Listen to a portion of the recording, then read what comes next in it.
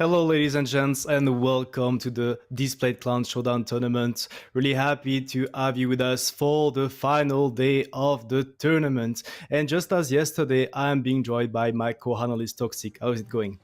It's going great, Insane. What about we jump right into the tournament tree? Because we've got some banger games coming up. Starting off with probably one of the most anticipated matches of the tournament. Aboba, the new team coming from the Russian servers, versus Envil, the all-time favorite of the European server. And after that, in the lower brackets in match 6, we will have Kindergarten facing Tilt, also two very known teams, which both made it into the top 3 in the last tournament. Yeah, so I guess it's worth mentioning that so far we didn't get any upsets. Maybe Kindergarten could have taken the win against Aboba because it came down to a tiebreaker, but so far I guess we can say that the 4 best teams are left in the tournament. The 2 strongest ones that we're going to be seeing in the first match of the day in a BO9, Aboba versus Envil. And as you said, after that the match number 6, Kindergarten and Tilt playing in the losers bracket, which will be BO5. As we can see, the first match of the day, Toxic, and the predictions going Envil's way, almost 70% for the Polish team. Yeah, not a huge surprise there, I would say. Envil, known to play these tournaments not for fun, but for the win. And Aboba, not a well-known team to most players, so probably the safer bet for most people to go with Envil. But I think before we go into the match, we have some drops ready for the viewers. Yep. Today, we have the Velas 2D style up for grabs, so make sure to connect your Twitch Prime with your World of Tanks account and claim it after, I think, 240 minutes. Yeah, on top of that, you can also still get the premium consumables and the garage slot if you were not there yesterday. And that being said, that's probably it for the intro for ourselves, Toxic. We're going to be jumping straight to the casting desk to see what Kian and Daki have to say to introduce the first match of the day. Guys, take it away. Well, hello there and welcome to the Displate Casters Corner here for the Displate Clan Showdown event. And exactly, the analysts outlined it already. It's going to be a banger of a match. It's going to be Envil versus Aboba in the upper bracket final. Probably the 2 favorites to take the title here, and it's actually going to be a rematch from the group stage where Aboba was able to take the victory 3-1 over Envil. That was, of course, group stage. Yeah, group stage is one thing. The playoffs is a whole other ball game. Also in the groups, they don't play that far. They also don't get to pick the maps themselves, which is also an important thing to take into account, right? The maps are predefined by the tournament or administration, aka Phil. So it's a lot different. Yeah, Aboba won in the groups, but now Envil gets to also decide some of the maps. Aboba gets to decide some of the maps. So it is a lot different. And after yesterday's showing, I feel like Envil does have the edge here over Aboba. Unless Aboba, of course, was keeping some strats hidden for today's matches. Yeah, I mean, here we now see the Envil lineup. I would say no big surprises here. It's the team that we have basically seen the last tournaments as well. They are known, as Toxic said it, for showing up to win it. In it to win it are also Aboba, though, a newly or sort of newly formed team with a lot of transferred players from the former CIS cluster under the captain near you. And I believe yesterday you said that the person calling in-game is actually going to be a positive. So we'll see how all of that plays out. Personally, I can't wait. I think, yeah, actually here we do have the map pick and bans. It is upper bracket, so it's going to be best of 5. Live Oaks and Morobanka taken out respectively. It's going to directly start off with clashes on Cliff. Then we're going to see a map that Aboba was able to take 2-0, if I recall correctly, actually in the group stage. It's going to be Ensk. So interesting pick here by the side of Aboba. Fisherman's Bay then being taken out. If it comes to it, we're going to see Prokhorovka and tiebreaker. What else could it be? I think it is the actual standard tiebreaker on the CIS region. They always play Himmel's tiebreaker. Mm-hmm. Yeah, they had it set as a permanent map on CIS, if I recall correctly. So yeah, those maps, Pretty interesting. Ensk also going to be interesting how Aboba plays it. When they played it in groups, of course, they played it on their personal accounts. They may not have had every time they wanted to. They played with a lot of chiefs, which is indeed weird to say a light lineup for Ensk. Usually a bit more E3 to 7-9 based map per se. So what this changes for them, we'll have to see. Envil, however, on Ensk hoping that Monster won't disconnect as he did in the group stage because they were completely blaming the loss on that. Could have made a difference.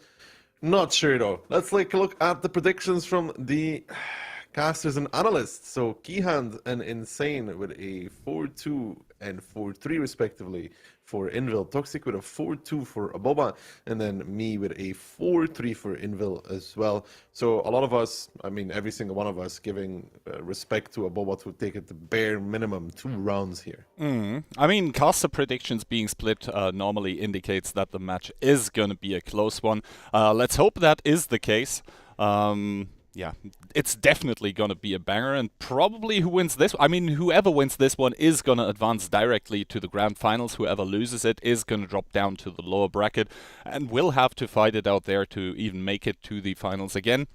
Now, Envil coming into Cliff with double TVP, then we see a lot of 9-7s, that is 6 of them. We have 3 CSs, that's not a lot for Cliff, and then we have 4 260s. Aboba, on the other hand, it almost looks like it's a bug, but it really isn't. These are the tanks they have chosen. It is very easy to see that it's 15 260s. And I guess you didn't even have to count those. But yeah, 15 260s is quite an interesting lineup. We're going to have to see how they're actually going to split up, and indeed it's going to be 5 260s towards the lower side. That makes 10 to go towards the middle. And for the side of Envil, we see a lot of medium tanks going towards the lower side, and the TVPs together with, I think, double CS or something going towards middle. But we're going to have to see how this clash here actually works out on the lower side, because Aboba is outnumbered. Aboba is indeed outnumbered, and Rex are just trying to drive past these 260s in his one-shot 2-shot 907. There's an Ignite coming out as well. The first 260 falling here for the side of Aboba. But now the rest of their team's coming in from the top side. Those quick, fast tanks driving back in. Piotrix falls. And now the push from Aboba's coming. Rex are falling as well. Marinka still surviving. Little bites the dust. But I think so far Aboba here is doing a good job at holding on. But a DPM from the 907s is really hurting them in those 260s. Marinka finally falls against Ketsai. And so far, Kihan, you gotta say though, it's looking okay for Envil. It's looking okay for Envil because the HP are dead, even the guns are as well, but the medium tanks, they do have that superior DPM, the 260s with that high alpha. Sometimes you have to waste that on those low HP targets, and now we can see tanks dropping on both sides, Beast getting focused out, dropping a lot of HP immediately near you, on the cross getting set on fire. Even that's not gonna help Aboba either, and now we see still a free-for-all here, but Envil pulling ahead in guns and pulling ahead in HP as well. Yes, but it's not all over yet. 4 tanks left standing for Aboba. They could maybe do something with this.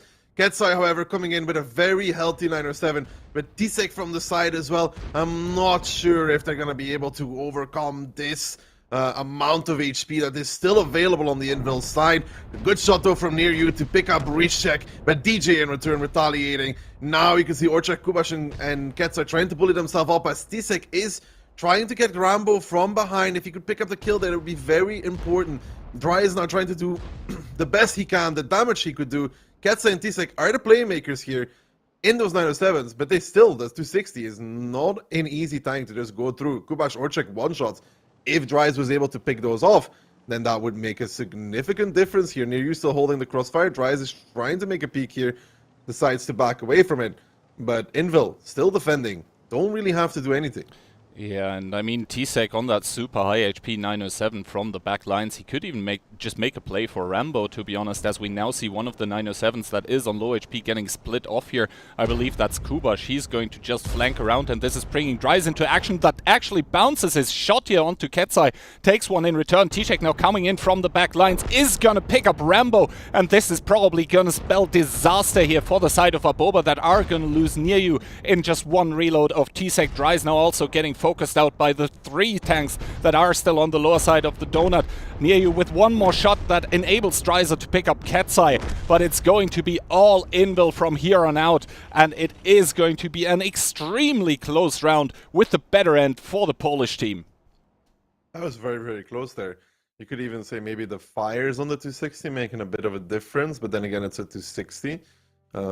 You know, if it gets shot in the engine, it gets set on fire quite easily. That's just the way the 260 works. If you've ever played it, you know that.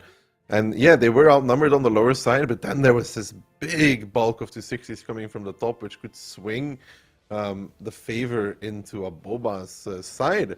But Envil, with those DPM mediums, those 907s, doing a good job getting a lot of damage out. Of course, you did say the alpha of the 260 is superior, but if you have to waste it on one-shots, it's not that great. And you can see Cat's Eye there, 5k in his 907. Dalconic Skittle. The shooting is very important here. 696, 655 is good. Yeah, I mean, I think there was an angle where Aboba actually wins this one if they get more and better rams off, because the 260 is actually very underestimated when it comes to ramming enemy tanks. You can generate a lot of damage there immediately upon first contact, like even up to 1k onto stuff like 907s or CS tanks.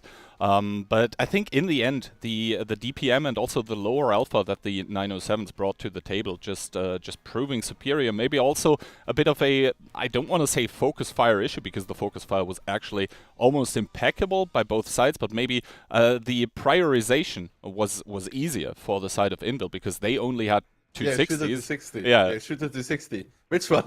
Exactly. There may be, like, it's like we're talking hindsight 2020 because we know everything. If Aboba spots these tanks coming 1-2 and they stop on the corner with all their 260s, they volley the first one, which is possible, and then repush with the guys coming from the top. I think they just flat out beat it. Now they lost a lot of HP on the 260s lower side because they were outnumbered and outgunned and out DPM'd as well because there was 907s there. If they stopped, volleyed, then repushed behind them, and the guys came from the top at the same time and they smashed into those people, I think Aboba just straight up wins that. Yeah, exactly. I mean, because Aboba did commit in with those 5 on the lower side, and the split just was better by the side of Envil at that point in time because they had more guns available. I think that also was a big issue for Aboba. So I do agree with you. The call to halt there would have probably been the correct one, but that being said, that would also be an extremely difficult one to make. Like, yeah, it's a split-second decision. Or something that has to be pre-planned. You know, if we see them come, we stop, we shoot, we repush behind, because it ruins the Envil shots. Yeah, exactly. As well, because they're shooting on the move while all of the Aboba tanks are standing still, just picking off a target together and then repushing, so they don't lose anybody for the initial push, but they do kill somebody. And then from the top, there's 260s smashing into the faces of the guys that are trying to drive up. You know. Yeah, exactly. Oh, no. That's going to be a spicy one. All right, I'm going to give that one to you. But first of all, Envil coming into this one with 1 EBR, double TVP. It's going to be triple 907. We see 4 CS, 4 260, and a 50B. And Aboba, meanwhile. Double T57 heavy, 429, a Botcher, an E3, and what seems to be 7100s. Oh, no.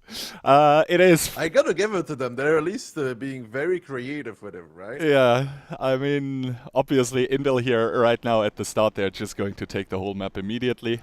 They also see the enemy lineup. There is no fog of war.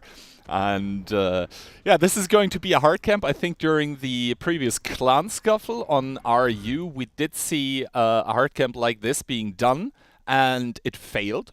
But yeah, the biggest problem is obviously going to be for the side of Envil to first of all make up that HP difference, and at one point or another they will have to push into all of those tanks here. Yeah. Yeah, I don't know, dude. I don't know what to say, man. The match does indeed deliver in more ways than one currently. Let's just say as much. Obviously, those E100s are probably all going to have the small guns just for when the push happens, that they will be able to deal with the DPM. Also, Dalconics with that E3. That's an interesting position to take. He's probably there to counter Rishek and Rexar so that they don't completely proxy those E100s for the 260 of DJ. Possibly, we'll have to see. Bro, 42,000 HP by the way. Mm-hmm. 40,000 Yeah, they started off 500. with more than 43k. Yeah, but they've already wasted 2 minutes of the side of Envil to make something happen. And you gotta remember, Envil does not have a, how do you call it? They don't have a chieftain, for example. They can play really Huldan. All their tanks are very pennable by these tanks in the back, like Velkonix and his E3, will be able to pen anything that's peeking where Rishek is. I have a question. Is Cliff currently in the advanced map pool? I think so. Oh, that's going to be fun moving on from here on out if that one here actually succeeds. Yeah, I mean, Kubash and Sokar obviously up there to shoot down at the Badger position. I can really recommend that one if you want to help your team and you're in a slow TD in random battles, by the way. But yeah, Envil seem sort of taken aback by Aboba actually choosing to play the hard camp here. Beast the only tank that really is taking damage right now, together with Rambo, to be honest. He's also down to 1300 because he's perma-spotted in his Badger, and I think the 260 and the CS from the hill do have continuous shots onto him. Yeah, but he's still alive though. I don't know if they're going to be able to find more connections because so far they've blinded Beast a bit, but Rambo doesn't seem to take in anything even though he's spotted, right? So... yeah. I don't know. Like I don't know. I've never seen this, so I'm like not sure how to break this. I'm like looking at it, and I'm almost thinking that you have to push 1-2. Yeah, that's the way it was broken in the clan scuffle. Is that they basically grouped up. They had some tanks on the other part, but basically they pushed 1-2 with 12 tanks. Yeah, I think you have to push 1-2, keep some on the upper side, kill the 279s, kill the T57 heavies. Continue to Diavol's position and just ignore all the E100s that are sitting under where near you is. Because if you ignore them, then they are not able to really do anything, and it's the largest percentage of HP there for that team. Yeah, exactly. But I think if you group push 1-2, you'll undoubtedly lose some tanks for this. There's no shot not to lose any tanks for it. Yeah, I mean, there is a lot of, like, big rocks in the area of, like, G1, G2, H1, H2, and you basically, when you push 1-2, you need to utilize those so that the E100s cannot really focus you. Ooh, Beast dropping down to 95 HP here. That's going to be the first pickup, Barbarian, the one to kill him there. So, at least one tank now gone, and also Rambo dropping pretty low. So, Envil getting something done here. Lancelot also taking shots by, I believe, Rexar, and Envil starting to poke away at the lineup of Aboba here. Yeah, I'm not sure who's shooting Lancelot. Ketsa in return taking some damage as well. But even the thing is key that they do get him. That's DJ from not sure where from DJ got him.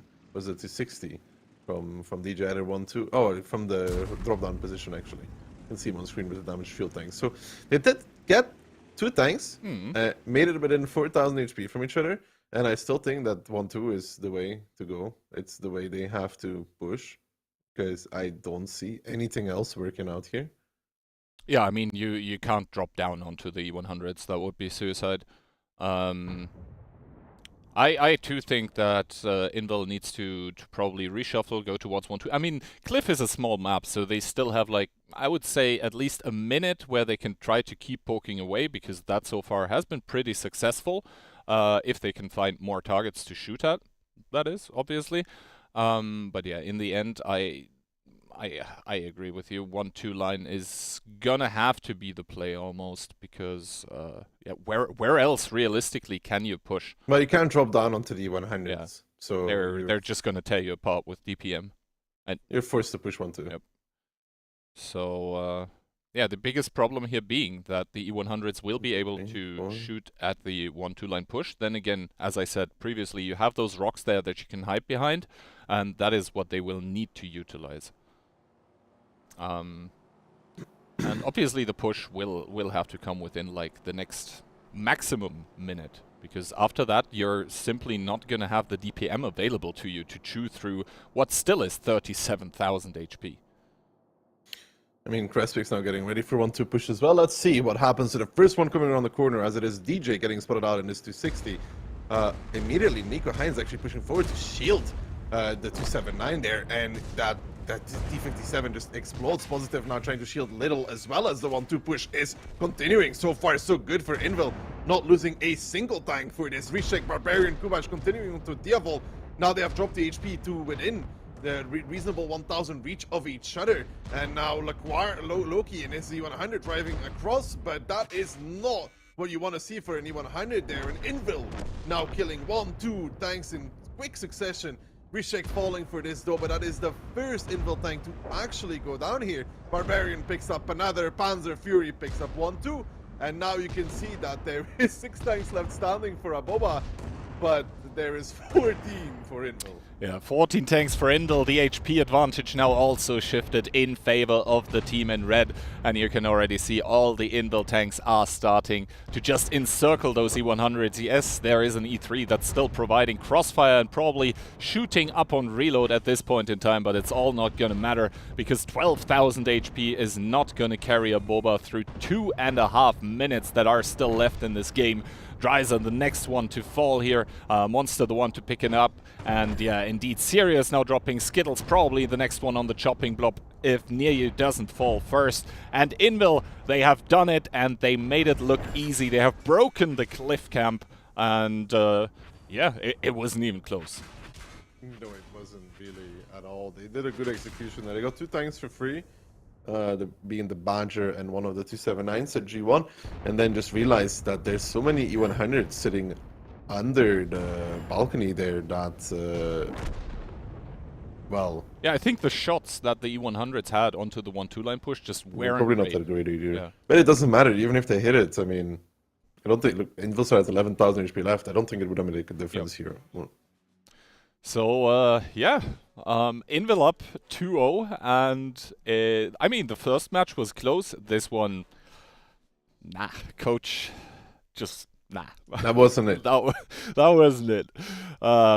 Yeah, I mean, we're waiting for the post-battle results. I expect some pretty high damage numbers simply because of the amount of HP that that Aboba was bringing here. And indeed, you can see, look here, just no damage dealt. Lancelot without a possibility to deal damage. Rambo just going out with 0. And I think those were the real problems for the side of Aboba, that basically Envil was able to poke away. Because if that Badger is actually full HP when the push starts, he just continuously farms. He doesn't do enough. And yeah, but the thing is also he has a different angle than the E100. So still doesn't do enough. So the Envil tanks can't really stay safe. But I think Envil just beautifully demonstrating here how to break it. That was stellar. That was even if the 279 and G1 is alive and the Badger is alive, neither of the two do enough to make a massive difference. So I don't think so, at least. Yeah, I think it might help, but I also think that if Envil executes the push as well as they do, it doesn't do enough. That means Envil now 2-0 on their own map pick, and now we go to Ensk. Aboba picking that map. They 2-0'd Envil during the group stage on it. So they are probably gonna be. I mean, if I was them, I'd just mentally reset after this. Like, you want to forget Cliff ever happened. Yeah, I don't know, man. I mean, you try that cheeky camp and it just completely gets torn to pieces. So yeah, that was just well done by Envil overall. I'm just thinking of more like what other like weird ass cliff camps could you pull off? How far can you go with it? Do you really need to cover one through line, Kihan? Is it necessary? Oh no. You just put 10 tanks in K1, they can't cap, what they gonna do, huh? Yeah, no, I don't think that would work either. At least not against a team like Envil. I'll make it work. Oh. I'll figure something out. Please hit me up when you try it. I want to be there and see it fail. Miserable. Yeah. All right, Ensk now. It's obviously a completely different kind of map than Cliff. Ensk, we did just see already an E3, and I can all but promise that there are going to be more E3s on the map we're about to spectate. And it isn't, at least I haven't seen it yet, possible that it is that it is basically possible to hard camp like Aboba just tried on Cliff. No, it's That not. being said, you can. I think it was Fame who basically did a hard camp field with 279s, Yeah, and yeah. that one succeeded. And that worked once because nobody knew it, Mm-hmm. and everybody learned how to play against it later. One trick pony. All right. So yeah, Aboba trailing here though. They need to get something done. Otherwise, it would be Envil's match point. And against Envil, if you're down 3-0 in a best of 7, chances you're still taking the match are slim, and that is optimistic. That is true, indeed, slim. But let's see what Ensk has to give us as we see Envil with a 4 E3s, 2 E4s, 4 279s, and 4 chieftains. Aboba, meanwhile, bringing a triple E3, double E4, 1 V4, and the rest is just 279s. Yeah, so no chieftains for Aboba, where they were before playing with those chiefs. Now they are not. They are playing from the south-hand side of the map, and well, we'll see how Envil and Aboba decide to split it in the beginning. It doesn't look like a full city from Aboba. They are pressuring up slightly though towards it. They're crossing some of their TDs towards the rails. Nico Heinz and Mambo now being spotted out. Need to be careful. Delconix takes a shot there, but nothing too severe at this point in time. Near you, immediately pushing up to the windows though, where Barbarian is. Exactly. Rambo also very, very far pushed up here. Nico Heinz directly behind him with the E3, and I can't shake the feeling that Rambo is sort of a sacrificial lamb to make maybe a hull down for Nico, because against those E3s, his armor is not going to hold up, and we see that immediately. Yeah, he's going to turn sideways. Not really going to complete it here, but I think Nico Heinz and also Delconix should be able to push his wreck the way they wanted. Delconix obviously already down to 1100, and now Piotr taking the first big hit here, also getting Amarak. So maybe we're going to see another E3. Piotr in a bad Amarak. position though. Yeah. Piotr is pushed up in his E3 for some reason. That is not a good spot to be, especially not against Nico Heinz, who has a shield as well covering him. An Ignite coming out from Sokardo. That's on Marinka in his E3. You can see him burn below a one-shot, and now in return, Envil starting to pressure out the field a little bit with their Chieftain 279 combo with E3s pushing down the rails as well. They do have an HP lead on this part of the game so far, but they should not be able to just win the field for free. But look at Piotr in the meantime as well, though. Like, Yeah, Piotr. that was not a good position. Yeah, still Amarak, still on a one-shot here though. So far, Nico Heinz seems to be unable to kill him. I think Piotr is sort of in like a position in between wagons where he can't really be penetrated. That being said though, they might just start to HE him down, and Dreiser there taking a big shot by Ketsai. And indeed, it's going to be Delconix to pick up Piotr, equalizing the kills here. That being said, Envil slightly ahead in HP though, although they still need to make the advances here. They still need to make the attacks, as Aboba is still the defending team, and we can see trades on the rails and also near you. And look here, there. That's why you don't really want to push up into the courtyard if you're spawned from the south, because Mentor's taking a big one for that. I mean, to be honest, they can be there for the time being, because Aboba has the control of the rails. So in the second rail, basically, you can't really push up an E3 and control the 279s. Most important part here is where Dries is and where Crespix is, because if Crespix dies against the recheck, that opens up the full zero line. We can see Delconix now rotating over as well. Ketsai never being pushed up, Dries being forced back in his 279, but he has little and Delconix covering, and here comes a repush though from Envil towards the city with Rexar, Conrad and Orchek, but I don't know if they have the numbers to successfully pull this off. Barbarian leading the charge there. Might even fall in that chieftain before anything even happens. Lancel needs to be careful from the outside though, as there is a two-way pincer attack here coming in from Envil. But I don't know if the positions that they currently have are good enough to pull this off, as Never is the first one falling here. Rexar pushing in as well. An Ignite coming out on towards Monster in his E4. Rexar, Orchek, Konrak pushing in as well, but Rexar bites the dust. as now Orchek is the next focus together with Diavol from the Aboba side. Aboba now up in HP. Positive even coming in with his E4 to help out Zurich in his 279. He should give a big shot there on towards that 279. You can see Orchek down towards a one-shot now, and Beast and Skittle in a very strong position as Mentos falls in his V4s. Zurich now trying to pick up Orchek, does not succeed at it. Positive might have to do it instead in the E4 because of the face hack. He does do it in the E4, and now as the dust is settling, Envil down, and thanks Envil down in HP. Barbarian pushing on towards Loki to pick him up. Does seem to work out, but Marinka instantly retaliating as this repush here from Envil seems to have met fierce resistance and is getting cleaned up at this moment in time. Yeah, Positive there still on the reload with his E4. He has been putting in the crucial shots in this city fight. The big damaging hits, also the ones to finish off the enemies. And Pan's Fury, T-Sec, both of them on a one-shot, while Envil seems to be sort of cleaning out the field here. But Delconix there with the shutdown onto DJ. And Little there also will be reloaded soon. Rishek is on a one-shot, can't really peek anymore. Ketsai on a two-shot there on the field. Positive with another big connection to finish off Conrad. Piotrix, though, is able to get the pickup onto Sirius, but we can see now here the HP for Envil. They just aren't there anymore. The tanks falling one by one by one. And Aboba, on their own map pick of Ensk, are finally able to pick up the first round in this match. Yeah, Little here will not be killing Ketsai, I think. Ketsai picks him up. Dalconix now pulling around the 1v1 of the Aegis. Dalconix against Ketsai. Dalconix picks it up with 5 kills there. So even if Envil didn't win the city, it seems like they would have lost the field key hand as a result either way, because the boys from Aboba were holding it. And I think a rather crucial part there is Piotr.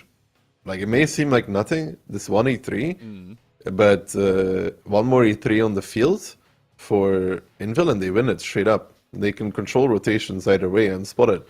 But he was the only E3 that could cross over without like really taking any damage, because once Nico Heinz is established behind the 268 V4, he will see anybody rotating and they will take a lot of shots for it.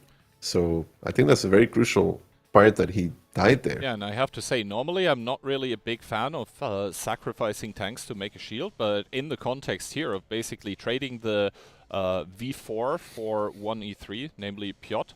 Oh, Piotrix there with a big team damage hit. But basically in the grand scheme of things there it makes sense, because you trade 1 for 1 in tanks, and after that you still have the control over the rails and the opponents don't. So here it actually completely made sense. And yeah, I think that is part of the reason why Envil wasn't able to muster enough forces to basically make that push in the city succeed. There was just enough from Aboba there to hold it and even clear it out at the end. But yeah, like I said, I think the fact that Envil didn't want to risk sending another tank to the field and him taking a lot of damage along the way there, which is possible, because I think Positive was in the bush on the building on about the 5-6 line to spot as well. So if you send more tanks to the field, you take a lot of damage and you might give an opening to the Aboba side to push the city. So Piotr's tank in the E3 is very crucial there. If they, I think honestly to God, if Piotr just goes to the field there, they have Ketsai, one more E3, Rishek, DJ, and then Piotr. It's a 5 versus like 3 that Aboba has. They just clean out the field. They don't have to do anything in the city. In the end, the tanks that survived on the field was 1 E3 on one shot. So I think that's why one more tank turns the tide there. One more tank on the field, and they can just like play off the field. That's like, it makes a massive difference there, because now they was probably asked, can we win the field? And I mean, the guys on the field said, not sure. It's kind of even, you know, like we can't really push them. They can't push us. So then you have to do something else, right? Yeah, exactly. So this basically means that now we find ourselves at a 2-1 scoreline. Envil still ahead because of their crisp Cliff performance, but starting to show signs of weakness. And you know what they say, if it can bleed, it can be hurt. So Aboba looking for more blood in the water here, looking to equalize the scoreline on their own map pick. Sides are going to be reversed now, so it's going to be up to Aboba to actually attack. Envil going into their defense with double E4, triple E3. Then we have 150B played by T-Sec, and the rest is 279s. Aboba on the other hand, double chieftain, 1v4, triple E3 and the rest being 279s. That would make 9 of them. So a little TD advantage here for Envil because they have the 5 against 4. However, the E3 amount is the same for both teams. It's just the E4s that this side of Envil has. Yeah, the question once again is if Rambo is going to get sacrificed in that V4 to make a hold-down for an E3. So far, he doesn't really book it down one of the rails, so it doesn't seem to be the case. Mentos there taking a big one to the face by one of the E-tanks, probably. And indeed, the V4 doesn't seem to get sacrificed. Rambo there, the first one to lead the charge, and that is a very, very meaty commitment towards the green. And Envil is directly responding with a push through the city. Yeah, but Dries there might be caught in a singular 279. I mean, he's running away now, but already Conrad Barbarian are straight in front of him, and that spells disaster for the man Dries in his 279. But in return, though, Mentos is not going to be doing too much better in his 279 either, as he is going to fall. He has to fall. He doesn't have a choice. And now the rotations, though. Aboba is still attacking. Don't forget that. I mean, Dries is dead here. There is no surviving for Dries, so 1 for 1 for both these teams. Marinka trying to retake a position there to, I don't know, shut down some stuff. But you can see, look at the grouping though. Look at the grouping of the boys from Aboba. They are taking a lot of damage in the south, but it's really just a north repush, and I think they've baited Envil. I think they've baited Envil, Kihan, because Envil already was pulling back. They're not covering the north well enough. Exactly, Barbarian now taking huge amounts of damage, losing his loader in the process, down to 600, is probably going to fall, double ammo racked as well. And I think Aboba, they've gotten the jump here onto the tanks by Envil. Barbarian, the first one to fall to this north repush here, and in the south, meanwhile, Envil trying to make something happen. They're trying to repush Rambo down to a one-shot here. Piotr getting an ignite somewhere else on the map. It's all over the place, but right now the HP are favoring Aboba. The HP are favoring Aboba indeed, but they do need to establish positions on the field to come somehow hold. You see Skittle there is just bailing out of that. He knows he cannot hold this one anymore. Aboba now up in HP, but down in guns. They do make it all even here, but Beast is definitely going to fall himself as well in that 279. If Skittle could survive here, get away, get to a good position, there is some chance here to hold the field a little bit, but he has to run. He has to run very far. He's going to take damage along the way as well. Fury hits one, Getza hits one. Good shooting there, good marksmanship from those players. And now, though, Skittle is back. Crestfix is reinforcing. Positive goes down. Dalkonix facing off against DJ here. Syriac in the second rail, yet still alive, but DJ definitely going to get flanked here, which also opens up the position of Rishek and Piotr, however. And this field push continuing now, but Dalkonix picks up DJ. Piotr now taking a big one from the side as well. That is because Aboba has the city, 6,000 HP lead, and they have done a magic trick on Envil here, who had not enough tanks in the north to hold a repush, even got baited that it was a south push onto the base, and as a result of this, they are down in HP significantly on a map where it's very crucial to have that. Yeah, exactly. Also, if you take a look at the minimap, the problem that Envil has right now is that those three tanks here that we see, Rishek, Piotr and Piotrix, they're basically split off from the rest of their forces. They don't really have anyone to support them. Yes, Piotrix is going to get a big shot into Dalkonix, but in the grand scheme of things, that is just free and easy pickings for Aboba, who are now leading by double the amount of HP. They're going to get 2 more kills for almost free here, as Rishek also drops, and Sirius is going to secure another one here on the rails. Monster is going to try to retaliate against him, but I think Envil is just running out of tanks here, running out of assets to react with, as also the city completely does get cleared out. Aboba, they could slow it down here if they wanted to just group up with all the forces, but I think the ones that are pushing right now are just going to be enough. It is over here for Envil on Ensk, getting 2-0 for the second time by Aboba. Groups was the first time, this one is the second, and in what a way. I mean, Dries being given up there by the side of Aboba, while Envil gave up Mentos. It's like, you know, it's a trade even, but you gotta respect, I mean, with Envil's tanks, right, all those TDs holding the south, it's near impossible for Aboba to push through this successfully. It's so hard because of all the alpha and positions that you have to deal with. They did not respect the north push whatsoever, and even when some tanks got spotted in the south, Barbarian and company started moving towards the rails to potentially shoot a crossing, and they were already outnumbered beforehand, and then they also got out position because they had disastrous positions for North to push. It's not respecting it whatsoever. Yeah, I think the timing was just really good, right? The timing It's that just Envil not sending enough tanks there. yeah, and then basically, as always is the case, the cascade effect started going because yes, the number of tanks was even for a very long amount of time, but the thing is, the tanks that were actually involved in the fighting, those were not even. Just I'm telling you, this position that Envil had, if they reinforced north first, while leaving their TDs south, because they had like 5 or 6 of them, right, of the TDs, if they reinforce north in the beginning, if that's what they do first, like you go and reinforce the north in case they repush, because it's a very common thing to repush, they hold this. There's no recovery point for Aboba.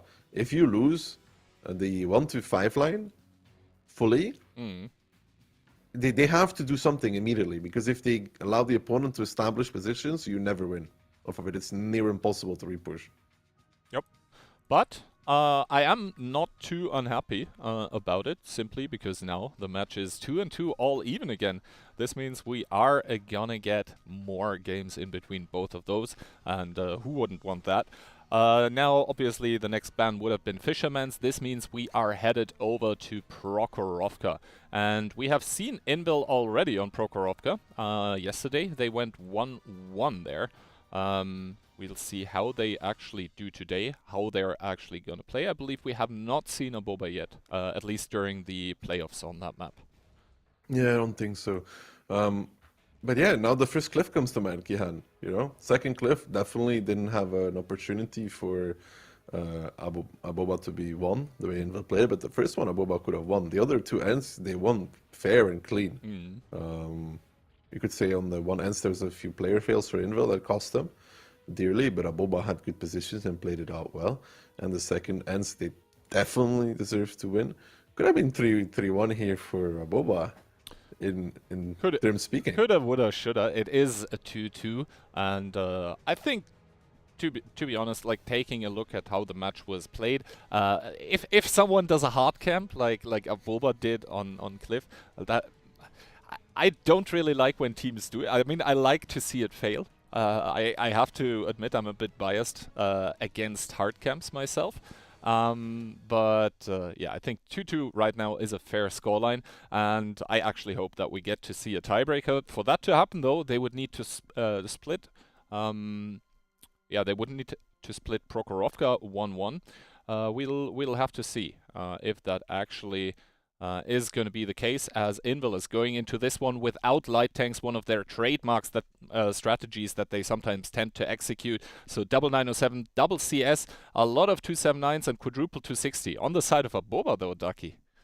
Mouse 4 260s, a 279, double chief, 4 907s, an STRV, and a double EBR. So Envil's going to be up a tremendous amount of HP here. The mouse making it a bit more even, because he has the most HP on the field out of anybody with his 3.5. But even then, they're 3k down just from beginnings, because of the fact that Envil doesn't have any light tanks to play with. Yeah, exactly. And this also means, coincidentally, that Envil is actually going to have 2 more combat tanks that actually have pen, that actually have DPM. Now, obviously, Rambo and Positive are going to get the spots here easily, simply because, yeah, there are no light tanks, but we're going to have to see. Because Envil, with that lineup, they can't really play the long game, as with those double EBRs, they would just get outspotted. I think Rambo knows he's been perma-spotted, by the way. Yeah, I mean, shots are continuously whizzing towards him, so he should know. Does Envil actually want to camp this? No, they're just waiting for the right opportunity. I mean, Conrad does get spotted out. Finally, a shot connecting on Rambo. Jesus, that took a long time, man. It's like he's almost the actual Rambo, you know, just unkillable. Yeah. The thing is, though, like Envil, they are Aboba can't split up, is basically what I want to say, because Envil, they are constantly threatening with an all-out overpush somewhere on the map, and yeah, a monster here with the purple optics, with the CVS that is in the slot that is probably boosted towards view range, so is gonna have a fair bit of spotting potential onto Rambo, and I think if he just sits still in the bush, because he has more camo when he's sitting still, he should be actually able to outspot Rambo if that one doesn't approach through the bush line. I mean, Envil did a good job here at wasting time, so they don't continue the push, but they have taken 2 minutes away from Aboba, and now they're starting to establish these, let's put it, secondary positions, right? Where they are gonna be trying to hold off of it, and they have the CS early spotting, which is fine for them, right? They have the CS early spotting with the monster, even if he dies, he's just there as a spotter. So now the goal for them is just to establish a more passive hold, probably, because they have the tank at A0, they have the CS in front of him, so they have all of these things. And Aboba is rotating slight amount of tanks towards the right side, and Envil stacking 1-2 here. And yeah, the thing is here, the problem for Aboba is that if they put enough tanks on towards the 9-0 line to actually overpush that one, this just opens up the 1-2 for the Envil repush, because realistically Envil has only 2 tanks invested on the eastern part of the field, and you would, for that push to succeed, you would need to invest 4 combat tanks of your own to like make sure it succeeds in a reasonable amount of time. But this would then in turn mean that basically from the 13 tanks you have, from the 13 actual combat tanks you have on the side of Aboba, only 9 remain, and they would be being pushed upon by 13 tanks of Envil. So, I mean, 13v9 is pretty good odds for a push, in my opinion.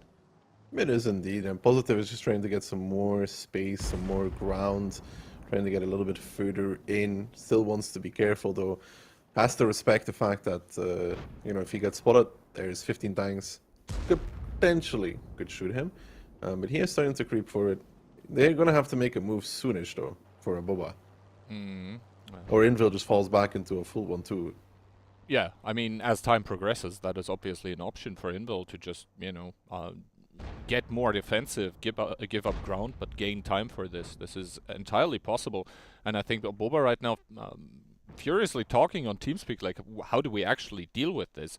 And they seem to have made some sort of decision as the double 260 starts to rotate out of the 1-2 line, obviously weakening that line. So 1-2 line repush by Envil. The more tanks you rotate out for Aboba, the better it looks for Envil to just take the line and turn this north-south split basically in an east-west split. If you're the defender, you're entirely happy and fine with that. I mean, Rishak did get spotted out in his CS running away, so now it means the chieftain from the hill from Aboba is just taking the right side for free, and that's Crespix. They will have to realize and deal with the fact that there is Rexar though in his 279 holding the position at A0. Rexar does not miss these. Mentos might give one as well, and his 279 doesn't seem to connect it.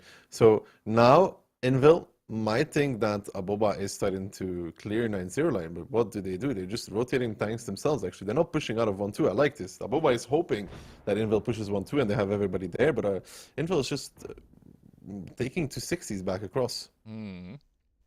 I really think that Aboba could be blind-shotting Monster's position right now, because you can see how far back Rambo is actually doing his spotting runs. This means he knows that he just fired to basically find out if he gets spotted. I think he's trying to get a read on where exactly... Oh, Piotr there with really, really bad peek, by the way. Info tree. Yeah, he basically did a key end there, HP for info, so... Yes, Envil now know that Aboba still has a lot of tanks in 1-2 line, but at what cost? At the cost of 1300 HP. I really think Aboba could be blind-shotting Monster's bush at the moment. Because Aboba's going to have to make a move here, though. They don't really have a choice anymore. Also, 1-260 has been rotated towards the 9-0 line to basically face off against the chieftain that's pushed up there. So Aboba not really going to gain anything there as well, and this is now why we see the push being initiated here, and you see how early the 260s are getting spotted. If the Envil players have not, you know, unlearned how to penetrate 260s, I don't really see a lot of possibility for this push to succeed. Yeah, I don't think so either. Monster does get spotted out by Rambo, but I think that is just going to mean that he dies for that immediately. They are stopping to try and pick off Monster in his CS. They do a good amount of damage towards him. And now what does this Aboba team do? They swing. They swing. They're not continuing down 1-2. They want to push on towards Piotr. He's the first one to go down. Now Ketsai, Panzer Fury, and his friends are the secondary attack. Nico Hines down towards the one-shot already, though. Ketsai is going to be the focus here in his 907. The swing is in full full effect. Then Ignite coming out from Cyric as well. Fury is just going to be swapping. The Dips getting back into another one. They take down Dalconix, they take down Beast, they lose T6 in the Rumble though, and now Piotrik's falling, Never falling as well, Loki surviving on a mere one-shot, Cyric already racking up the damage in that STRV, over 3k in the small amount of time, and so far actually Aboba seems to be cleaning up, but they only have 3 minutes, they still need to deal with Rexar at A0, they need to deal with Sokar at A6, but they still have a lot of things here going their way, they have an EBR alive. But he needs to get into the game. Yeah, that EBR is going to be crucial moving forward, as he is the one that's supposed to bring the outspots onto that 1-2 line. We can already see him creeping on the minimap through that line of bushes. Pan's Fury also a big problem that needs to be dealt with here, because only then will the 260 and the 907 Skittles and Lancelot in the ditch be able to properly take any kind of effect. Neyu now pushed into the E2 ditch here, trying to generate spots onto Pan's Fury. And Envil, to be honest, like that push had far more success than I expected. Was so well played to Aboba, but Envil so far holding on, holding strong. The 279 also in A0 still alive. Yeah, they are trying to kill Rexar at I think it's Rexar at A0, he's full HP. They also need Cyric to push up to E1 or closer in some point in time. They only have 2 minutes, they have to take a push here, they have to make a play. Cresp is face-hugging Rexar, so Rexar will die, which then will compromise Sokar's position against Dries in that 260, but good shooting there from Rexar makes this a lot harder. I mean, it is a 2-shot against a 1-shot for Rexar. If Crespix low roll, that would be disaster as well for the side of Aboba. Crespix does pick it up though, no issues for him. Now Sokar is the next one to fall here, 1 minute and 30 seconds though. Now Lancelot pushing on towards Panzer Fury together with Positive. He gets picked up by Little in the Mouse, who survives on a mere one-shot, but now Positive has to run it down. He doesn't have a choice, he has to go. 1 minute and 20 seconds here for his team. Cyric is pushing up on towards E1. Conrad and Monster, they're still alive in their CS279. Now they need to start generating the spots. Finally it comes out, Monster gets spotted, Dries getting on 3k, he's killing Sokar normally speaking, and now Monster dying, Sokar dying. 1 minute left here for Envil. They need to hold on, they don't have a lot of time. Little coming in with his mouse, Marinka pushing up as well, near you, full HP. Conrad getting shielded. 50 seconds left. Envil seems to be on the ropes here. They are getting battered, they are getting bruised, but is the time too little to actually get it for Aboba, because they're scrambling now, they're taking pushes that they would normally not take if there was more time available. Skittle now going down as well in his 260, down towards 490 HP, and with 35 seconds left, I think the issue here at hand is that there is just simply too much HP remaining on this Envil team. 6k left, still Positive jumping from behind, Little driving in with the mouse. Cresp is trying to fire from the side, Barbarian picks up Positive from behind, Little driving in. 17 seconds, 4k HP remaining, DJ on full HP, now re-pushing out on towards Crespix. Orchek still alive, Rishek and DJ going forwards, 8 seconds left. Rishek will fall for this, but I don't think they have the damage to pick up DJ and his full HP to 60, as Envil by the skin of their teeth will take the match point here, but god, it was not pretty.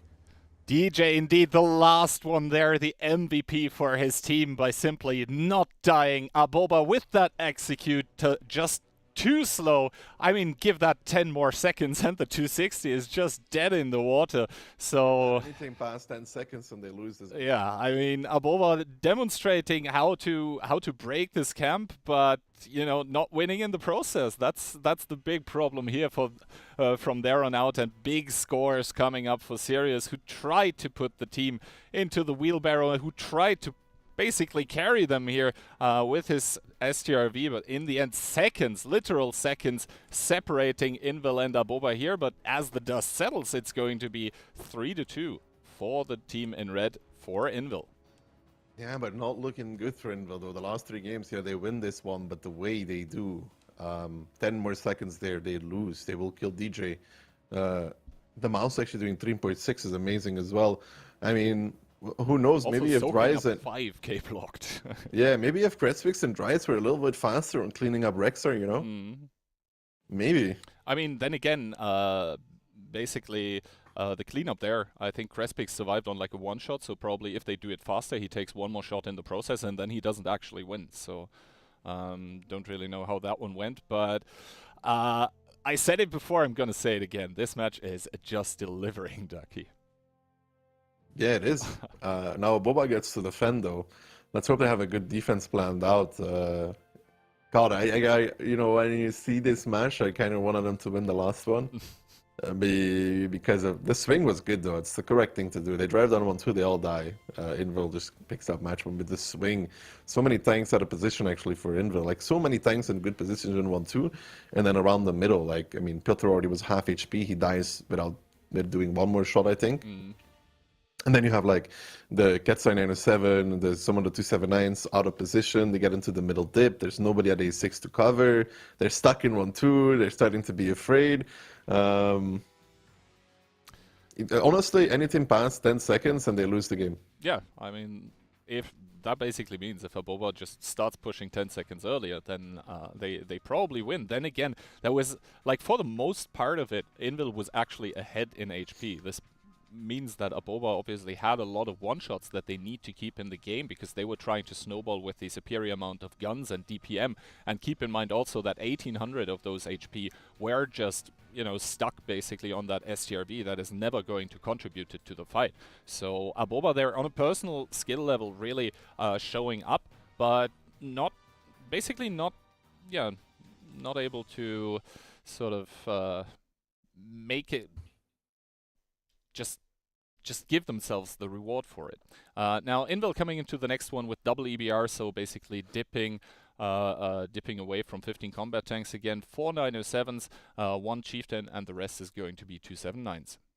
Yeah, Boba on the other hand, double EBR, SCRV, Badger, 5 Chieftains, the rest being 279s. A little unpositive, rocking the EBRs for Aboba versus Ketsai and Monster for Envil. I don't know, let's see, man. Aboba's lineup is very heavy in the beginning.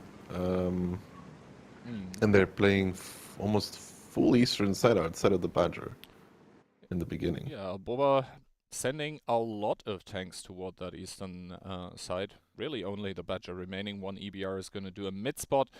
Is going to see a fair amount of tanks. Little that is Positive and Monster are also going to exchange spots here and now. Positive does not see the 907s as of yet. Now he does spot out Barbarian, so that is going to give away that. And with the amount of tanks that Envil basically has here, yeah, they're all spotted now. Monster did his job of basically gaining the information.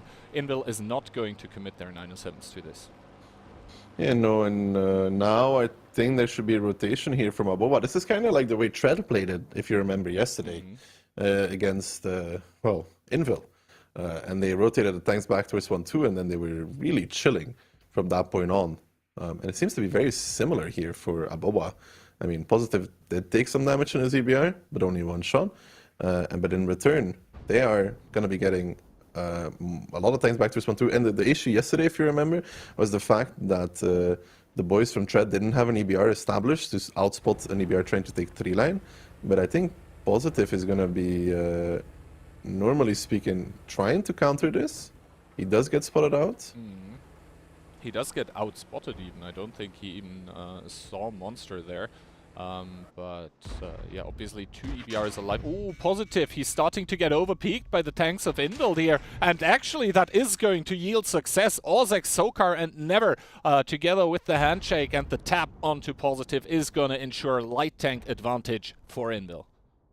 Yeah, and that's not what you want to see because, again, the 2 line is open for the EBR. Little's getting blind fired in C1 already. It's a very obvious bush that you can't really sit in for too long. And look at these 907s. The timing here is disaster for the boys from Aboba, by the way. Sirak in the SRV might barely make it, but Beast definitely isn't. This is disaster. Beast getting spotted in the open because Monster took it for free. Sirak might just survive. Beast might be able to like angle up for a little bit, but this is horrible for Aboba. It's disaster. Yeah, the rotations basically now Ketsai dies. Yeah, Ketsai dies, but still, the fact remains the rotations for Aboba are completely just completely cut off. They still have Little here in the 1-2 line, providing possibly spots for that pocket of resistance in A2.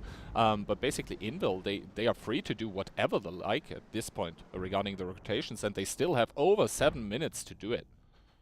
I mean, Barbarian pushing up here, he's going to go take all the way to A6, which is pretty normal.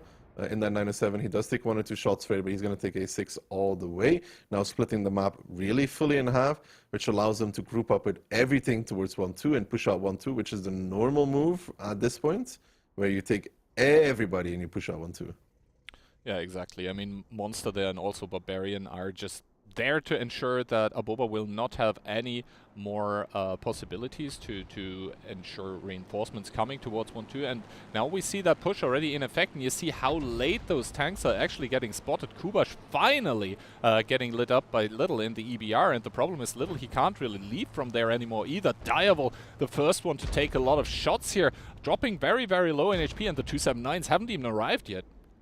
Yeah, but now there's the issue that Piotr is just going to be farming them from the side. They do not have A1 either. Kubash is going to be the first focus here for the boys from Aboba, but there is just too many Envil tanks coming here, I would say. Piotrix is getting focused. They are able to angle up now. They're actually going to go for the repush themselves, trying to make the difference. Here is Aboba, realizing if they sit, they fall. So they will not be sitting. They will be trying something, but it is just too many Envil tanks here facing off against these Aboba tanks. In return, as Diavol dies, Little gets spotted out as well, so the EBR will die. Rambo is the next one, then Delconix, then Dries. They will all go down on 1-2 line, and Aboba now scrambling, trying to do something, trying to make the difference. And then they do pick up one of the 279s. Conrad might fall as well, but Key, you gotta say, it's not going to be enough. Yeah, Monster dropping pretty low in his EBR. That would be a good pickup, but actually the Ram is only going to put him down to 7 HP. And yeah, the HP, I mean, they tell the story of the game. Light tank advantage towards Envil, because it doesn't really matter how much HP a light tank has if there is none from the other team to contest him. And yes, Marinka, Skittles, they're all still trying to hold on the 6 line. We can see some approach towards the hill by Aboba, but 7k HP difference currently. A deficit in tanks, and Envil still has 5 minutes to work with. They could even possibly try to knock down a tree or two, put Monster on the cap. That is entirely possible. I mean, Key, you gotta be honest at this point. It's 7,000 HP lead for Envil, tank lead for Envil, positional lead for Envil. There is no recovery from this. I want to be the guy that believes, but it's not possible. Yeah, it, no, it is not. Envil is a team of a caliber where normally they don't throw this. I mean, Aboba is obviously still going to try to do everything they can near you here, leading by example past the 3,000 damage mark now, but yeah, Envil is just basically the fact, or why we are not seeing action as of now is just because Envil are just reshuffling their tanks, and then at one point in time they're just going to overpush, I guess, over the hill, are going to take Lokir for free, and after that it's just going to be pickup after pickup after pickup. And to be honest, they have the time to do it, so why not utilize it to finish off the match cleanly? I mean, Envil doesn't seem to be going for the cap or want to go for the cap, so they'll have to make the push. But too many times focused around A6. Piotr Wiszek, he's like full HP. So we'll be able to push over Loki, which will remove another chieftain out of the game here for the boys of Aboba. I mean, you know, you never know. Envil might magically throw this key. I mean, yeah, if you get 2 Amorex and 3 fires, Aboba that is, then recovery might be possible, but it is extremely unlikely here as it stands currently. They're just waiting for the third 907 to come, and then probably even Panz Fury is going to commit to this push. Lokir now does get spotted out, and I think they're just about to make the moves as the 279s start to get rotated towards the east as well to be able to support from the little village, because Lokir, who is the only one who could provide crossfire onto the 279s, is not going to have a fun time, as now the push does get initiated, and Lokir is going to be like, ah, crap. Yeah, Loki and his chieftain realizes now that there's 997 pushing on him. He goes down. They will continue down 0 line. I mean, it's just the dying moments of Aboba here, who put up a valiant effort. This Cliff will be remembered. This Proko will be remembered. Things could have gone differently, but you get what you deserve at the end of the day. If you don't take the rounds that it takes to get yourself towards that grand final, you will not be going towards that grand final. Envil, however, struggling, but at the end of the day, don't even need a tiebreaker to move on to the grand finals, as they will be waiting there for whoever comes through the lower bracket, as they will be picking up the match against Aboba in a 4-2 scoreline. Yeah, exactly. Envil at the end pulling through here, proving stronger. Yes, obviously the timer did favor them in the round before this one. That one was pretty close, but at the end, you could also say that Aboba just has to push earlier and then they win it. So it's Or up to maybe them. not try the hard camp on Cliff, you know. Yeah, or maybe not that. They're probably going to be kicking themselves a bit because, well, Envil just demonstrated beautifully how to break it. That being said, I think we can take a quick look at the post-battle stats, but really it was just about the easy pickups onto the EBR, and then a monster taking that bush, cutting off all rotations after this. Essentially, if Envil don't misplay, the battle's over. Yeah, there's nothing to do there. After that, they get a 279 for free. They can group and push 1-2. I mean, it's impossible to recover for Aboba. They tried their best with the situation they were in, but the disadvantage that they picked up by losing the EBR and 279, it was not possible to overcome. And that's why the EBR going into the middle of the map is so dangerous, and why you do need to prevent this from happening. Of course, I think Positive tried to, but then he went a little bit more. Monster outspotted him, I think, from some bush. He got spotted, he got peeked by the 279s. Positive almost has to spot Monster and then immediately run away. Like, immediately run away and go take a bush that outspots the EBR trying to go aggressive, so they don't get in trouble there. This is our adjustments if they come, of course, through the lower bracket to the grand finals. Things to remember. Exactly, and this means now that it is, I think, enough from us for the time being. Let's see what the analysts have to say about that match. Well, yes, thanks a lot, guys. And congratulations to Envil with a convincing victory over Aboba Toxic. Yeah, I don't think Aboba had a bad showing. They had a rough start, to be honest, going down 2-0. Then came back strong on Ensk. I really liked the showing. Unfortunately, not winning their first round on Prokhorovka, leading into the final drop of them into the lower bracket. But that being said, let's take a look at the tournament bracket, because I think we have another interesting match coming up soon as well. That being Tilt versus Kindergarten. What do you think will happen in that match?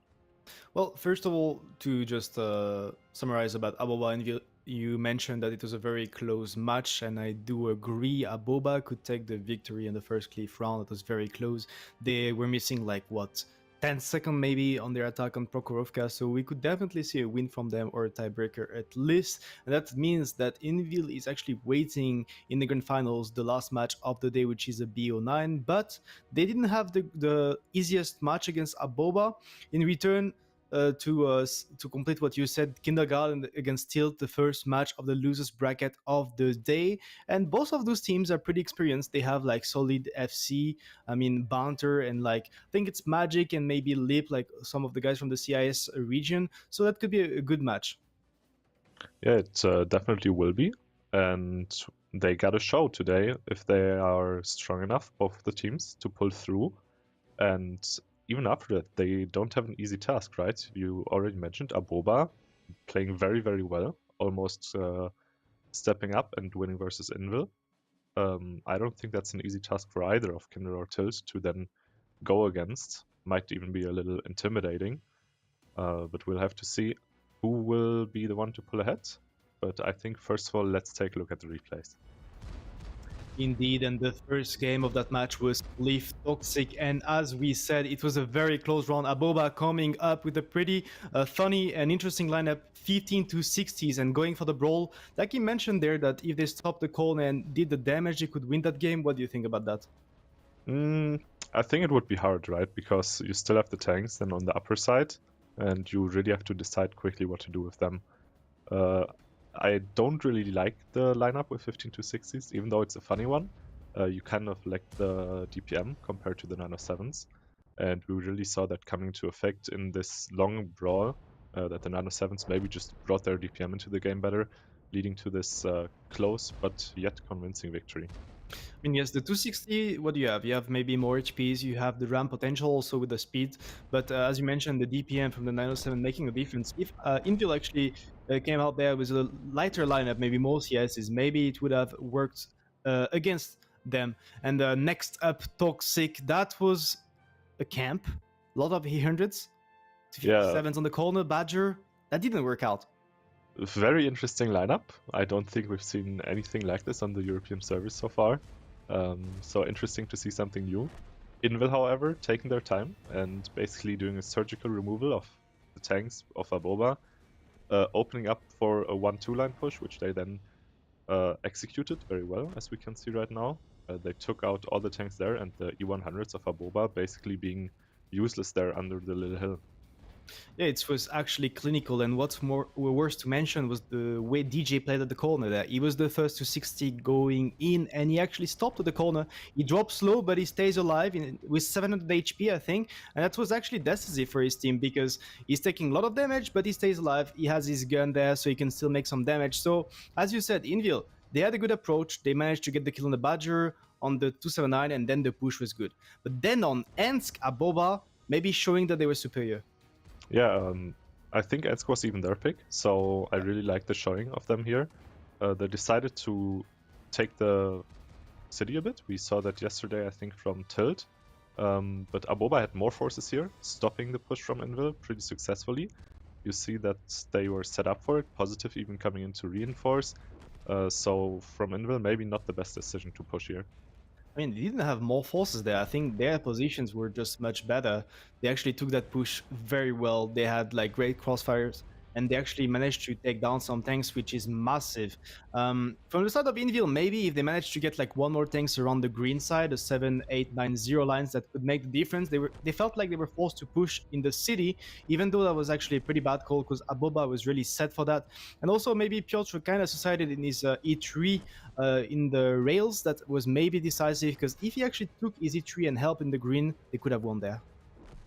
Yeah, probably, but once again, Aboba doing really great on their own pick. As we can see in the second match, we had the map split from the eastern and the western side pretty early on. Both the teams losing a 279 in the process of that. And Aboba actually opting to kind of bait Envil into thinking they repush in the south. But then they put so many forces to the northern side that they just overrun everything that's left there. I mean, yeah, they actually combined the north and the south at the same time. Maybe it's not the greatest to have those tanks committed to the south at the second rail because Envil in return is actually reacting and repushing the rails at the same way. But they managed to take some tanks at the north out of guard, and that actually worked in their favor. They got some overmatch there, and you could see the tanks on the green managed to run Skittles getting back to A0, and surely, slowly, Aboba edging forward in this round and taking the victory. Both teams winning 2-0 on their map pick. Yeah, and I think this was really a case of the tanks that were in the south for Aboba, putting in a lot of damage whilst getting overpushed there. Moving on, we had the first Prokhorovka match, which was probably the closest one in this match. Yep. Aboba deciding for a 1-2 line push, then seeing, oh, there's way too many tanks here from Envil, so we need to do something, right? So they decide to do something that looks rather unconventional, but is actually a really great call, to drop into the middle, take out the tanks there, and then see where they can get from that point. I mean, there were too many tanks from the side of Envil in the middle, so that was actually pretty easy call for them to go and take that overmatch there. And you could see at the end, 30 seconds left. All of those tanks stuck at that corner from the side of Envil, all of those tanks from Aboba rushing into them, the SCRV sniping from the backlines, having a total of like 6k damage this game. Even the mouse coming up was like almost 4k, 3.6 I think it was. And as you can see, it's close. 10 seconds left, but there's not enough time for Aboba to break this defense, so Envil, pretty lucky there. Yeah, and we saw DJ playing really well earlier, and now on the first Prokhorovka match, he was even able to pick up his Kolobanov's medal, winning 1v5, right? Moving on to the next match, we have Envil in the attack, Aboba opting for a very split defense, Envil utilizing that, opening up the map very partially to them, and then just going for the 1-2 line push, denying all the rotations. At that point, it's pretty much already over, right? They have so much HP lead. They get these tanks not for free, but at a very low price. And the HPs, the guns are just so much in their favor that you can see in the end. It's just a matter of rotating back and taking out the last few remaining tanks. Oh, to be fair, it's very deserved for the side of Envil to break that. Just like on Cliff, this defense from Aboba is very weak, especially positive, trying to make the mid-run with the EBR and actually running and being pretty clueless about the fact that Envil can just pick and take him out. That's what happened. They were having issues because the 5-6 lines were completely open. And then Envil with a simple call, push the 5-6, push the 2-3 lines, completely kill the guys at A2. Good stuff. They even managed to get 1 kill on the cross. I think it was a 279 and take some damage on the STRV, so that was clean.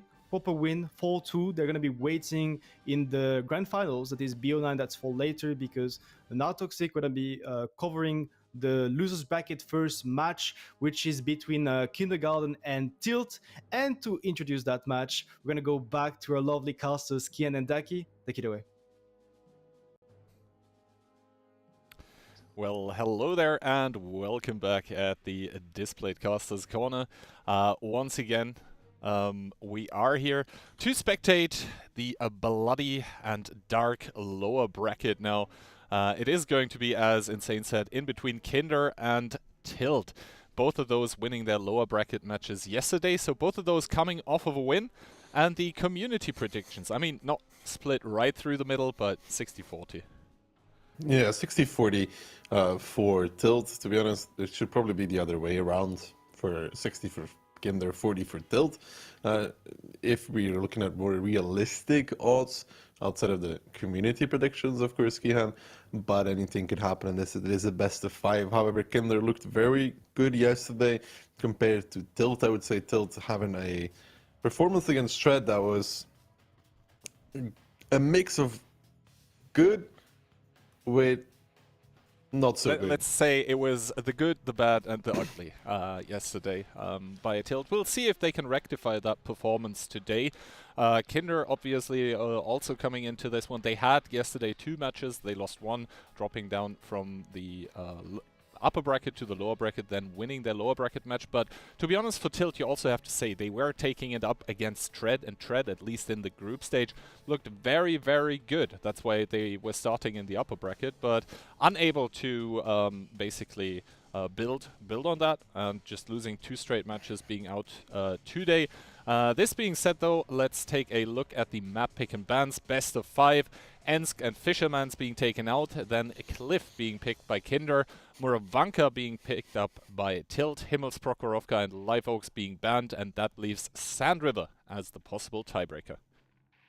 I mean, I'm glad to not see Tilt on Ensk again, because there was like a half good, half bad, and I'm glad that Sandbreaker is a tiebreaker because it was half ugly there as well. So Cliff, we've seen a different kind of Cliff today between Aboba and Envil, mainly different because of Aboba's unique and experimental lineups, I would say, that were interesting. 15 to 60s into a hard cap. I don't think we're going to be seeing these kind of shenanigans between these two teams, because they are just not really that kind of team that does this. They're going to be more standard. We saw Tilt yesterday use the Chieftains from the north. We'll see if they decide to go with that again.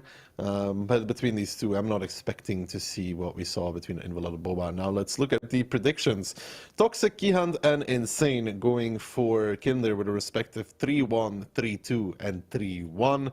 And then there's the one that has to be special, that puts Tilt in a tiebreaker win with a 3-2. I mean, to be honest, both of us going with a tiebreaker victor here. Just expecting that this match, yes, I would personally slightly favor Kinder. That's why I gave them the win in the prediction. But to be honest, if you go to a tiebreaker, anything might happen. So yeah, I guess let's hope into the game. Let's hop into the lineups. Hanna's there being playing the EBR. Then we have 6 CSs, 4 Tilt, 1 Batshot played by White Rock, triple 260, and quadruple 50B.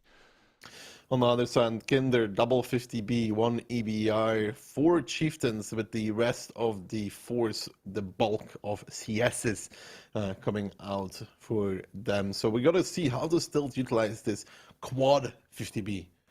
Yeah, exactly. That quad 50B could mean either things, that basically they try to snipe from lower, or they're just directly getting committed to the fight, forcing decisions onto Kinder from the start of the game. That being said, those splits, EBR and Double B from the side of Tilt getting diverted towards 1-2. The Double B is going to farm onto the CS, is going towards the hill. Everyone else getting sent towards the middle. White Rock there, that is Ensk with the Badger to the middle to immediately give shots here. Sem driving up in the EBR is probably going to make it, and now the question becomes how much damage is Kinder actually able to exert onto those CS tanks going up. So far, not really a lot, to be honest. Now finally it starts coming in.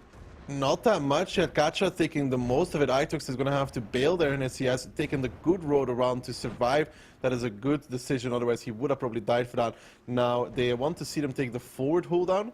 The little pocket still, I think Link is going for that to deny Sem, but no, he decides to stop. They do have a fight for the side of Kinder though, who are attacking. They're up about 4,000 HP now, but they have lost the hill though, and losing the hill usually is a pretty significant thing on Cliff. Yeah, I mean, Sem there with a good jump onto Destroyer. Destroyer also taking one by Zavistar, who's currently camping in A5, providing cover fire. Bunter there with an overpeak in the middle of the map, losing a lot of HP. The same for Jibo Niasti. I think that is the 50B from the lower side, putting in shot after shot.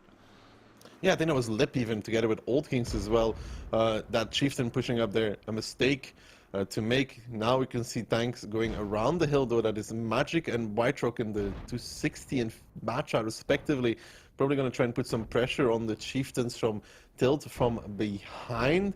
Some more damage being traded. A grouping for a 1-2 push potentially there, but immediately the CS getting spotted out though of Sir Jacob. But there is the grouping on 1-2 for a push down. What it looks like with these triple CS and a 50B. Hannes low HP though in that EBR. Gotta be careful. He will give the early information. He does spot out Sunny, he spots out Jacob pushing as well, spots out Curie, spots out the 50B. Though they do enough damage here on the CS is driving down already. Jacob dropped towards 500.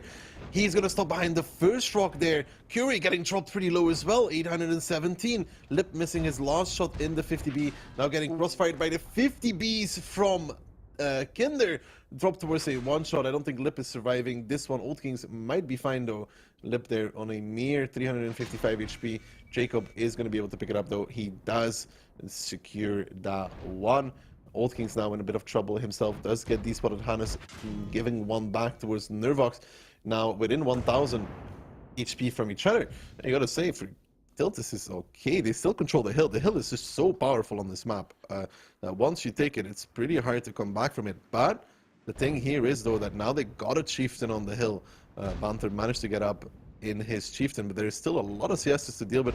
Lemmy's crossing over now. Lemmy crossing over down towards 500 HP himself. Now Timmy in a bit of crossfire though. Gotta be careful there. They do pick up one more CS63, that is Jacob, and now there is the potential to kill this last CS, which I think is Sunny, who is by himself. I mean, he could get pushed there and die, and that would be a huge thing for the side of Tilt to pull off if they do decide to go for that. Fly is just trying to bail out of the position though, trying to survive down towards 800 HP. Again, Magic going up to 60. Taking a forward position there, down towards 424. He goes down. I mean, basically he was just, I think, getting killed by Giboniasti over time, and now actually Tilt springing into action on the hill, losing one CS in the process, trying to get on towards Bunter here, who's down to a two-shot. Giboniasti now pushing in though, and this is doing Tilt a big disservice as Albert also down towards a two-shot. He is going to drop the only tank that is going to be remaining on the hill. Never mind, Destroyer also drops. It's going to be Tarks from downtown to pick it up, and now Impact and Fly trading it out. Tilt, that was not the play to go for. No, I mean, if they did this while Magic was going around the hill, it would make more sense than the way they tried to do it. Also, they never took the forward pocket, which I thought they would take, which also counters the Chieftain. And they could have indeed just cleared out 1-2. There was no need to overplay on the hill for them. And the result of this is that they're just going to lose. I mean, They're just gonna lose off of this. Jakifa and Kunik, they're in the meanwhile also getting picked up in the middle of the map. Repush coming out now by Kinder here, who are just reshuffling their 50Bs to basically overpush, because both of those are still extremely healthy. And yes, Ricochet is still on the K5 position, still providing cover. But in the grand scheme of things, how much does this actually matter? Fly there trading himself away against Nervox, who does drop onto a one-shot. But yeah, Old Kings doesn't have any shells remaining in his base anymore, and Kinder, with the tank advantage, with the HP advantage, are just going to methodically clear out this defense by Tilt. And I have to say I'm impressed, because Tilt immediately at the start of the game got the hill for, well, not free, but like it was not expensive to get the hill in the grander scheme of things. Kinder, though, just able to get it back. Like, that push on the 1-2 line didn't look like it achieved much, but in the course of it happening, Bunter and Giboniasti were actually able to get onto the hill with the Chieftains, and then obviously the CSs there have a really hard time. I mean, this isn't normally a game over scenario for Kinder, to be honest, Key. This you do not get back from this normally. This 1-2 push, it only really found one 50B of Lip, who died for it, but then after that, Sunny was by himself. I think Whitehawk came and killed him then at that moment in time as well. He picked up that remaining CS, but there's a few things there, Key. You remember how 260 and Bad Shot went around the hill? If Magic there immediately commits to the forward hold on of C8, not the one that he died in, but the one further, if he commits into that hold on there, or even the one that he was in, I think it might have been the one that he was in, he controls the chieftain on the hill trying to peek. On top of that, there's also the forward, you know where Sem was? Yeah. You know where Sem was? There's a bridge still in between that and the top of the hill, right? So Sem is on the lower ridge, then there's the middle ridge and the top of the hill. Normally you push a CS into that dip as well to control the chieftain if he does get on the hill. And if they had this, and even if they didn't push the hill, if they had Magic in position and clean out 1-2, they can, again, it's only two chieftains really taking the hill. They cannot overpeak, but they needed that forward hold on position for that CS, and they would actually be in a great scenario. Yeah, I said it during the game. I was really impressed that Tilt actually was able to pick it up, as normally you don't come back from this if the hill does get taken so substantially. But you outlined it. Basically, the fact that the chieftains, were able to go onto that hill, it just helped, and you saw how desperate the push by Tilt was there to basically clear out those chieftains from the hill, and then the punish was just too much. I mean, yeah, even if Bunter goes down, then you still have Giboniasti, and Tarks from the backlines is just continuously farming Zavistar from that A5 position, is just going to continuously control all of those CSs, essentially making it extremely hard for them to have an impact on the game. So good job by Kinder, and now we'll have to see how the answer by Tilt actually looks. I think Tilt had a good opening here, put themselves in a good position. Kinder did good reactions, pushing out 1-2 so they can go on the hill. That is correct. You have to pressure away the 50Bs that are aiming at your chieftains going up. Once they're not, they can drive up the hill. But then in return, Tilt could have reacted to this much better by sending Magic further. And that hold on he tried to take later, I think that's the one. But from the beginning, because if you just go there full speed with 260, there's nobody looking, you know, there's nobody ready for it. It's honestly like, it's like now when he did it, they already knew he was there, so he doesn't have any speed. If he just zooms towards that hold down, the chieftain on the hill can't peek anything, and then they're not in danger of losing the hill, and there's no danger of losing either, because Kinder can send whatever they want on the hill. They will lose 1-2 again. Yeah, I mean, because there was only one CS. Sometimes you need to be audacious when making plays, and yeah, like especially when like sometimes you just gotta go for it, you know, like sometimes you just gotta go for it. And he tried to go for it, but at a stage of the game where it no longer made sense to do it. And yeah, that was the one angle that Tilt was really missing here, because that really allowed the chieftains to get on towards the hill. That being said and done though, Kinder up 1-0 in this matchup here. Tilt, obviously they want to equalize the scoreline here, and they'll be trying to do so with Hannes once again in the EBR. Then we have one TVP, we have a lot of CS tanks, White Rock once again in the bat chat, double Chief and the 50B. Kinder, on the other hand, a more simplistic lineup, straightforward, one Chieftain, one EBR, double 50B, 4 260s, and the rest being CSs. So Tilt with a slight mobility advantage because of the CSs, right? It's a slight mobility advantage for them. But if they're going to be able to utilize this properly, that's the question. A split here coming out from Kinder, half lower, half upper, while Tilt is just booking it to the middle. Tilt is going to book it to the middle here, and Hannes is going to be able to secure a lot of... Sam has HP boost, by the way, on his EBR.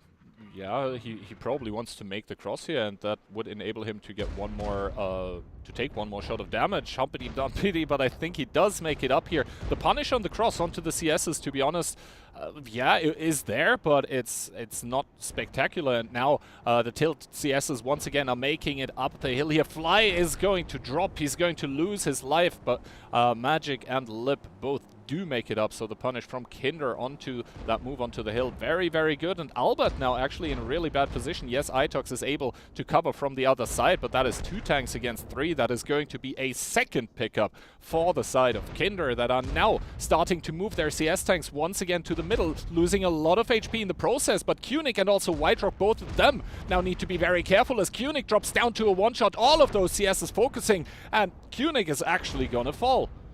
Yeah, Kunik, they're not respecting the repush, and Tilt seems a little bit incoherent here. Like, not really doing too many great moves. Albert, they're dying for no reason. Magic has died? He was one of the CSs on the hill, so Monka steering going on there, not really sure. And as the dust settles, Kinder is actually going to be ahead a lot in HP, and also 3 tanks ahead. Yeah, I mean, Albert there should have bailed from the position. I don't know why he didn't. Like, Albert should always bail from the position. Itox is going to find Mirek here, and that is going to spell death for Itox here, as Mirek just has all the HP available, and also Giba and Yasti, they're coming from the back lines. This means Itox is only going to do one more shot of damage, as Giba and Yasti furiously storming in, picking up Itox here, removing him from the game. And this is disastrous for Tilt, because now Kinder also have Crossfire here. White Rock taking one by Giba and Yasti is going to start to clip out, but obviously the Batchat clip potential is not enough if he's not able to set Giba and Yasti on fire. I mean, White Rock doing a good clip though, but that's not enough for his team. They've already thrown away a lot of tanks where they shouldn't have, and they're getting just disassembled at this moment in time. I mean, there is a chieftain controlling the hill, which they can't really do anything about. They are starting to lose the middle, and there was a lot of things there to talk about that did not go well for Tilt. I mean, losing a CS going on the hill, that's pretty normal. The damage from the crossing, not significant enough, let's be real there. Then on top of that, also, you know, you lose Kunik in the Chieftain when they repush, which really is something that shouldn't happen either, because I don't think Kunik was just fast enough pulling back. And then as a result, you see where it's at. I mean, it's, you know, Kinder has 14 tanks left standing, where Tilt has 4. Exactly. I mean, also the HP is still over 10k available for the side of Kinder, who are doing a good job of keeping their one-shots in the game as of right now. And yeah, Ricochet, Jakufar, Hannes, those are the last remainders here, as Bunter on fire does miss the ram, but is going to survive if he doesn't drop himself towards death. Jakufar able to get another kill here, and Bunter is actually going to crash as well. So tanks from either side here, proving that the hill can actually be dangerous to your tank. Yeah, and for Tilt, that's not a good thing. It's a best of 5, so they're now facing up a match point here. Game 1 was theirs, but Game 2 was not really. I mean, Albert, like I said, has to run from that. You just kind of died for free. Then you lose Kunik. You don't have anybody in 1-2. You don't even control the hill because the Chieftain managed to drive up, which you can't counter unless you push around. So good reactions from Kinder there. Re-establish in the middle. Would also have taken 1-2 at some point, and then you're in a kind of nasty chokehold when you're attacking. Yeah, and now actually the big problem for Tilt here that basically, yeah, the first round they should have probably won it, they didn't. The second round, they just didn't look good, to be honest. And now they're facing up against Matchpoint. This is extremely dire times for that team. Meanwhile, Kinder obviously on top right now of this match, just looking ever so good. Just not really any slip-ups, good reactions, good splits.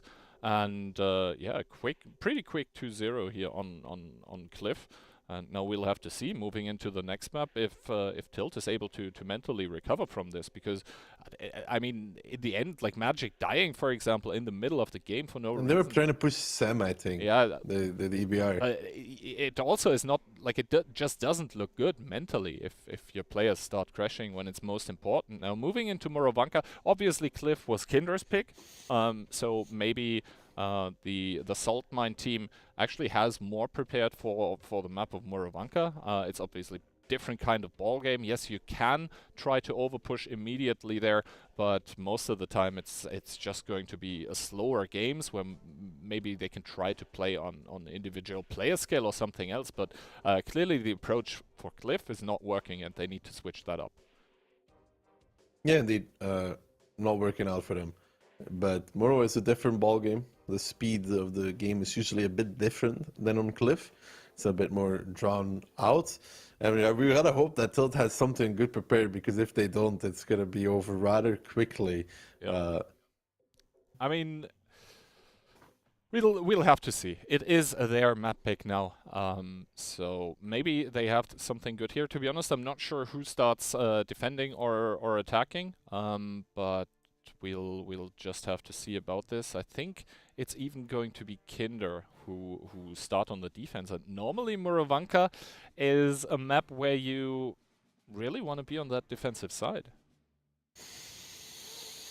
I'm not so sure after the map changes. I don't know. We still have to see how the meta evolves on this map. Maybe there'll be some teams that just love playing defense now because of the way it plays out, but we'll see. I mean, we saw it yesterday twice, and I think both of the times the attacking team won, so there is that. Tilt trying to stay alive in the tournament, however, doing so with a double EBR, an E3. Then we have 6 Chieftains and what seems like 5 279s and an IS-7.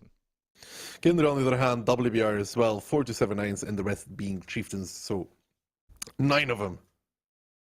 All right, so moving into that one. First of all, I guess we have to see how the splits work. Kinder looking like they're going to very much concentrate their forces towards the forest, sending the Chieftains straight, sending the 279s through the backlines. On the other hand, Tilt, though, on their attack, very, very 3-line focused as of now. Yeah, and Hannes and Sam gonna be duking it out here. Hannes spotting out Sam spotting out Hannes. Sam kind of pushed into the lower side. A good spot there from Smee on the other side of the map. He does take a shot of damage for it, but in return he does get very crucial information. Hannes there, brave peeks against Sam. Sam might be staying slightly too long here though in his EBR fly, even intuitioning to HE there. Wants to get a shot on that EBR. It's not going to be working out. Immediately pushing up on the 2-line here. A good read, you could say, from Tilt in this regard. Scrippy is not going to be getting out of this one. The rotation now coming out from Kinder, but this is little too late normally in this situation. I mean, they're trying to cross 279s over back towards A3, but if they get spotted out, they should be deleted. At least 1, maybe even 2 should be going down for this. Curious, the first one getting spotted out. Not enough damage so far though. 1k, 1.5k, that's more like it. Now Sunny is the next one. That could be 2 free tanks, but like, Kinder is rotating with their whole team, Kihan, back towards this. You can see it moving through C7, but Tilt is still here with everybody. Like, they are not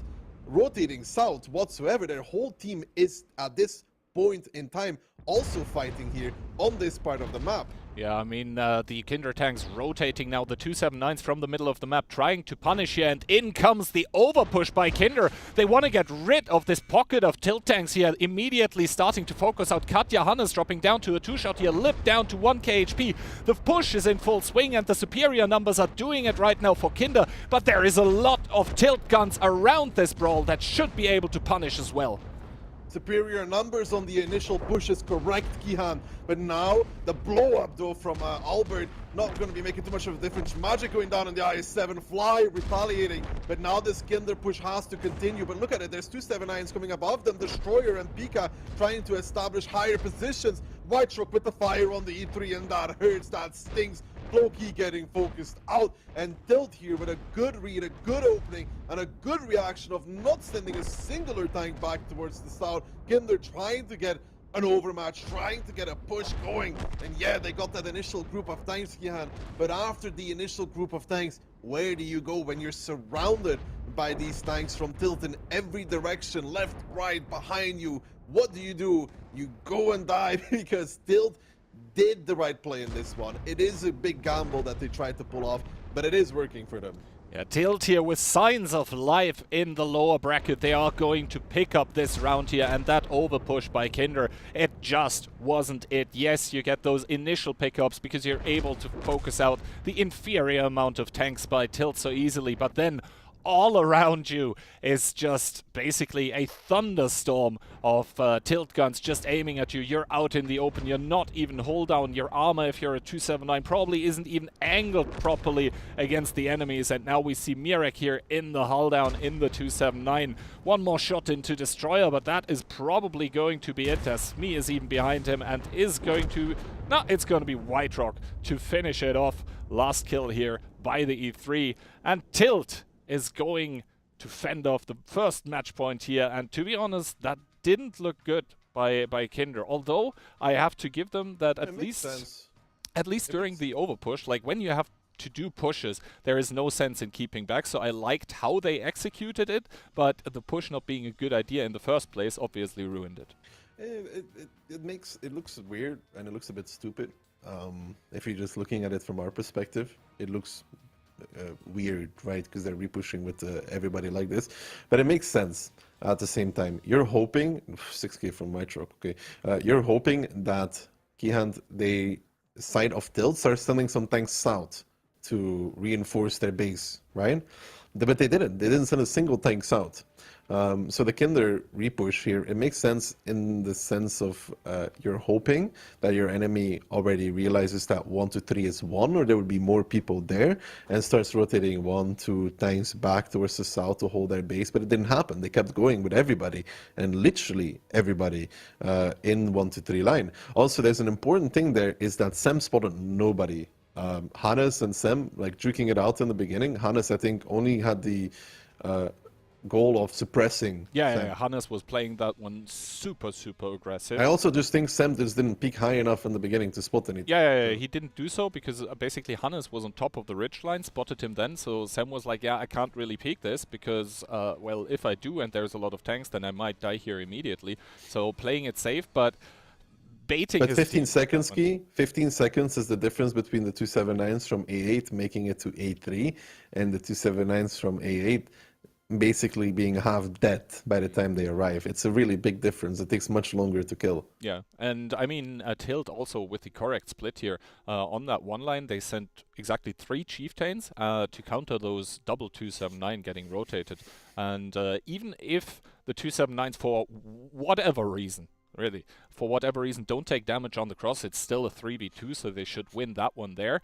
And then it is just, you know, Kinder with that rotation coming in, that's just too late. And everyone, for example, even during that rotation, the 279s that were in the middle of the map for the team of Tilt, they were able to continuously farm into that push as well. And then just came above them. Yeah, and then they are, after that, they're just above them and basically unkillable at this point. Yeah, I mean, the initial push from Kinder, you know, you get an overmatch.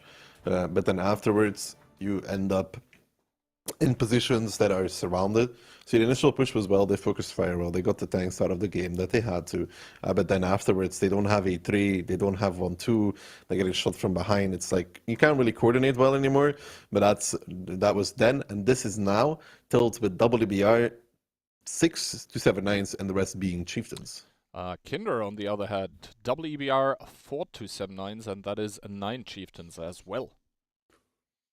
So we'll have to see what kind of defense Tilt goes for here. We saw already an attempt from Aboba that failed against Kinder, right? We saw it fail. And now we got to see how they approach it. They're also very 1-2 heavy in the beginning. Kinder, again, not that 1-2 heavy, only sending limited forces, very limited forces actually in this one. They had a lot more yesterday, if I recall correctly. Yeah, they're sending actually most of their tanks towards the forest, where Hannes and Sam are probably gonna exchange spots. Same for Lemmy and Smee on the other side of the map. Actually, so far, Hannes and Sam not seeing each other. Now, finally, they do exchange those spots, and it's once again Sam that does the initial damage. Hannes not really connecting here, and all of those tanks that are driving towards the forest by the team of Kinder still not detected. Only Bunter seen, but he's sort of in a standard position in a window where you would expect a tank. Yeah, Lemmy now being spotted out by Smee, who took a little cheeky bush on the outside. And a big rotation here from Tilt back towards the forest, leaving only Magic by himself there, who also has to get out of there, technically speaking. You don't really stay there with a Chieftain by yourself, but a big rotation here back towards 9-0 line with the majority of their tanks. They did leave the middle, however, as well, and now Kinder, spotting that 279 rotating, kind of telegraphs to them as well that... to Kinder that, you know, there is no 1-2 push coming. We gotta go back to the forest. We gotta go straight. They're only pushing up impact, which is fine to do so. Just one Chieftain going by himself is okay. Just to establish the spotting. They are taking a lot of map control off of this though. Kihan, you gotta be a little bit worried for Tilt at this point. You still have that kind of Chieftain isolated there with being Magic. Impact did take the forward position, and there is the rotation towards 1-2 now with an established on the forest. So Tilt, if they don't repush themselves here, they are going to slowly start losing the 1-2 line. So they need to start thinking about what is our next plan here. Yeah, I mean, only 2 minutes gone, and a lot of map control went the way of Kinder here. So Kinder, the team in purple, at the moment doing a good job of just getting the map, because in the later stages of the game, the less ground basically Tilt have to fall back upon, the more difficult it's going to be for them to hold. Obviously that F2, that pushed up Chieftain by the team of Tilt, is Hannes and Sam basically getting exchanged, but that is also a lot of information for the team of Kinder, because obviously Sam is going to relay, hey, there were a lot of Chieftains in the back that just fired at me. Yeah, and they might start pushing out 1-2 again out of this. Lemmy taking an aggressive bush in his EBR to spot rotations. Smee needs to be very careful at this moment in time. They should know that the EBR could be pushed up. If Smee isn't careful here, he's spotted out right now. Smee, is he going to get picked up for this? It's the big question. He seems to be okay, though. They do know now that there is a EBR on the edge of the forest. They should know. Yeah, exactly. They should know. And Smee has all the time in the world to go on spot. Ooh, taking one shot here is though Smee. He's trying to do rounds in the village here. Does take one for his troubles. And Lemisandros now acknowledging that Smee might be trying to counter him, is going to take him more backwards bush. And Smee being at 846 is actually a big problem, because nominally that is actually a 2-shot for the 440 alpha guns that most of the tanks in this matchup have here right now. And now Magic also needs to be careful, because he's very far pushed up, and realistically there's only Jakafar that could deal damage onto people that push on him, and the people that are coming are Jeep, Boniasti and Bunter. Magic already down to 1100 because of shots from the forest, is going to try to get him one more shot, but that is a tank for free. That is indeed a tank relatively for free, as Jacob picks them up from behind, and more HP lead here for the side of Kinder. Now picking up 2 tanks, losing only 1. The thing is, Jakafar's position there, it's going to take them a while to kill him, but they do have Cupola shots on this 279. It's not really easy to hit it from that distance. It can be very, very annoying to try and get these shots out over time. HE, the Ignite on towards Banter though by Jakafar, who the Chieftain did not repair his fuel tanks, so he's dropping him down towards like 900 HP now. Missing another shot there, but that was not it. But the Tilt team here completely rotating, unspotted towards 1T. I wasn't even paying attention to this. Yeah, I also didn't see it on the minimap, but luckily the observers are providing it on screen now for us. Itox, the first one to get spotted here. He had been there the whole game, but him moving up is going to signal to Kinder that something is afoul in the state of Muravanka here, as also Pika, Timmy, Albert, all of the other tanks are getting pushed up here. Only 2 279s and Smee in the EBR being left on the other side, and once again again. Tilt trailing by 1k HP and the tank, but they are looking for the overmatch onto all those tanks here. Pika, Albert now getting spotted. Itox is probably also going to commit to this push here. And now on the one line, the Chieftains springing into action as well.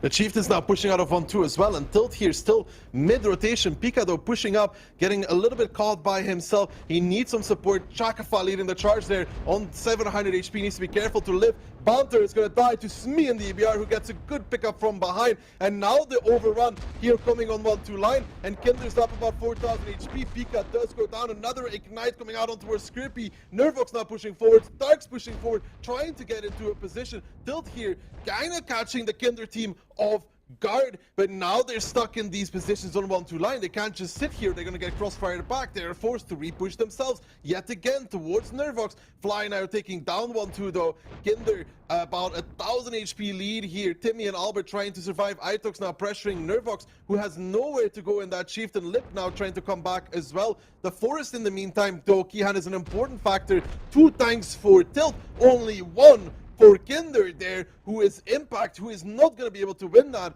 And Tilt with this surprise push right now, leading the charge. And Ignite coming out towards Ricochet though. He's going to be burning for a little bit more, down towards 600 HP. Lip now coming back, wants to reinforce Katja's position because it is a very important one. But now in return, there is a repush again towards H1. Impact is going to die in his Chieftain here. I mean, he is face-hugging White Rock, which is the correct choice to do. But you gotta say, this repush now coming out from Kinder will spring another repush normally from Tilt back on towards those 4-line tanks to pick those up out of return. Old Kings and Fly making a good rotation, getting back, and Kinder here getting schooled by Tilt on Morovanka.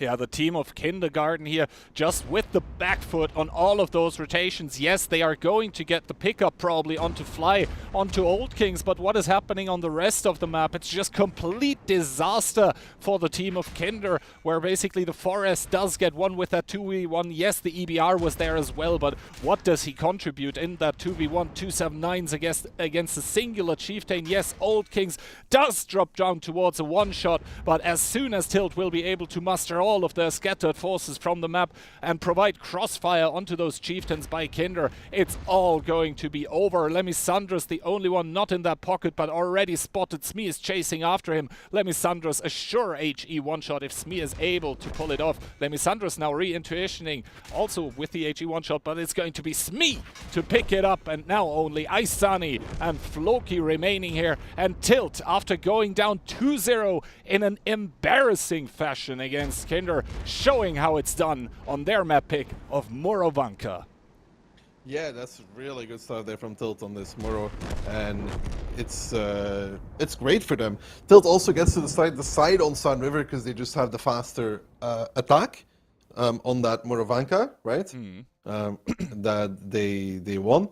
Good stuff then from there. And you know what's also like really important? It was actually Destroyer.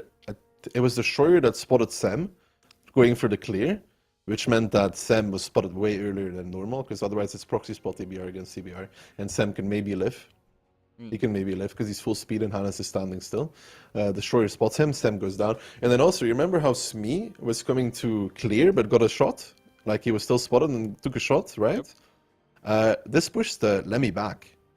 Lemmy went backwards, and in the time that Lemmy went backwards, guess what he's no longer spotting? Yeah, he's no longer spotting the rotation. Obviously, it is the sort of correct play if you're an EBR to respect that you might get cleared soon and to drive back, but Tilt, whether they actually wanted to do it this way or not, it just played into their hands, and they were able to pull off this surprise push on the one line that at first I wasn't completely convinced it was there was too many Kinder tanks out of position. Yeah. The thing is though, like Pika at the start, he really didn't play himself away well, and if more people start doing that, then well, you might end up with an unfortunate situation where, well, the push was the correct one, but player fail. But yeah, overall, just good reactions by Tilt here, and this means that we are headed towards a tiebreaker. To be honest, after the first map, it didn't look like it, but now Tilt seems to have recovered from that one, and we will be going to Sand River. We will be going to Sand River, and yeah, this 1-2 repush key. As soon as the 279 of Itux got spotted, there was a big rotation from the forest from Kinder, right? There was a big rotation, but it didn't arrive on time. Also, production is informing me that Tilt did pick attack on Sand River. I think that is My the choice. first attack pick that we have, but yeah, on Sand River, I think that is a... I'm the last team that I remember picking attack. Kihad, I don't know. It's the last one I remember, right? It is Raid in a tiebreaker against Fame, where the sides were already swapped on Sand River. They picked attack, and they lost. That is the last time I can remember somebody picking attack on tiebreaker. I was in that game. Maybe that's why I remember it so well. I don't know. I mean, I understand it on Sand River. It's the one map where I could say that it kind of makes sense because you do have the superior side, and Tilt also just looked way better on their attack than their defense yesterday, if you remember. Yeah, that was a good execute yesterday. So I do understand it. I get it, but the last time I've seen somebody do it, it didn't work out well. Yeah, we'll have to see. In like 2 minutes, the battle will be started. But so far, I guess momentum definitely on Tilt's side by now, because like it was just embarrassing the second game on Cliff. They just didn't look good. And then on Morovanka, really solid stuff. With a good timing on the rotation there. Just extremely well done by them, and now Kinder sort of scrambling, getting, even in the first game on Morovanka, getting caught a bit off guard by that push because Sem wasn't able to spot it out properly, and then this rotation that just cost them the game essentially. Yeah, really good stuff by Tilt. I'm actually pretty happy that we're getting more games out of this, because like in a best of 5, if you go down 3-0, it's pretty sad to see. What's worse though, losing 3-0 or going back to tiebreaker and then losing 3-2 after all? Yeah, I guess then at least you can say that you put 2 rounds in and you're not gonna get Nobody completely remembers this. memed. Nobody remembers this in a week outside of you, man. I guess so, but you know, at least maybe it's something for yourself as well. It's like we didn't go down 3-0. Like we actually took it to a tiebreaker. We actually No, that's even more awful, dude. It's even more awful because then you realize the mistakes you made that made you lose the other 2 games. Like the first cliff, they never had a chance on the second cliff. Let's be real. But on the first cliff, it's considered a hard throw.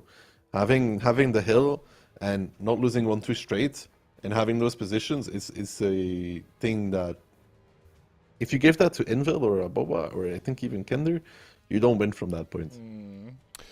All of this doesn't matter anymore, though, as we already have the map video for Sand River going. It is Kinder against Tilt. It is 2-2. And the winner of this game is going to advance to the lower bracket final, where Aboba is already waiting. The loser is going to be out. Tilt is coming into this one with 1 EBR, 1 STRV, double 279, and the rest is just Chiefs. Kinder, on the other hand, triple CS, 1 EBR, followed up by 11 Chieftains. We've seen them play this a few times now. Not once have they challenged the K-line, Kinder. They've always played around the middle to either shoot the crossing and then push the middle, or just go push the middle, or go towards the north, but never really challenging the K-line. We'll have to see how this gets followed up here, as Tilt going towards the south immediately with almost all of their tanks. Jackifar with the SCRV is going to probably hang back around. 4 Chieftains by Kinder getting sent towards the south. The triple CS headed northwards, and a lot of Chieftains actually going towards middle as well. All of the crossing tanks, that is a lot and good information provided by Sam.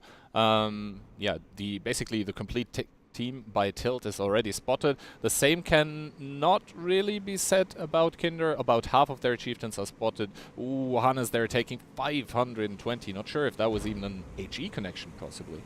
There is a triple CS pushing the base though for the side of Kinder with a middle push coming into effect at the same time. They are trying to hold the side of the map on the K line for as long as possible to give their team the potential to push down the middle and push the zero line. Fly here kind of by himself at this moment in time. He will get some support from Pika. That Yosi get engine damage. The next shot is usually a fuel tank. He does repair it. Good stuff there. Whiterock actually repushing towards Fly. If he could make a shield for Fly, he did take a lot of damage. If he can make a shield for Fly, the Fly is just completely alive for the rest of this game. They blow up Yosi in the CS, and now the Chieftain's pushing from the middle. Sunny is dying though for this as well. Fly and Whiterock are kind of forced to go forward here because they will not be able to live from the position that they are. Timmy's now getting owned from two sides. Tilt now just sitting on the K line though. They cannot really just sit there and do nothing at this moment in time, I would assume. Pika is now taking some shots from behind as well. Timmy now trying to focus backwards, and Tilt giving up on this. They're giving up on this middle push. They're scattering away, but they haven't won the base of Tilt, and Tilt is going to be very happy about that one because Timmy stays alive, Flies alive, and Whiterock is alive. Tilt in the driving seat. Tilt indeed in the driving seat here as they are able to keep all of their tanks in the game as for now. Whiterock now down to a one-shot here, needs to be careful. Lemisandro still threatening from the side, and Fly still super healthy as Mirek now gets pulled to help out against the Chieftains that are hold on. Keep in mind though, Jackifar and Itox should be able to crossfire if the tanks actually completely overpush. It's going to be Mirek to now start probing against Fly. Cupola shots not connecting by either side, and Tilt right now still 7.5 minutes available, just waiting and seeing how much Kinder actually wants to commit to this. And then at some point in time, I mean, HP is still sort of even. Tilt is going to have to make something, and they are doing just that. They're starting to commit into the south, while the Kinder Chieftains that are in the middle are actually sort of out of the fight, so good timing by Tilt on this push. Yeah, but Kinder is actually trying to rotate back towards the K-line, hoping that Tilt doesn't leave enough tanks here to properly cover them. Do they get back in time? They're trying to take the fast route even. No spots out on towards Banter and company yet, though, for that matter. I think now there's the opportunity here that they... Crossfire position. Is it too late? I think Kinder is just too late, Kino. Let's see. Obviously, they don't have the information on this yet.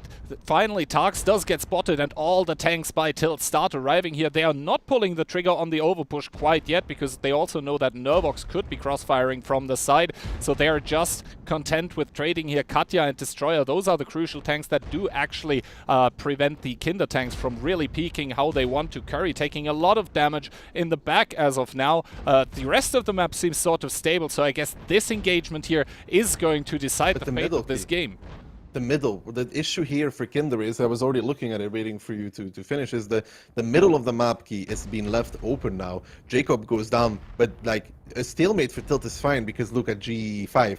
I think that's Timmy there now. Timmy kills every single person here. Like Timmy kills everybody. He kills Impact, he kills Jibo.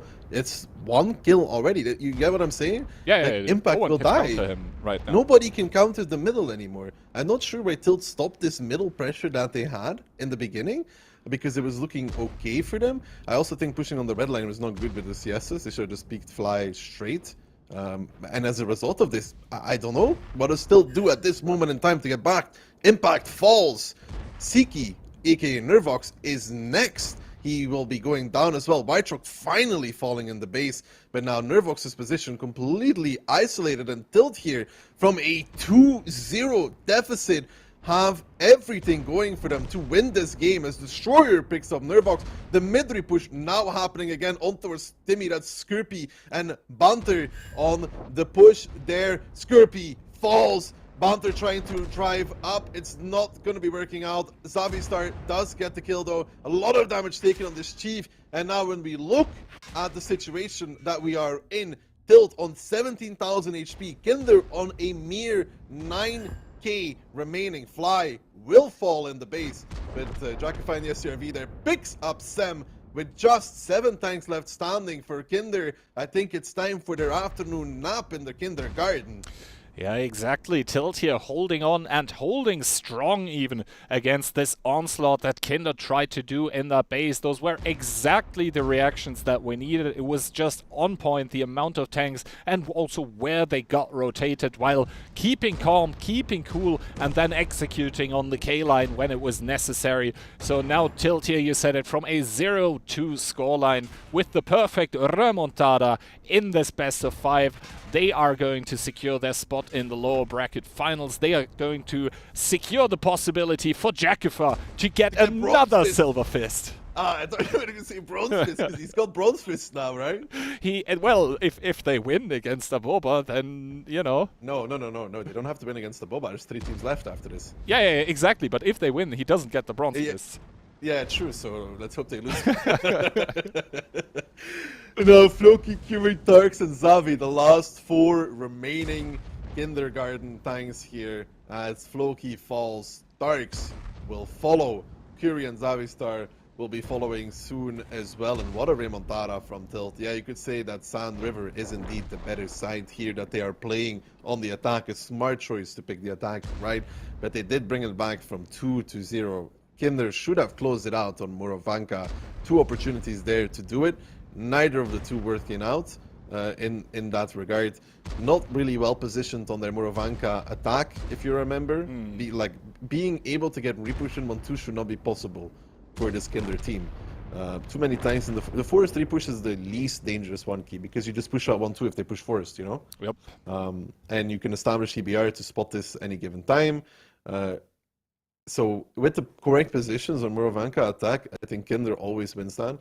I think Lemmy Bush on the left side is bad. You have to be on the right where Hannes is. You spot everything as well. Less tanks in the forest, more towards 1-2. And, you know, Tilt came back from 2-0, man. Yeah, Tilt came back from 2-0, so obviously gonna be on sort of a hype train moving forward. That being said, I think let's take a quick look at the post-battle results, where we do see that just across the board, the tanks by Tilt, namely Pika, they're 5.2k there. He was on this He was where near you was. Yeah. It was where near you was as well. 15-10-2. Not really want to see what you want to see, but basically, what are you supposed to do if you're fighting Cupola against Cupola? Sometimes it just happens like that then. But the important part was that the Tilt tanks, the Tilt players that got pushed on at the start of the game, that they exactly called for the right amount of reinforcements, that they held on, that they didn't sacrifice any kind of HP for nothing, and thus just able to hold on. And then as soon as that calmed down, as soon as this onslaught by Kinder was over at the start of the game, then just calmly, methodically clearing it out, sending Timmy towards the middle. I think that was the crucial move, that the straw that broke the camel's back. I mean, Timmy was there from the beginning, no? I think Timmy was there with Dracofa from the start, so he was right next to... I mean that push then towards ramp with the 279 that basically compromised. Yeah, that is the issue. I mean, that is the issue with leaving the middle. Like, when you leave it, you give up the position there, which... I mean, the chieftains from Kinder were okay until Timmy took the position. But, like, I'm really curious, and maybe Insane and Toxic will explain in a second, why the Kinder tanks... First of all, why the CSs went towards the red line instead of just peeking Flash straight and killing him. Also, why there was no chieftain going with this triple CS, and why they stopped peeking, for example, Timmy. Because Pika, it's a hard shot against the 279, we can hit his cupola, so he will die. And Timmy was getting shot from behind by, I think, Mirek behind him. So if they clean up those 279s, they're actually pretty okay, but for some reason they stopped doing it altogether and left, and just gave up the CSs. Yeah, we'll have to see what the analysts have to say, and I think they are very eager, so let's not let them wait and head over there. Yeah.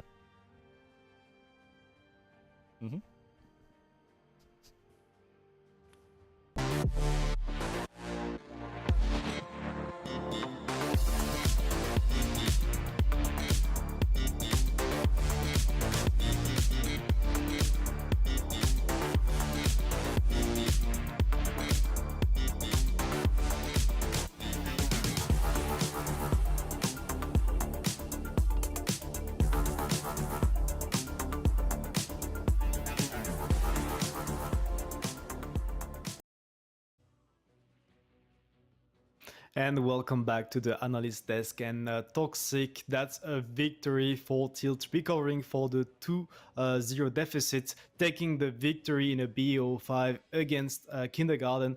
Good performance. We thought that it was over, but they actually managed to get their way through the next match of the losers bracket. But against Aboba, it's going to be very hard. Yeah, very interesting reverse sweep. I didn't think Tilt looked anywhere near being good in the first 2 rounds, but they managed to come back and show that they are the better team in the end. But we'll have to see if they can keep up the performance versus a supposedly stronger team like Aboba. I mean, to be fair, it was pretty chaotic on the cliff rounds. Kindergarten was much stronger, but then on Mural, they actually started with a bit of a gamble that push in the 1-2 lines that worked out in their favor, and then they got the momentum back, I could say. In return, at the end, you had Kindergarten going for like an aggressive way to defend on Sun River. We know that it's hard to pull, and you could see that this time Tilt actually had some clue and probably studied that, and they were kind of ready for it. Yeah, I mean, they won in the end, you know. So even though it may not have looked as good as the displays we are showcasing, it's still a win in the end. And it's going to be, as I said, very interesting to see where they will still head.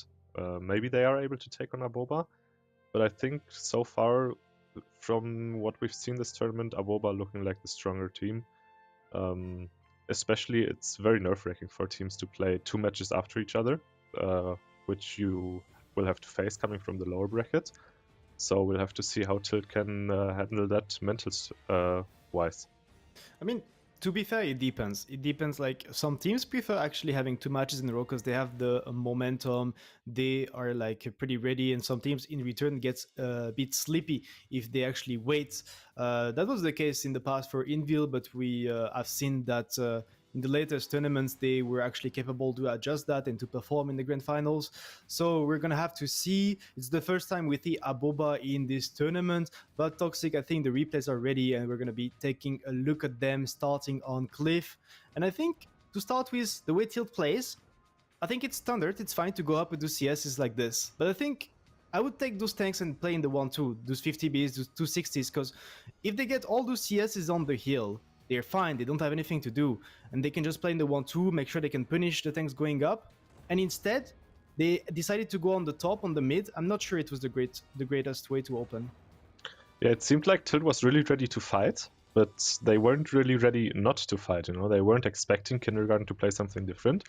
Yeah. And Kindergarten really seemed to have this planned out. They pushed the 1-2 line, using the distraction to get some tanks up on the hill. And obviously, once you have the chieftains up there, the CSs don't look all that great anymore. The chieftain, obviously, the way better hull down tank, and even though it's Bunter up there, he can still easily outplay all of them. So yeah, this push in the 1-2 lines with the CSs, I mean, they are bleeding a lot, they are dying on the 50Bs, but in return they actually can get up the hill. There's a mistake though from the side of Tilt also. They didn't push all the way to C8 with the 260 into this pocket, into this hole to actually cover the hill. It would have been very key and very important. Instead, he stopped at D9, I think. It was Magic. That was a bit of a mistake, and you could see at the end they tried to overpush on the hill, but Kindergarten, they were ready for that. They even had the tanks at A5 to counter it. Next up, Toxic. Kindergarten was on the defense, Tilt on the attack. And to be honest, that was a very, very well handled round by Kindergarten, completely controlling the whole time. Yeah, I think Bunter showing again that he is indeed a really good FC, you know, showing his strength, especially here on Cliff. Mm-hmm. Taking out the tanks on D5 early is pretty good because you basically eliminate the crossfire. And yes, they do have a bad shot left there, but a bad shot alone isn't really the greatest tank in terms of having it for crossfire, right? Because it has the clip, and then what? Like 40 seconds reload? I don't know. I think the issue there for the side of Tilt is that they are not capable of actually finishing the hill. Kindergarten, they took back the mid with almost no damage taken. They are going up the hill with Bounter and his chief. And what is Tilt doing? They can't really sit at the D5 corner and actually punish them going up. They're pretty stuck under the hill here. They're kind of forced to go around and actually use the tanks on the hill. So I think that was just a bad tactic proposed by the side of Tilt, and Kindergarten completely punishing them for it. Yeah, indeed. And Bunter, you know, performing on the player basis as well as the FC basis in both those matches, showing that he can lead a team to victory. at least for 2 games. But then going to the third game, we're starting on Murovanka. And I think the main issue here, this was highlighted by our cast earlier, was that Sem didn't really peak in the early stages, so he didn't spot the push, right? So at that point, your 279Es on the A line are crossing way too late, and you can see them. They take a lot of damage for this, right? If you peek there as Sem, you basically allow your 279s to rotate earlier, and you would have, what, like 3,500 HP more in this dip, so it's way harder for Tilt to dig that out for free. Well, I think that's correct. They could have been healthy in that hole if they crossed earlier, but then that push was probably the wrong play for the side of Kindergarten. They had to clear the mid, they had to get rid of the E3, they had to box Tilt in this corner of the map, and instead they're going for this 3 push. You could see they could take the EBR to the kill line, they could clear the mid, and even watching at the battle result, I think the E3 pulled a 6k damage, just constantly farming some sides, having fun with this TD. So this time Tilt on the attack, going for a gamble, over pushing the 1, 2, 3, 4 line straight. So yeah, if Kindergarten is here and they trap them, it's gonna be over, it's gonna be 3-0. But taking the risk at that point and actually getting rewarded for it, why not? Yeah, I think actually, as you said, repushing may not be the greatest play, but if you have those 3,500 HP more on those 279s, and you maybe then actually win the A3 dip, then the repush is fine to play, right? Because you are not stuck in a crossfire, you can retake from A3 all the way to C1, and then you're in fine positions.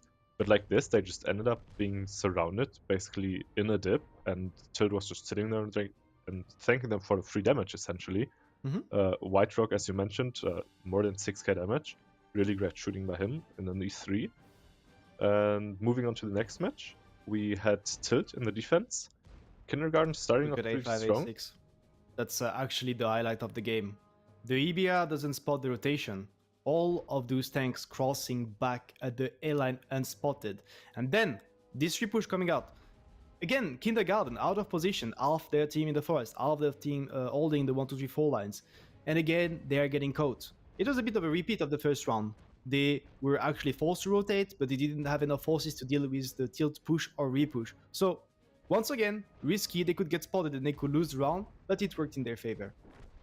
Yeah, but I feel like if you're down 2-0, you have to take some risk, right? Because if you just go for standard plays, you probably are not as likely to win the rounds, because Kindergarten wants to just play these standard rounds if they're up 2 points, because basically if you play standard and you're equally good teams, you will win 50-50 of the rounds, right? So I think Bunter probably wasn't expecting most of these risky plays from Tilt, and it's maybe also just, I don't know, maybe he didn't prepare well for Murovanka. Yeah, I think Muro, the issues like the timings, like what to expect from the enemy team from Tilt, and Tilt probably like they're at least out rotating, and on the first round also with the right call pushing, and then Toxic, we had the tiebreaker on Sun River, and in this situation you really want to kill Fly, take him out, but is it actually very possible? Do you have to pick straight there? I think Daki mentioned they should just pick and kill him, but if they do that, they would die, because you have Right Trucks, you have Itox, you have Jekafire, Timmy, Pika, all of those tanks that can actually shoot. The thing there, what you have to mention, what you have to highlight is the fact that Tilt, they were prepared, they were aware, they had those 2 chiefs back straight, they had the 2-2-7-9s on the mid, creating a crossfire. So also Right Rock crossing back with the chiefs almost straight. That was like a good read, good rotations, good reactions. Yeah, you mentioned it. Timmy and Pika and White Rock were all ready for this, right? So I think it's a matter for Kindergarten of timing, because if they push this middle area earlier, they basically deny Pika and Timmy from getting free damage onto the CSs on the 0 line. And also, you don't have White Rock crossing for free. So if they get the timing a bit better here, this might have been ending very different. So yeah, afterwards, Kindergarten, they actually tried to pull back, because we have to remember that they were on the defense, but then Tilt, they have an easy game. They just push and pressure the KJ line, they take the tanks out there with the help of the 279 on the mid Timmy, and you could see at the end they were 8k HP down, they were desperate, they were trying to push the base, but from the side of Tilt, we had a strong attack, holding well on Sun River and taking the victory. Congratulations to them, moving into the next round of the losers bracket against Aboba, and we have to say goodbye to Kindergarten. Jekifa on his track, maybe for the next Silver Fists, you know. I think he has 4 already. Maybe he can take his 5th here, or even some different fists, you know. Bronze and gold fists are still up for grabs. Ducky mentioned it earlier. Maybe he's hoping to lose the lower bracket final to get his bronze fist finally. But we'll see how they play out. I think we can first of all have a look at the community predictions maybe for the next match, which will be Aboba versus Tilt. So yeah, community predictions going Aboba's way. I mean, nothing surprising there.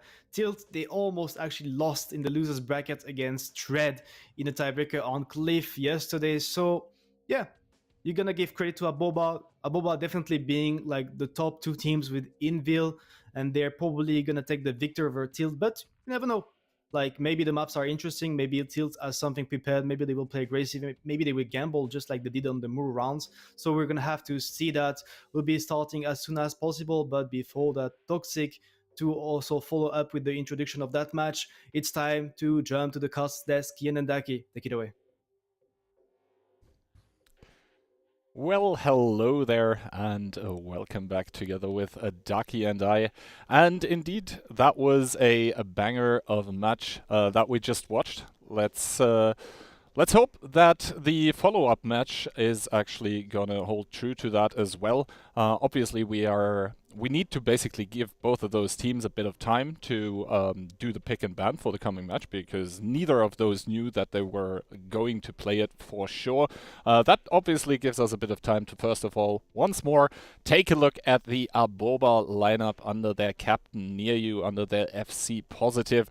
Do you think there is any weaknesses player-wise, or do you think it's just, you know, skill all over the place? I don't think we've seen them for enough time to really pinpoint. Let's put it like this: we haven't seen this team in action enough to like really pinpoint a weakness, to be honest. And also the games that they've been playing are in a way that there's not that many like individual plays that can stand out because of the way they're pushing, the way they're playing, right? They're always very compact, very together, fighting as a group. So I haven't seen any like super big failures from anybody. There was only the positive EBR on Prokhorovka defense, which we can't say it's, you know, it's a game losing play, right? I think that's fair. He needs to go take a passive bush that just outspots the 5 line, the 3 line, and he tried to go more aggressive, and we saw the result of that. But outside of that, not really, no. All right, yeah, the community predictions going into this one, we saw them already during the analyst segment, is about 70-30 the way of Aboba. To be honest, I think that's fair, just because of the way that we have seen both of those teams showing up so far. Tilt going down 2-0, then having to go through the tiebreaker against Kinder. Obviously, they are now coming off of a 3-game win streak, and Aboba is coming off of a lose against Envil. But to be honest, like with most other teams, or actually all other teams historically, those lose streaks against Envil are basically, I don't want to say a given, but like it's not uncommon to lose. Now the map pick and bans seem to be already done. We see Murovanka being removed by the side of Aboba. They probably saw how unpredictable Tilt played against Kinder. Then Ensk. I would say unsurprising that a team is banning out Ensk against Aboba. I think they had a really good showing against Envil there. Prokhorovka, the first map that we are going to see, followed up by Sand River, a feel-good map probably for Tilt at the moment, simply because they just won in the tiebreaker there. Then Cliff, Live Oaks, Himmelsdorf being removed, leaving Fisherman's Bay as a tiebreaker. Yeah, Fisherman's Bay as a tiebreaker is a little bit worrisome, like slightly. Let's put it that way. Slightly worrying if you do get there, because the defense is still, of course, favored. But outside of that, good maps here. Prokhorovka, Sun River being fine maps. And I think Prokhorovka is a good map for Aboba. They did show that they know how to play it. I mean, they lost 2-0 on it, but I don't think it was like really major things that stopped them from winning it. You know what I mean? Like especially the one there was the timer, and on the other one it was mainly just the like one mistake costing the whole game. I don't think they're going to be repeating this kind of stuff. You know what I mean? Yeah, exactly. I mean, positive misplaying is not something that we are used to seeing. Normally, he is known to be an extremely solid, if not standout player. But as we actually want to give a bit more time to the teams, I think that is actually the point in time where we point out that Displate is graciously sponsoring this tournament. Thanks a lot for that to them. And yeah, I actually have those Displate posters here right now. This is the small version. It's also basically Clan Showdown themed. I personally think it's quite awesome. And now if I can reach down towards the others, this is actually the large version. I hope I can get it completely in frame. And I have to say I'm a bit disappointed with the viewership currently, because as of now I have not seen any photoshops of me holding up Displates. So that was not something that I had expected. But yeah, thanks a lot to Displate. They have, I believe, over 1.3 million different kind of art styles that you can actually order for yourselves. And we even have a code through which you can get percentage off if you order Displates online. It's called VOD32. I believe you will be able to get up to 38% discount, so quite a lot. So please don't hesitate to check out their awesome stuff. I mean, their stuff is great. I mean, I have like 20 posters of myself, dude. So you know. Yeah, I don't know if I mentioned it yesterday, but obviously I will be taking home some of the stuff they sent over for promotion here, just for quality control purposes. That I can actually verify myself that the stuff is great. You know, it's I just want to personally make sure about this. Kihan, the kind of guy that would put the poster upside down. No, why? What? Anyway, I could just see it. Back to the match at hand. We already saw the pick and bans. Did you mention the Displate discount code, Oki? Yes, VOD32, up to 38%. Okay, just making sure. Yeah. Just making sure. And I'm pretty sure the mods in the chat will probably link the link to the Displate website. Actually, it's also in the article that is promoting this tournament. And yes, thanks again to them for being awesome and also for sponsoring this Clan Showdown. And yeah, I guess we can go back to the match at hand, where first map, Prokhorovka, Aboba played it already today, and yeah, the first round against Envil, obviously the time ran out, but they did look very, very good on it. They probably should have won it. You can argue that, well, if they want to win it, they should push sooner. The second round, yeah, you already mentioned that individual mistake that basically ended up costing the round, because all the rotations were cut off, and then a team like Envil is just free to do what they want. And if you give a team like Envil the whole map, they're just gonna run away. It's also the issue that they don't have anything else in the middle. Then usually you see at least teams put like a 279 there, so you have some part of the map spotted. It of course doesn't stop an EBR from going 2-line, but it stops them from going 6-line. So, you know, they have to make adjustments on that if they play the same defense, which I'm sure they will. They'll have realized it. It's basically not hard to adjust for them. The EBR opening is fine. You go with EBR, you spot the enemy EBR, you run away, and you go straight to the passive bush almost, because you do have, in their case, most of your tanks watching the 0-line either way. So if you get pushed there, they all die, them being the enemy team.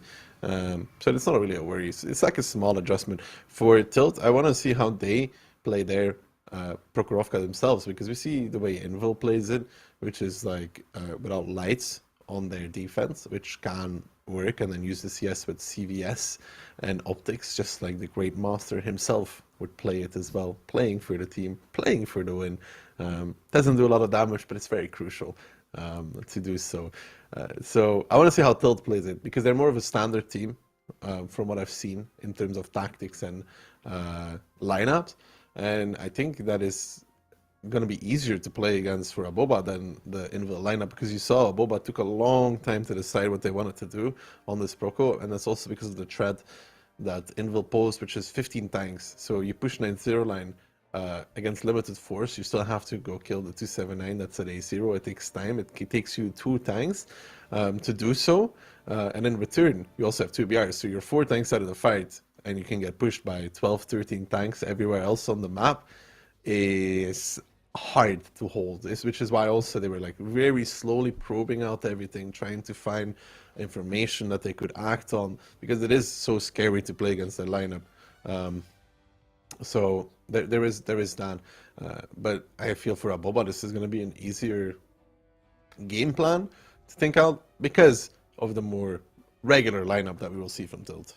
And yeah, let's have a look at the caster predictions, and I see all of us are basically saying that Aboba is going to just, you know, take this match and make it their own.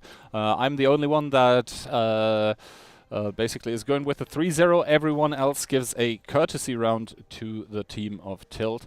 But heading into this one, also knowing how close, even though it was a 4-2 scoreline, how close the match in between Aboba and Envil was, I think all of us are expecting Aboba to take this one. That being said, though, Aboba, they have struggled also in the group stage a lot against other teams, not necessarily Envil. So probably they like to, or they look good playing against the style that Envil is playing with, but they probably have trouble, because I think in the tiebreaker of the group stage they actually lost against Goodnight Nomi.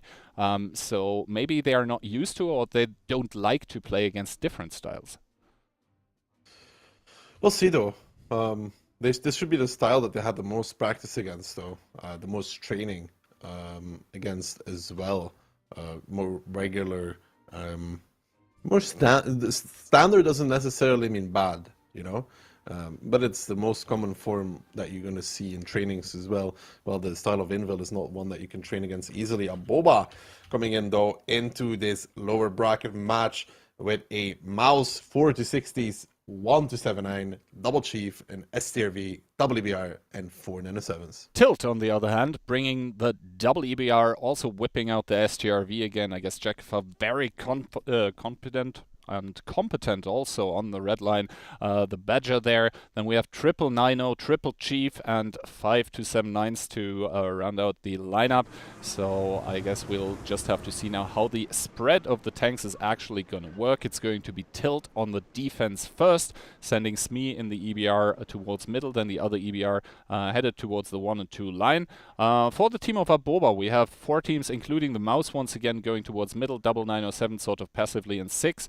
And 1-60. Oh, that was a crazy shot by Delconix. Full on the move, hitting Smee while he was going over the rails. Yeah, that's unfortunate for Smee to end up in that shot taken, but you could take even more for driving across the rails like that, Gihan. So let's just say better like this than not at all. You know what I mean? Because it is only one shot. I mean, it's an EBR. He's going to be passive here. Positive might give him a shell when running away, though, which is the danger, really, here. Positive. Ooh, yeah. big hit. Nice HE connection. Positive taking big one in return, though, 508. But the thing that remains is now that Smee is basically on a one-shot if Positive keeps firing HE. So he needs to drive away, and indeed it's going to be Magic to be taking his spot here, while Jackify is making himself nice and cozy over there in A1. I'm not a 100% fan of his camo spot. I think he's missing a tree push towards the red line. So if somebody pushes to the red line himself, he doesn't spot him immediately. It's a minor thing, but it can make a difference. Yeah, I think we saw it when, who was the chieftain that tried, or the 260 that tried sacrificing? Shifter. Yeah, that was Shifter driving over and not spotting the SUV because that had actually been set up properly. So we'll have to see how this ends up moving forward. Magic now probing on the hill. Positive spotting him out, but there is not going to be any damage taken. Positive actually going to respect that Magic is pushed up this far, is going to run down from the hill. And yeah, 2 minutes have gone. This means the initial stages of the battle have completed. Now Hannes in the monster position here, also with that CVS, but the push actually does start happening. Rambo is going to probably clear out Hannes, that then needs to make a run for it. And Hannes seems to have seen some bushes knocked over as Rambo and Hannes exchange spots. No hits as of now. Rambo actually does start taking one, and we'll have to see if Tilt comes in with a rotation now. Yeah, we'll have to see if they indeed do rotate off of this. Little taking some damage in the middle. Hannes still spotted out, but Smee there as a secondary line of spotting. It's a bit scary here for the Aboba team. It's almost better to swing again like they did against Envil, but it doesn't look like they're swinging this time around as they are just battering down. Positive though, I like this move through the outside. He's going to try and jump behind the team of Tilt to spot out the SCRV, and I think there's a little bit of an issue there that indeed the SCRV, oh, he doesn't get spotted. Positive doesn't actually fully go for it. Rambo's gonna go now, which does spot out the first EBR and the second EBR, but now the SCRV taking blind fire because Hannes is trying to hide behind Drakafa there. He needs to be careful not to let his SCRV buddy die for this. Hannes falling, but Neko Heinz into the grave as well, and yet the SCRV still farming away at this moment in time. Now Positive's going for it to spot out Drakafa. Finally the SCRV gets spotted. He should be falling very, very swiftly for this. And then we need to see if Aboba can close out the fight here. Old Kings is the next focus. I think Aboba has actually sent just enough tanks to win this. Here comes the reinforcements though. Link and Ricochet driving through the open. They know that if they win A2, they win the game most likely. But has Aboba done enough? I think this might be a really clutch rotation here from the side of Tilt in the nick of time. Pika still alive on 422 HP. Lancelot fallen. Pika following him back. Fly now down towards the two-shot himself as well, but Skittle still very, very healthy and Dry is in a good position to stay alive. Fly trying to pick up that 907, but he goes down, and this clutch rotation maybe not quick enough, as now Skittle and Beast will be able to close out Ricochet and Aboba with this straight 1-2 plow, making it through. Aboba does make it through in the 1-2 line, but meanwhile Envil in the middle of the map starting to overpush here, but this one's not looking good, especially for Destroyer that loses all of his HP basically with this one single move. Magic still from the sidelines trying to heavily tag Direwolf, but I think Aboba are about to clear it out in A2 as they do. And now it's only 3 tanks remaining for Tilt that are desperately trying to hold on, but they're not going to succeed, as also there is still Positive available on 67 HP with his EBR should things go horribly wrong, but they won't as Timmy drops down to a one-shot, and Tilt is going to be losing their defense pretty closely, but still losing their defense towards Aboba on Prokhorovka. I was gonna say that Hannes absolutely, how to say it nicely, made an inferior play that made his teammate lose 1,000 HP on the STRV. And how important is 1,000 HP on the STRV there? Very important. Yeah. Very. It's the difference between the STRV dying when he's spotted against the amount of tanks left and the STRV surviving and going despotted, by the way. Hannes trying to hide behind Drakafa. Drakafa took 2 more shots because of that, was dropped to like 450 HP. There was not that many guns left when they finally spotted the STRV key. There wasn't that many. Yeah, it was like there's a chance that he does like 3. Yeah, there's a chance he does three more shots Also, of damage. that 907 that survived, basically, if the STRV is still shooting in the sides, the 907 is. Bro, I just think they gonna win this. picked I up. think they win this if Hannes doesn't go hide behind Drakafa. Yep. I don't know. I also think Drakafa should have more than 1.8k damage in this game.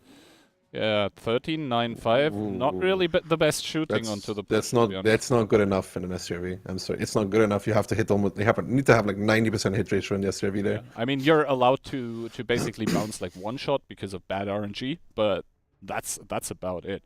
And from the side of Aboba, I mean, it was close, but in the end, just able to get the victory. Let's see how much damage the mouse bounced. Oh, only. I mean, I say only, but like 2k is. He's still at 3.5k damage again, by the way, in the mouse. Yeah, I think what the mouse is supposed to do is basically peek in the middle when the push happens, so that all the guns try and pen the mouse because it's like supposedly easy damage, right?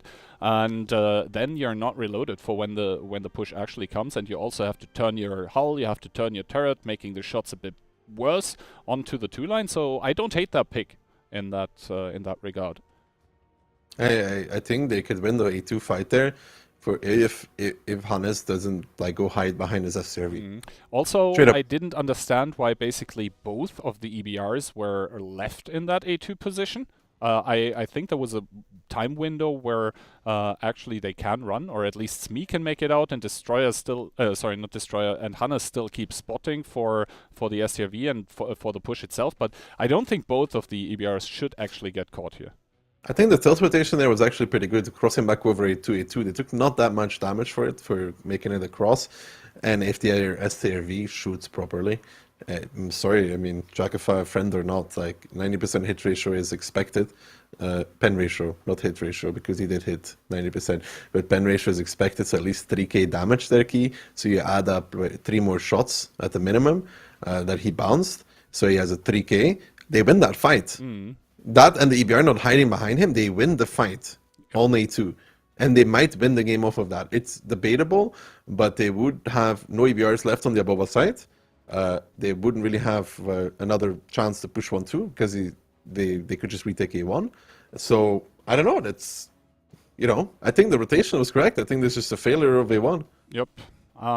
Yeah, we'll have to see if Tilt is actually able to turn off or switch off those individual mistakes, because that's in the end what it boils down to. Yeah, Tilt going into round number 2 with once again double EBR. Then we see a single STRV, 1 CS, triple Chief. Then we have 4 279s and 4 260s. 4 260s to round that up. Aboba, though, on the other hand, Key, look at their lineup. It is 6 279s, 5 Chieftains, a Badger, an STRV, and double EBR. Yeah, and if there was a word to describe the Aboba lineup, I would say it's chonky, if that makes sense. Chunky. I like him big. I like him chunky. Yeah, obviously Aboba now defending from the north side here of Prokhorovka. Sirius already in the STRV, getting sent towards the probably 0 line. There is a bush even in A0 in which an STRV can normally hide behind, and the actual amount of space, Hanna's there getting a good spot though. The actual amount of space where you can be overmatched by those 122mm guns from 279s and 260s on the upper plate is pretty small. Is it straight 1-2 for Tilt? They spotted everything here. They just drive down 1-2. They don't care. They just plow.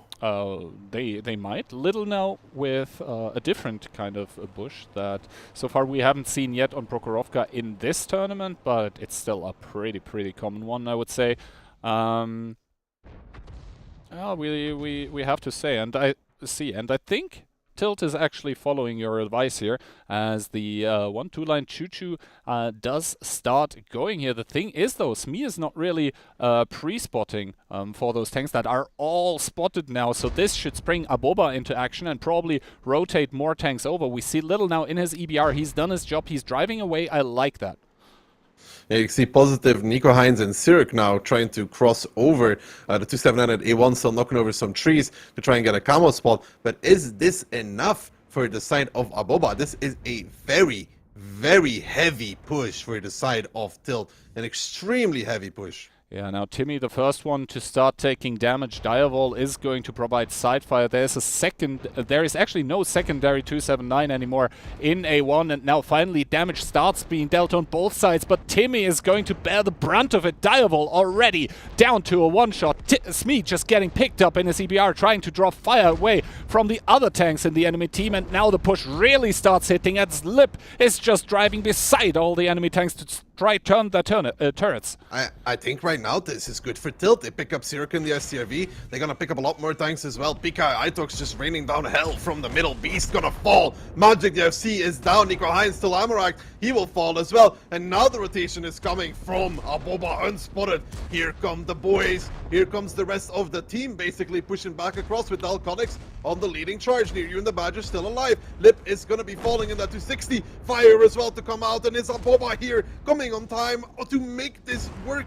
They don't have much left here for the side of Tilt. Destroyer on a mere 15 HP is going to be fallen. White Shock as well. And Aboba here with maybe a clutch rotation. Destroyer needs to go down. Drakafan, the STRV in this game, is probably raining down the pain from E1. But Link, Fly, and Old King's the last 3 standing. Pika getting set on fire now as well for not taking optimal padding down the 2 line. He drove over the top, and you can see the result of that down towards 500 HP. Another fire on Pika down towards 300 HP. Before he ever even got here, he gets picked up by Lancelot, and Link is now the last remaining chain in the link of Tilt tanks that has gone down. And Aboba coming back and keeping it alive. Aboba with the reaction just in the nick of time. That repush just hit like a truck, and now Tilt down to 7,000 HP. It did look pretty good for them at one point in time, but it certainly doesn't do so anymore as only 4 tanks remaining. Little does spot out Jackify here, who's gonna get shot at by all of those chieftains, taking heavy fire in the side. He's not gonna survive for much longer, and after this one it's only going to be 1279, 1 CS, and Hannes in the EBR, all of them spotted. Yes, Dreiser might go down here, but in the grand scheme of things, it's not gonna matter, as Aboba coming into this match saying we own it and we go to match point. Massive mistake there from Tilt. Massive mistake. Reinforcing a 3 again is useless for them. Pika, first of all, drove terrible. I mean, when it is terrible, you gotta say it. He drove over the top of the road, right? Like on top of the road, and that's maybe because he watched the Kihan map video guide where he says that you should always drive on the road. Well done, Kihan. Thanks. Yeah, good job there. I take no responsibility for map guides that I haven't even done yet, okay? Yeah, man, you said on one of your map videos, always drive on top of the roads because it's faster. And Pika, you know, he's a believer. He believes in Kihan, and as a result of that, he died. Well done, Kihan. Thanks. Can I get a hashtag? Thanks, Kihan, in the chat? I am not sure if Kihan, Pika even watched the video, okay? It doesn't matter. It's your fault anyway. But yeah, so the mistake there is to, first of all, they don't have anybody spotting the A-line crossing. Either Hannes or Smee needs to spot this, right? This rotation. Or somebody needs to spot this either way. And second of all, Pika going back there is pointless. They need to be winning the middle and 9-0 line at that moment in time. Because there is tanks in the middle from Aboba that can be picked up. The thing is, even if Aboba kills A2, right, Key, they cannot push out of it. You need to focus on killing Little there, who somehow survived. You need to focus on killing Little, killing the middle, and having the SCRV in E1. Because the push was so early that you have plenty of time. If it's a stalemate, where you control over half the map for Tilt, hey, that's good, man. You have the SCRV at E1. Where are the tanks from A2 gonna go, dude? Yeah, exactly. You have the middle. You can push up the EBR. You stop all rotations. And also for the side of Aboba, actually the EBRs went down. So except for Little, who was still alive, but one of the you can EBRs focus on killing was yeah, exactly. And you still had Hannes that was alive there until the end. That Healthy. Yeah, And healthy. that could do stuff for your team. So indeed, yeah, Pika just driving over the middle there, not really caring. I mean, it might be an FC call, but like even if it's an FC call, he should never drive like that. Yeah. If he actually drives on the left side of the road and his team focuses on winning in the middle, he could angle up, but it's still pointless. Yeah, and I mean, Timmy 0 damage, but he was first in the push, and Yeah, sometimes that does. just He was like the that. first. Smee wanted to clear A1, but there was nothing there. So good stuff from Aboba, not putting anything there. Yep. Shooting wise, still seems fine though. Not much to. And I mean, this time I guess we got to give him props because like the distance was so long, and also like the tanks by Aboba. I feel like side scrape off. I feel like it should still be better. It but, should probably. Then again, But like they didn't lose because of the SCRV No. not hitting 4 shots. no, it was different things this time. This means that Aboba is going to take their own map pick. 2-0 Prokhorovka. Pretty quickly done here. Both of the times it felt like Tilt was on the verge of winning A2, and both times, well, actually the first time the reinforcements by Tilt not being enough, and the second time the reinforcements by Aboba just arriving in a timely manner. Now we are headed to Sand River, the map that Tilt just got the tiebreaker victory over Kinder on. So we'll actually have to see how they fare here.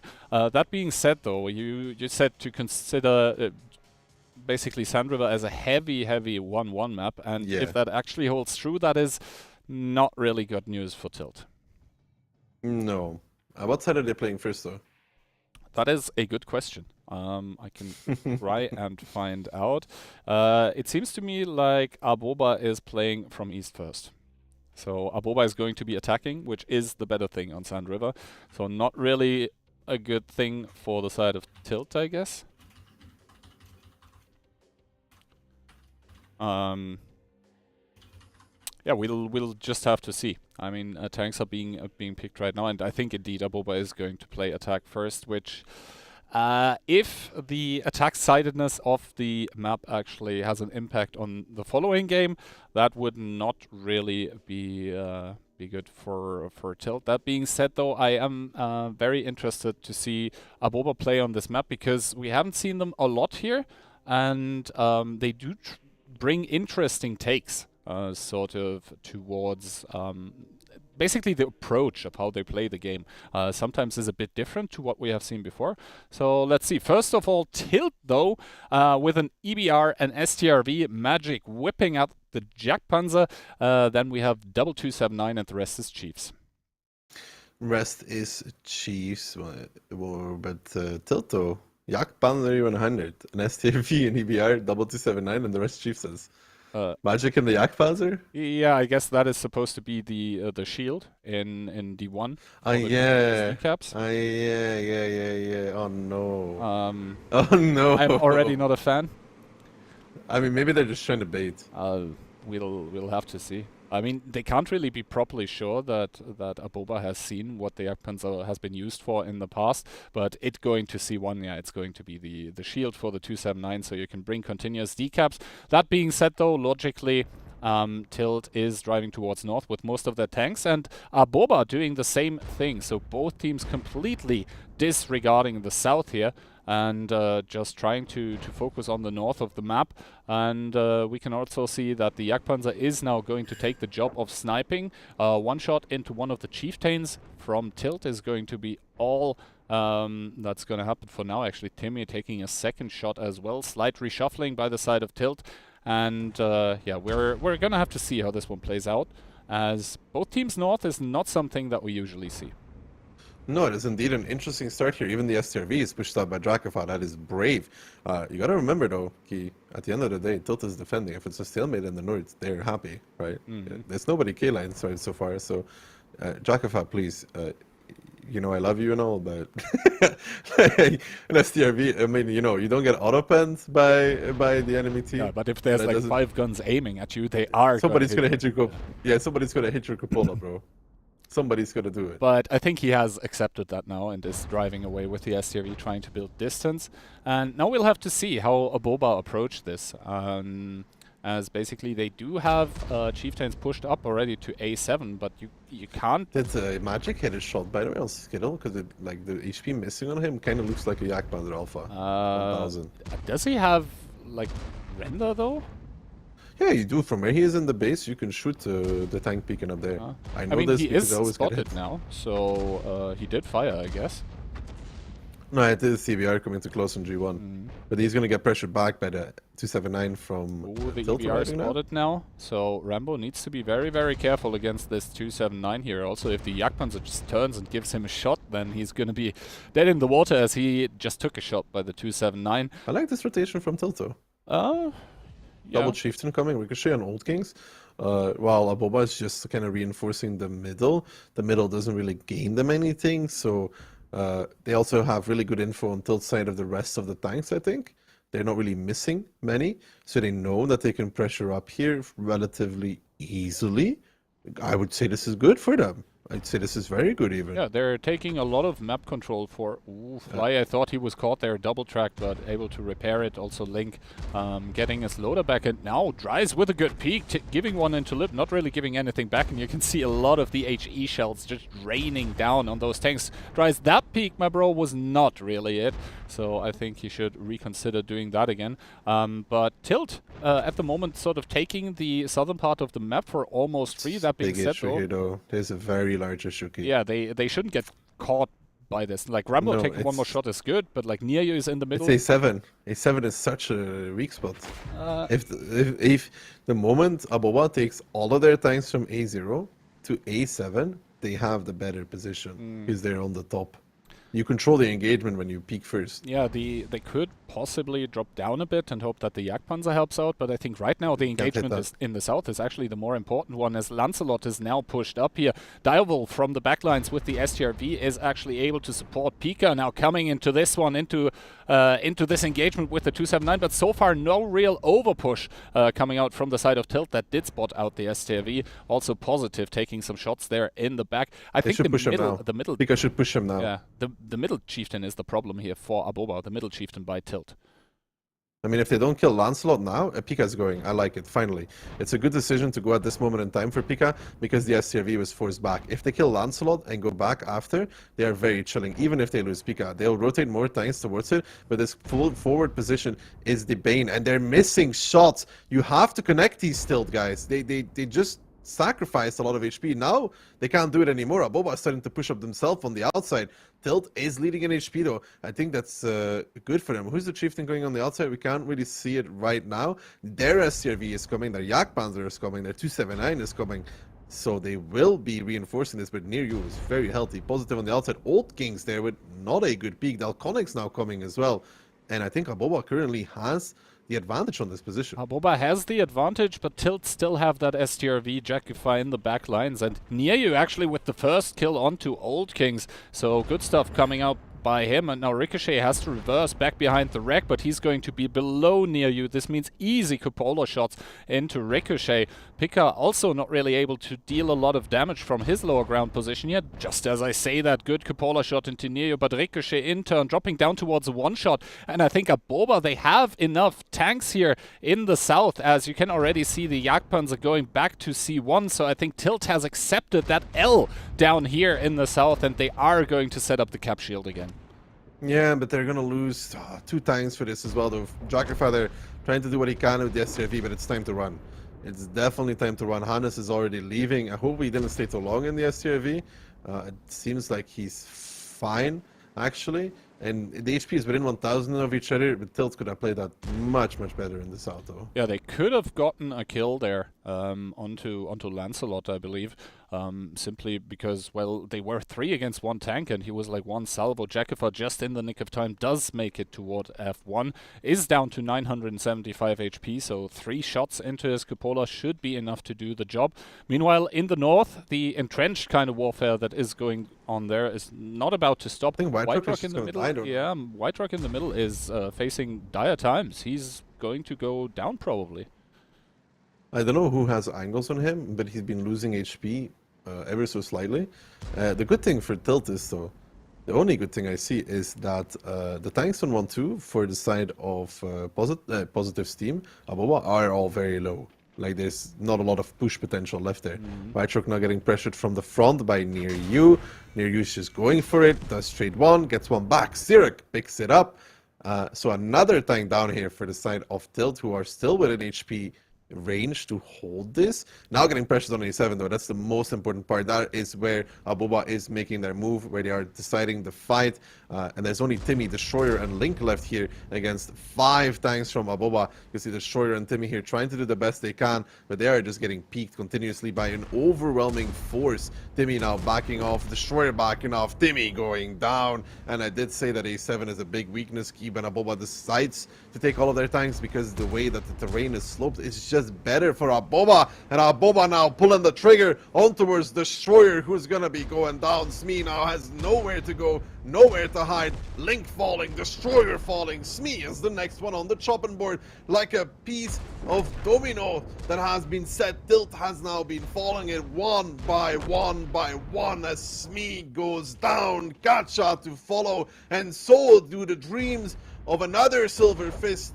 for our boy Jakify. Still here getting schooled by Aboba in a match that before it even started seems to be over. Hannes fallen.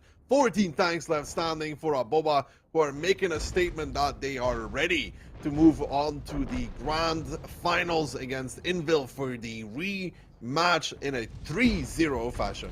Yeah, Aboba just methodically, calmly, every single move that they made completely thought out. Also, I want to highlight in the south there, Lancelot surviving. Not a good show by the Tilt players involved there, but really it's all about Aboba, who finish off this round number 3, 13 tanks alive for them, so it was never even close here. Aboba just showing how it's done and probably already thinking about the upcoming match against Tilt, where obviously they will be looking for revenge. Now, historically speaking, the basically the teams that came from the lower bracket always had sort of a bit of a difficult time because they had to show a lot of strategies and everything regarding this in the lower bracket final. But Aboba not even breaking a sweat here, so I expect it to be very, very evenly matched up in the coming match.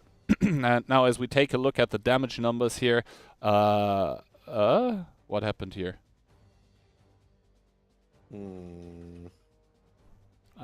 Yeah, I guess we just accept that red number there by Lip. Then Magic getting one shot of damage off, but I say it time and time again, I'm not a fan of sacrificing a tank just to get a position. Like, just to create a position. Let's be honest, Toki. I mean, Aboba versus Envil is indeed the best grand final we could wish for here. And Aboba does deserve to win this match overall. I mean, yeah, 3-0, and to be honest, like, only the first match looked sort of close, and the other ones were just Aboba completely owning here. So I am pretty hyped for the coming one. Very unfortunately for Tilt, their journey is over. They are going to have to wipe off their tears with the silver fist that they are. Don't think Magic is going to be too unhappy. I mean, taking third place is his first time as seeing in a big tournament. I mean, I'd say congratulations to Magic. I mean, it's his first time leading in a playoff stage of a tournament. He made it to third place, which is a lot more than many people can say that they've ever achieved. So, in no way, shape, or form should he be like ashamed of the performance he put. Exactly. Also knocking out Kinder, which is sort of a direct competitor, also for the players. Pretty good for them. So yeah, I guess they are going to be happy, especially since, well, it wasn't close against Aboba, so you can't really be mad. Anyway, I think we'll be heading over towards our analysts to see what Insane and Toxic have to say. Take it away. Thanks a lot, guys. And yeah, that's a victory for Aboba. Nothing surprising there. A very clean victory, Toxic 3-0. Even clearer than most of us actually predicted. I think only one of us didn't give Tilt one round.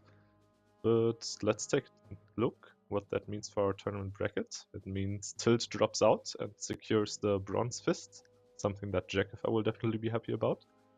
And for our grand final, we will have Envil playing versus Aboba, the repetition of match 5, and also of something that happened in the group stage already.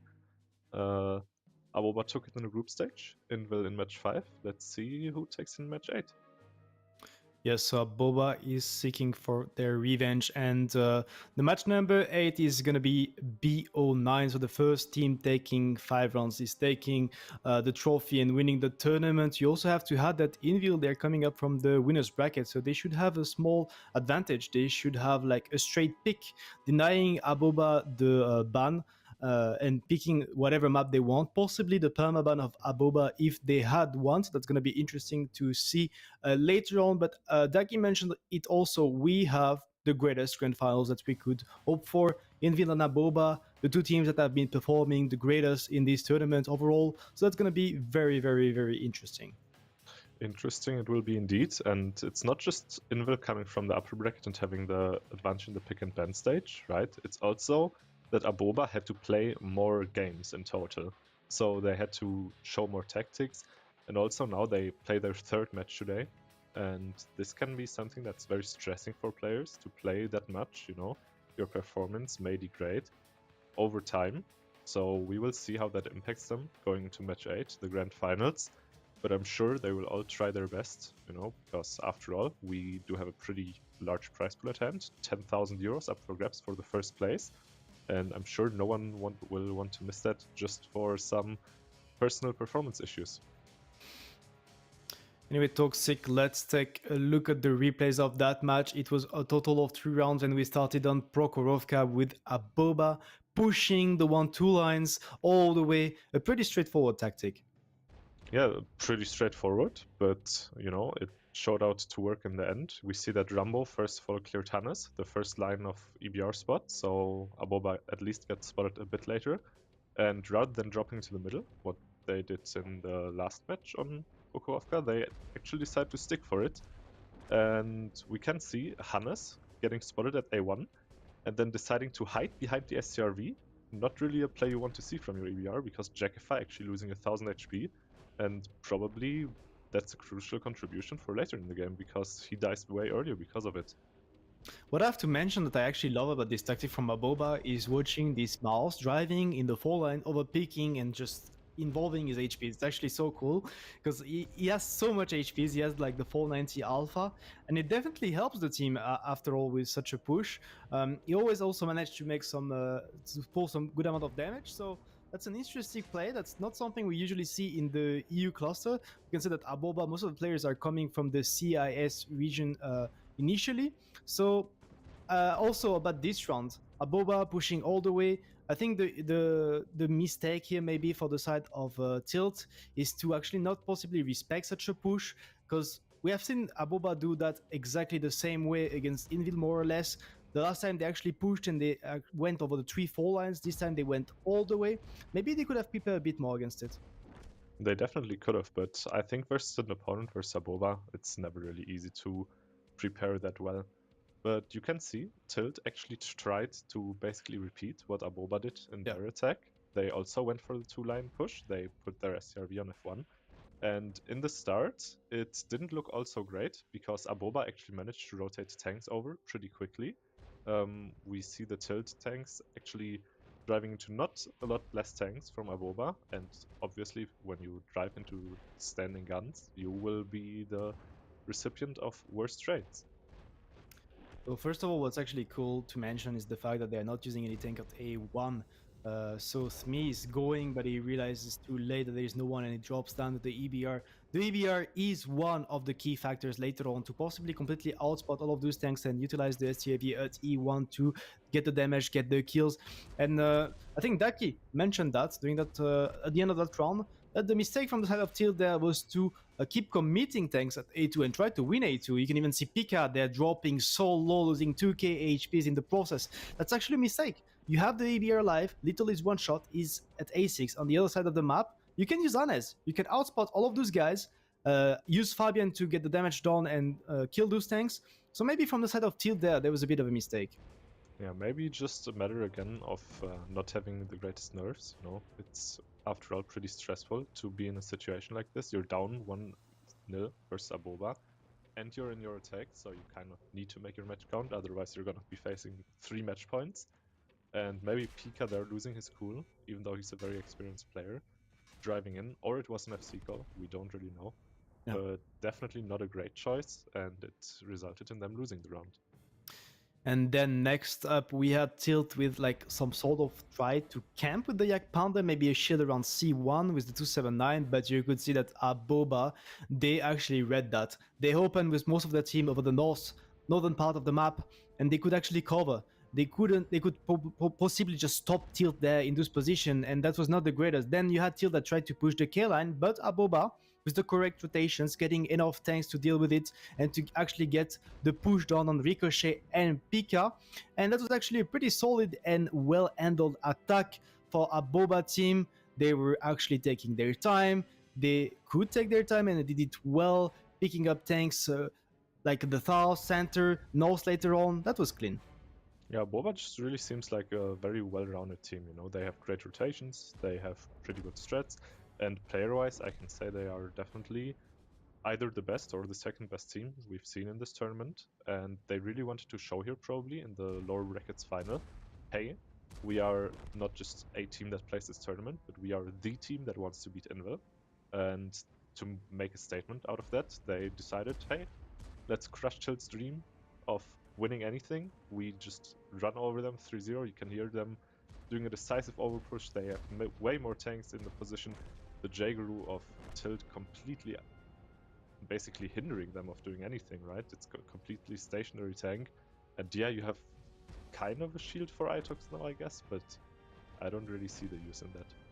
I mean, if they manage to push all the way to A0, that wouldn't be necessarily bad to actually lose that Yak Panda for the shield to get the decaps with Itox, but since Aboba had the right read and the right opening countering it, it obviously didn't work. They were winning everywhere, the south, the middle, the north, and at the end of the day, 15 to 13k HP left. What a domination from the side of Aboba. They're going to be taking on Envil in the grand finals. Toxic, we'll be watching that shortly. The teams are basically preparing all the pick and bans and stuff, but maybe you have something to mention or to show. yeah, Keyhand got the opportunity to show off his displays, and I actually myself also have a display laying around here. It's upside down.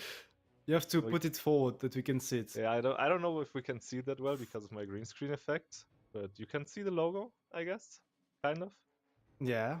It doesn't work all that great, but unlike Keyhand, I actually do have to pay for my displays. But I gotta say, it's a great investment. I really like the product. I have it actually behind me on the wall usually, and I gotta say, it's really worth the investment if you want to have a nice decorative piece in your room. And I'm actually not getting paid for saying that, unlike Keyhand. So just take whatever you want from that. All right, Toxic, thanks for that. And anyway, that's enough already from the two of us. And to introduce the last match of the day, our grand finals, Aboba versus Envil. It's time, the last time to jump to the casting desk. Kian and Daki, that's your time. Well, hello there, and welcome back at the Displate Casters Corner. And I think the rules for promotion for something like this is actually that you're not allowed to say something that you don't believe. So take what you want from that. I also only said what I actually believe in.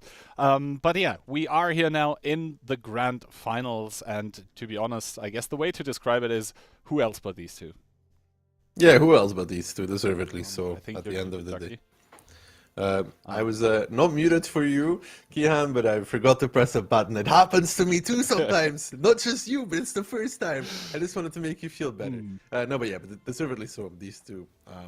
In groups, they fought off against each other. Aboba got the better than here in the upper bracket. Envil got the better of Aboba, but what a match it was and what a potential for more there was even in that match. It could have gone to tiebreaker, but now it all comes down to this one match. Envil against Aboba.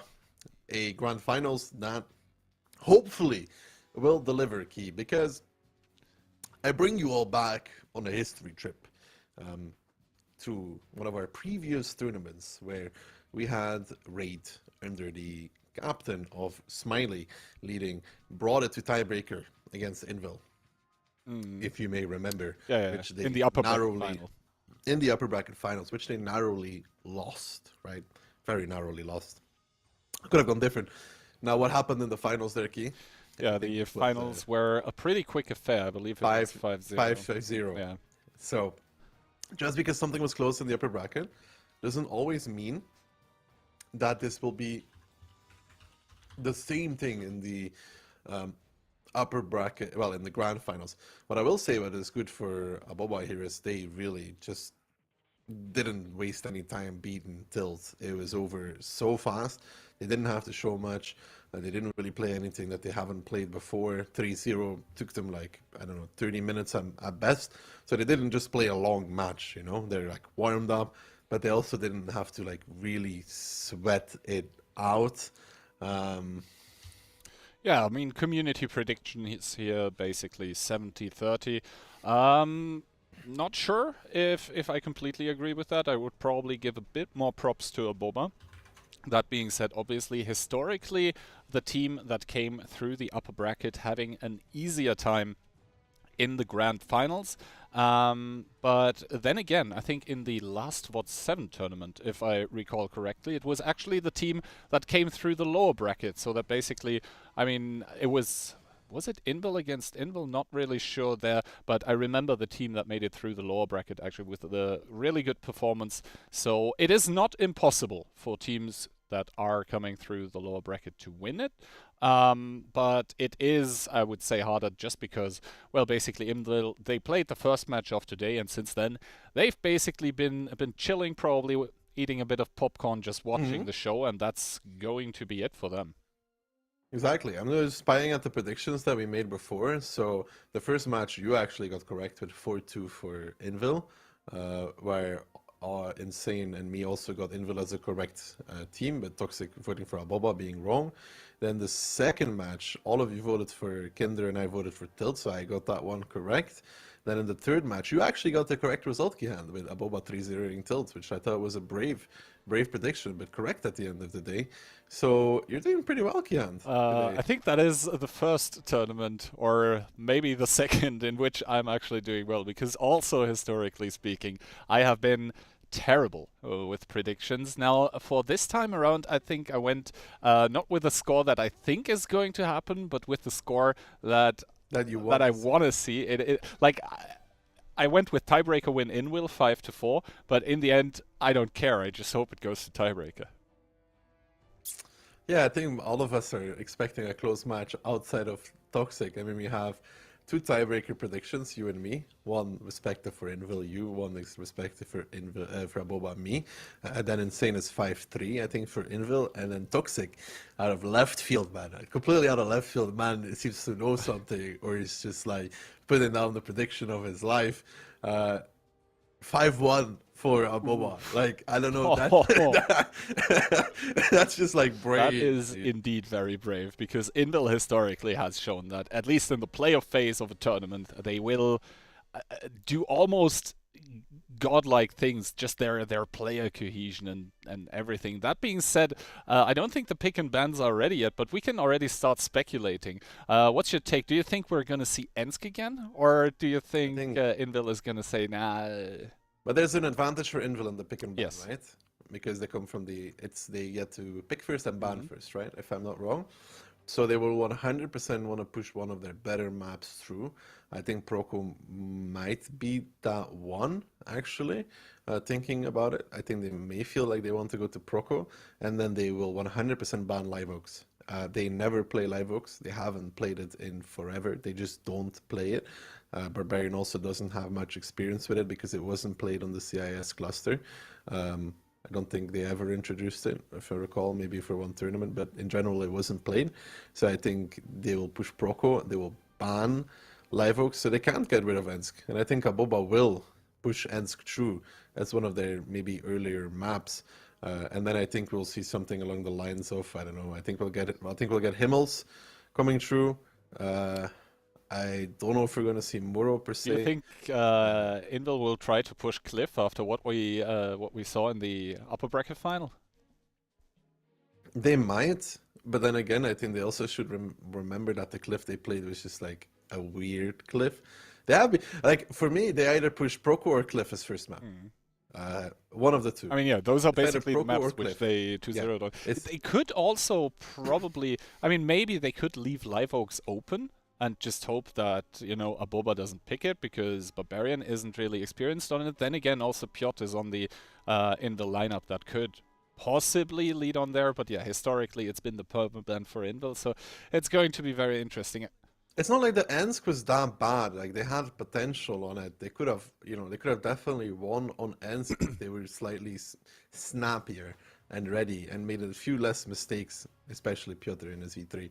So I still think they will remove Live Oaks. I think it's Proko Cliff being forced by them, then Live Oaks removed, then Aboba goes for Ensk, Envil goes for Cliff, Aboba tries to get maybe Himmels as fourth map, and then, I don't know, we'll see. Also, we didn't mention Fisherman's Bay, really. That would have been the tiebreaker in the for Aboba in the match against Tilt. So I guess they are sort of okay-ish with playing it. We'll have to see if they actually want to.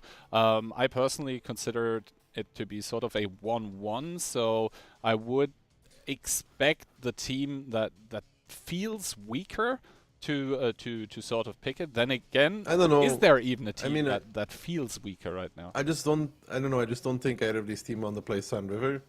I think my predictions is Cliff, Ensk, Himmels or Cliff, Ensk, then Himmels or Proko, and I don't know. That's the last one. Yeah, Fisherman's Bay if you don't want to go Live Oaks. We'll have to see. And I guess it's about to get revealed, and indeed, Cliff, we actually did pretty well regarding this. What do you mean? I mean, you said Cliff, and then I thought about it, and you're like, correct, but I knew Live Oaks was gone either way, even over Ensk, and then I knew that Aboba would push Ensk through, which then leaves Himmels or Proko, but Envil actually banning Proko. and Aboba banning more Fisherman's Bay is a surprise. I would have seen maybe Aboba pick Proko before it because they give the choice, right?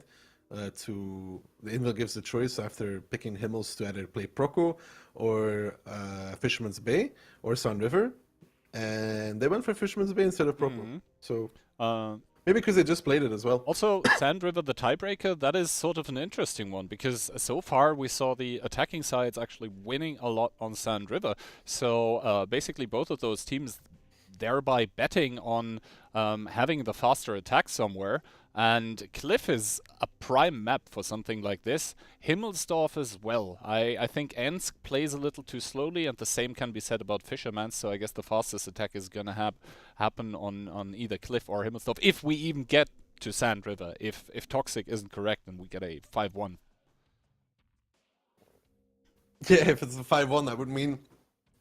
So for Toxic predictions to get right, we assume that by logic, Cliff is split 1-1 because they 2-0'd Aboba before on it, so we give them 1. Then Aboba would have to 2-0 again on Ensk and then 2-0 on Himmels. It's brave. It's very brave. It's indeed very, very brave.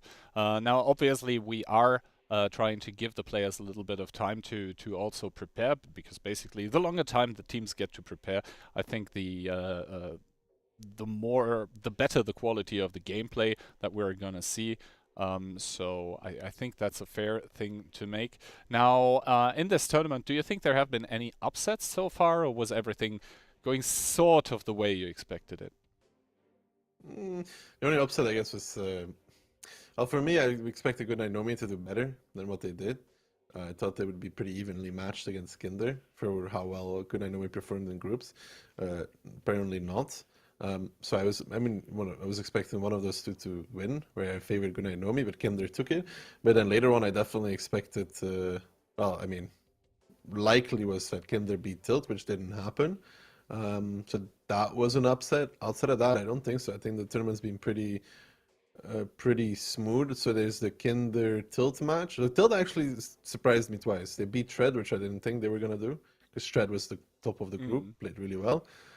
Yeah, that was they actually beat Thread and they beat Kinder, so that Tilt surprised me twice. Actually. That was for me. I think the sort of biggest disappointment maybe sounds a bit harsh, because then you're sort of putting down the teams that won against them. But Tread going out like in the way they did, they basically lost 2 matches on day 1 and then never to be seen again. Awful. After winning their group, like I don't know what went wrong in between group stage and playoff stage. Maybe the other teams just trained as maybe the maps favor them more in groups, because you don't pick them. Like I said, they're predefined. I was thinking of something though, Key. I think I can upload my own artwork to Displate. Do you remember this picture of you that was used as a camo and a logo, like the orc? Dude, what if I upload this to Displate, buy it myself, and then put it behind me for the next year? I would probably blush even more than I'm doing right now. Oh god. I think that's a great idea, actually. We can pull it, dude. It's gonna be fine. I'm pretty sure plenty of...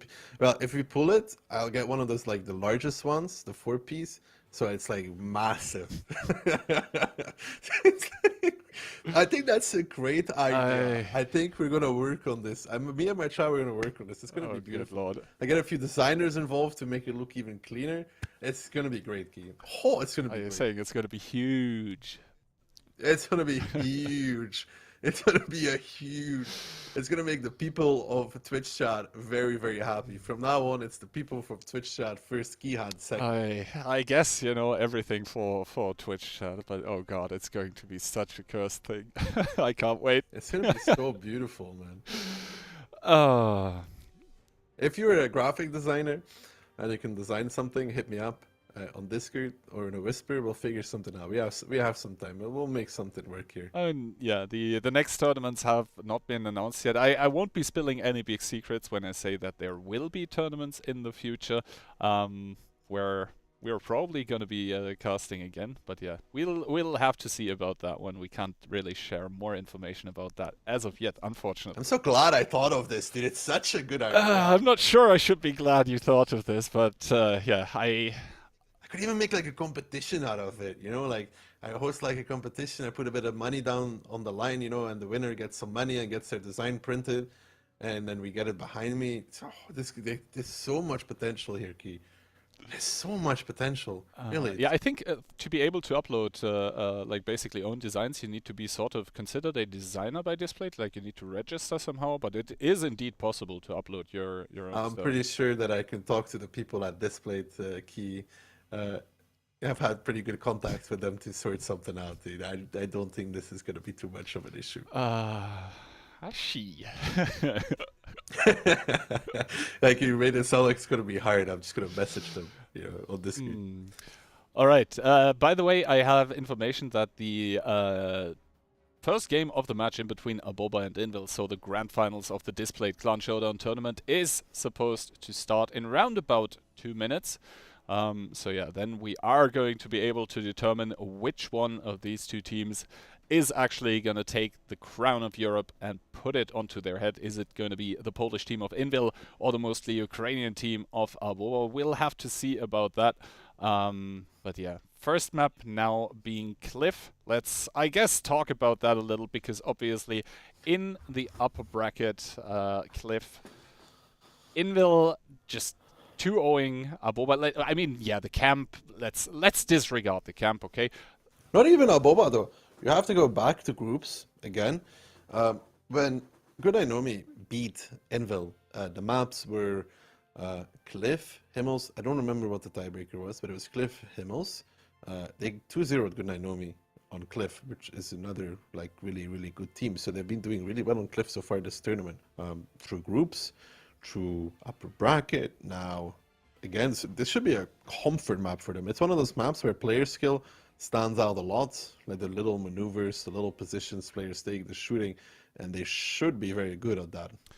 Yeah, then again, the first round that was played in between them in the upper bracket final on Cliff, that one was extremely close, where the 15-60s were brought out by the team of Aboba. That was like, I don't know, 5-6 shots could have changed the fate of the match there. And I think also if Aboba does a different call there, as we said previously on the 1-2 line, if they don't immediately commit with those 5 on lower, then they might also win that round. So definitely, I think player skill-wise, Aboba does stack up towards Envil. They are not hindered anymore by any kind of tanks or modules that they don't have. Both of those teams have everything available to them.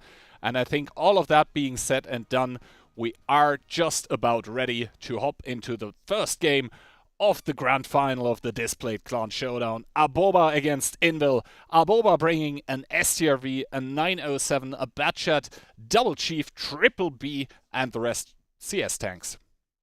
The rest CS tanks. The Envil lineup, however, TVP EBR coming out for them. TVP times 2, CS times 4, to 60 times 4, a 50B, and then triple 907 to complete this pack. Now, regarding the splits, the only one that is going to go lower side together with Nico Heinz is positive, and the 50B obviously to clip onto the CS is possibly going towards the hill. For Envil, it's 14 tanks middle and Mentos in the EBR spotting out that lower side. Well, he's going to be spotting not a lot there, and now we'll just have to see how this engagement here in the middle does actually go. Double CS being split off by the side of Aboba towards the donut to provide crossfire. All the tanks from both sides coming here, and Diabol needs to be a bit careful because there's double TVP on his side as both sides start clashing. Both sides starts clashing here. Diabol and the Batchat already taking the worst of it. Good pressure on the corner there coming out from Envil with those 260s. Gonmat, Panzer, Fury, and company picking up near you immediately. And the push through here coming from the side of Envil. They want to beat this Aboba lineup in the middle. Is this too much that they're trying to pick off? 3 times down for Aboba, 2 for the side of Envil. Dry's now trying to take the hill, but I don't think he's going to be making it up. As T-Sec falls, they're now pushing on towards Rainbow, but Dry is there from the ramp, picks him up in return. He's trying to get up in that CS, trying to survive, but a good focus fire from Envil will be taking him out of the match here. Now Barbarian with a good kill as well. Little, the last remaining tank here. Ignite coming out. Kubash now burning. Sirik in the STRV is actually laying down the law. He needs to survive, though. It is very important for his team. Barbarian, they're not in a good situation against Rambo either. Aboba is starting to stabilize now. Aboba is coming back in this one. That STRV from Sirok paying dividend. Aboba, with these positions, shut down the middle push from Envil. Exactly, shut down as Envil here, currently down 2000 HP, and Sirius there on a 2-shot, still not in immediate danger of being picked up. Piotrix there not with the best trade in the middle, and Aboba on the defense, you said it's stabilizing currently, and Envil need to figure out how to come back from this HP disadvantage because they do have one more gun. Rambo there is in a pretty isolated position because they can come behind him. I think he realizes it as well. He's just going to trade it out against Ketsai. Ketsai will kill him. Rambo will do one more shot, but I think this is actually correct. Rambo does not connect one, though. I think it's correct, though, because he knows that he's going to get pressured from behind. Now, Rainbow pushing up, tries to get behind the rock. Piotrix speaking out. Siruk, they're trying to stay alive, aiming towards Mentos, aiming towards Monster. Rainbow is getting crossfired for this. Now, this shot that Rambo missed earlier might be crucial here, as Rainbow might fall before he picks up Ketsai, and he does fall. Piotrix picks it up, and Rishik there in return getting blown to bits. 335 HP and gets killed by Siruk as well. Beautiful shot there from that STRV player. Very good stuff. But now the EBR sneaking through, though. Mentos is coming for Siruk. Mentos indeed is gonna come for Siruk here at the bottom. The thing is Siruk gonna be able to outspot him and basically drop down in time or not is the question, or will he possibly be able to give another shot into the EBR? We'll have to see. All of the guns obviously from Envil now trained towards this A5 position as Mentos makes his approach. He does spot out Sirius. Spots being traded out. One shot coming from the back lines from I think the TVP, and Piotrix is gonna be able to pick it up, but Mentos taking another shot for this. Yeah, Loki in the meantime going under, but Rexar already being back in the base is not good for the boys of Aboba here. Nico Heinz now trying to line up some shots against Rexar, is not getting it, but Piotrix here on a very high amount of HP may just drop down and take the CS out of the game. Yeah, we'll have to see. He does start to make his approach. First shot does connect. Second one, good stuff from Piotrix. Does decide to back up now, but it's going to be Rexar from the base to pick it up. And now only 3 guns remaining for the side of Aboba. And the thing is, Envil, yes, they have a lot of one-shots, but they also have 2-shots, and they can also take the base. As you said, that CS Beast is in a crucial position, but he is also lacking the HP currently. 348, that is a one-shot for Mentos. That is indeed, it's a one-shot for basically everybody on the team outside of Ketsai. And Ketsai surviving there against Rainbow. I would have almost liked to see them fall back into a more defensive position if you were Aboba at this moment in time. Before, you know, in the earlier stage, when they still had the Chieftain alive, there was no real need to push Ketsai there. He could have dropped down, reposition, get Siruk behind. But now Mentos does have a free reign in his EBR, trying to spot out Beast, not achieving it. Beast not spotting him either, and that will just start the cap. And that is not good for Aboba. Yeah, Mentos here now clearing out all the possible positions. Obviously, he has no information as to where any of the tanks are. That being said, though, Piotrix has found positive 2 quick shots in succession here into the 50B. Now Neko Heinz also does get found in the 907 on the rotation. Needs to be careful because the TVP is obviously going to be aimed. Neko Heinz starting to take shots here. I think that first one was by Mentos. Now the shots in the side not really connecting. But that is not going to be good because now the info on all the tanks by Aboba is in Envil's hands, save for the CS. That still remains a mystery. Piotrix is a playmaker here now in his TVP. He has everything that he needs. Oh, good blind spot shot. out Mentos. Good blind shot onto Beast. Yeah, indeed. Beast trying to retaliate, not getting anything. Ketsai getting spotted out, though. Gives one to Nico Heinz. Good shot by him there. Positive taking wall as well now. Now Piotrix starting to lurk from the lower side. Envil doing a master class here at chipping away the HP of these tanks from Aboba. Barely losing any. Doing a ton themselves in retaliation. And Aboba here, too many guns to play against. Exactly. Now Positive has been found once again by Piotrix down to 633, and now Orzek coming from the side. Positive is sort of awaiting someone to come from there. We'll have to see. They've spotted each other out, but now the problem is Orzek even getting the jump on him, and Piotrix is going to come from the back and backstab Positive. That makes 2 tanks remaining for the side of Aboba. make that one as Beast in a CS also gets found, and now it's only Neko Heinz in the 907 remaining at the base. And to be honest, a valiant effort by Aboba to try and stay alive for the remainder of the game, but I can't help but I can't really shake the feeling that they wanted to do too much after the initial engagement had settled. Yeah, there's a few things there. You know, this repush onto cat side that cost them the full HP chieftain. They were definitely able to fall back into a more passive stance even. And also, I think they pushed down 1-2 way too late. For what it was worth, they took a long time to do this, and by the time they actually did, when they committed their CS there, Rexer was already at B3. I mean, we see only 2,400 HP remaining, so basically Envil just doing a tremendous job here of just keeping their one-shots in the game. That was crazy gameplay by both sides. I think that the big problem was probably that one shot onto the 907 that basically, yeah, probably lost the game because Even if they kill Katsai though, the chieftain still goes down. It's the same result. They kill Katsai, they have one less tank. Rishek doesn't need to peek this, by the way. Rishek went down for that. So even if Rainbow there kills Katsai, right, there's still the result that the EBR goes and kills the STRV. In either scenario, the STRV dies. Yeah. I mean, in the end, it sort of looked okayish at one point for Aboba, but you got to give it to the Polish team. Envil just, you know, perfectly playing this one out, just showcasing how the superior amount of guns can actually carry you through the remainder of the game, even when you're down in HP. That was just incredibly well played. And Katsai there, I mean, 5.3k, that's not a score that you see often with a 907. No, very good stuff there from Katsai in the 907. Doing a tremendous amount of damage. And I feel like Aboba could have held this. Again, I think them pushing down 1-2 was very, very slow. They had an opportunity there to take it before Rexar came, and it could have made a big difference if they did. Yeah, in the end, a pretty good game. Very, very close as well towards the end. So exactly what we like to see, right? Can't wait for the second round, which is scheduled to start pretty soonish. But yeah, I think, like, obviously it's best of 9, so 1-0 doesn't really mean much. But Envil just showing up and showing that on an individual level, they're not only able to face off against Aboba, but I would say with a few outplays here at the end, show that they are possibly individually superior, might spell a problem for Aboba moving forward. Then again, it is obviously the map picked by Envil that Aboba was not able to avoid. So keep that in mind. Yeah, but there was good pressure there from Envil straight onto that corner near you, just dying by himself, doing 2 shots of damage.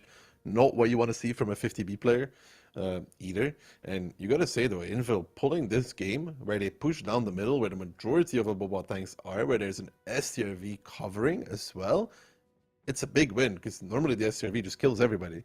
Yep, they were doing a good job of hiding behind the houses, not really giving the STRV any angles to sort of work with. And then also like that mindset to basically say like, hey, we don't care if there's an STRV covering, we overpush regardless. Anyway, Aboba slightly adjusting their lineup compared to what we saw last time.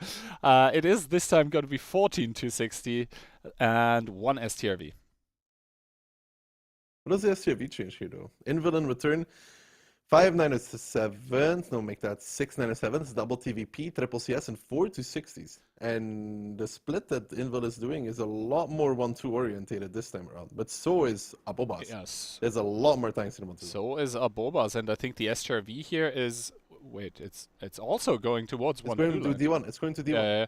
So we'll once again have to see. Now, Aboba and Envil both make the call to commit in here. The 260s will be looking for those rams, but the 907s are not really giving it to them. First pickup immediately, Crespix getting focused out, and now the Envil tanks from above are also going to hit like a truck. The double CS it does make it over for Crossfire, and now chaos ensues. chaos ensues as now you can see the banks from Aboba actually pressuring the left-hand side of the donut. They're pushing towards Mentas, they're pushing towards Piotr. Diavol just going straight in, does not care. Dries is now pushing across as well, but he could be taking a lot of damage on this crossing. He seems to survive though, does get set on fire, but they do get Piotr out, which is very, very crucial here. Sirak in the STRV is trying to put the pressure down. He's getting pushed by Ketsai in return though. So Ketsai though getting focused here by the boys from Aboba. If they were actually one more shot, Ketsai I think might be able to pick up Sirak because of this though. I don't know if he tracked him or not. It's very important to know if that STRV is going to survive or not. One non-connection there, but here comes the repush from Aboba. What seems to be into the lower side, on towards DJ, and towards Panzer Fury. They're up in HP as well now. Nico Hines needs to be careful. Sirak just doesn't care. He's going into D1 and Ignite coming out on towards Skittle by DJ. Rainbow falling here as well. Fury there against Skittle and DJ helping him from the side. Now the peaks from behind as well. DJ falling, Panzer Fury falling, Panzer Barbarian pushing in with his 907, the FC on the charge. But Sirak is there though, covering this. This is not the push Barbarian whatsoever, as now Aboba on double the HP come back in. They're 260 push working out here against Envil as Disek gets smashed to that. It's just Kubash, it's just Piotrix, and Aboba to make it all even. Aboba finally able to find the proper engagement against the team of Envil on the lower side. The STRV not getting tracked and able to basically pick off that 907, the crucial deciding factor of this game probably, as he would have been, or he wouldn't have been able to continuously support on this lower side. Now Aboba cleaning house here with Envil in this second round. They're gonna equalize it, and they are gonna say that, well, individually maybe in one round you can outplay us, but not twice. There's a lot of stuff there from Aboba, which is good that they did, that makes sense. There's the adjustment from both teams. They said more 1-2. This is fine for Aboba, I guess. It's fine for them because they now have even numbers, or not more, fighting in 1-2. So good for them in that regard.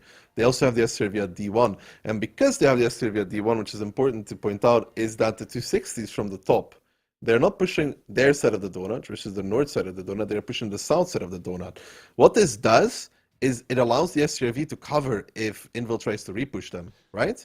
And on top of that, you have Dries, and I don't know who the second one is, pushing towards Piotr and Mentos, who were in his shield. Mentos and Piotr were in his shield. Killing that is super, super crucial, because otherwise there would be a massive thorn in the side if they survive. So Dries and his fellow comrade there coming out and doing what they're supposed to, killing that shield. And then Envil gets stuck on the north side of the corner.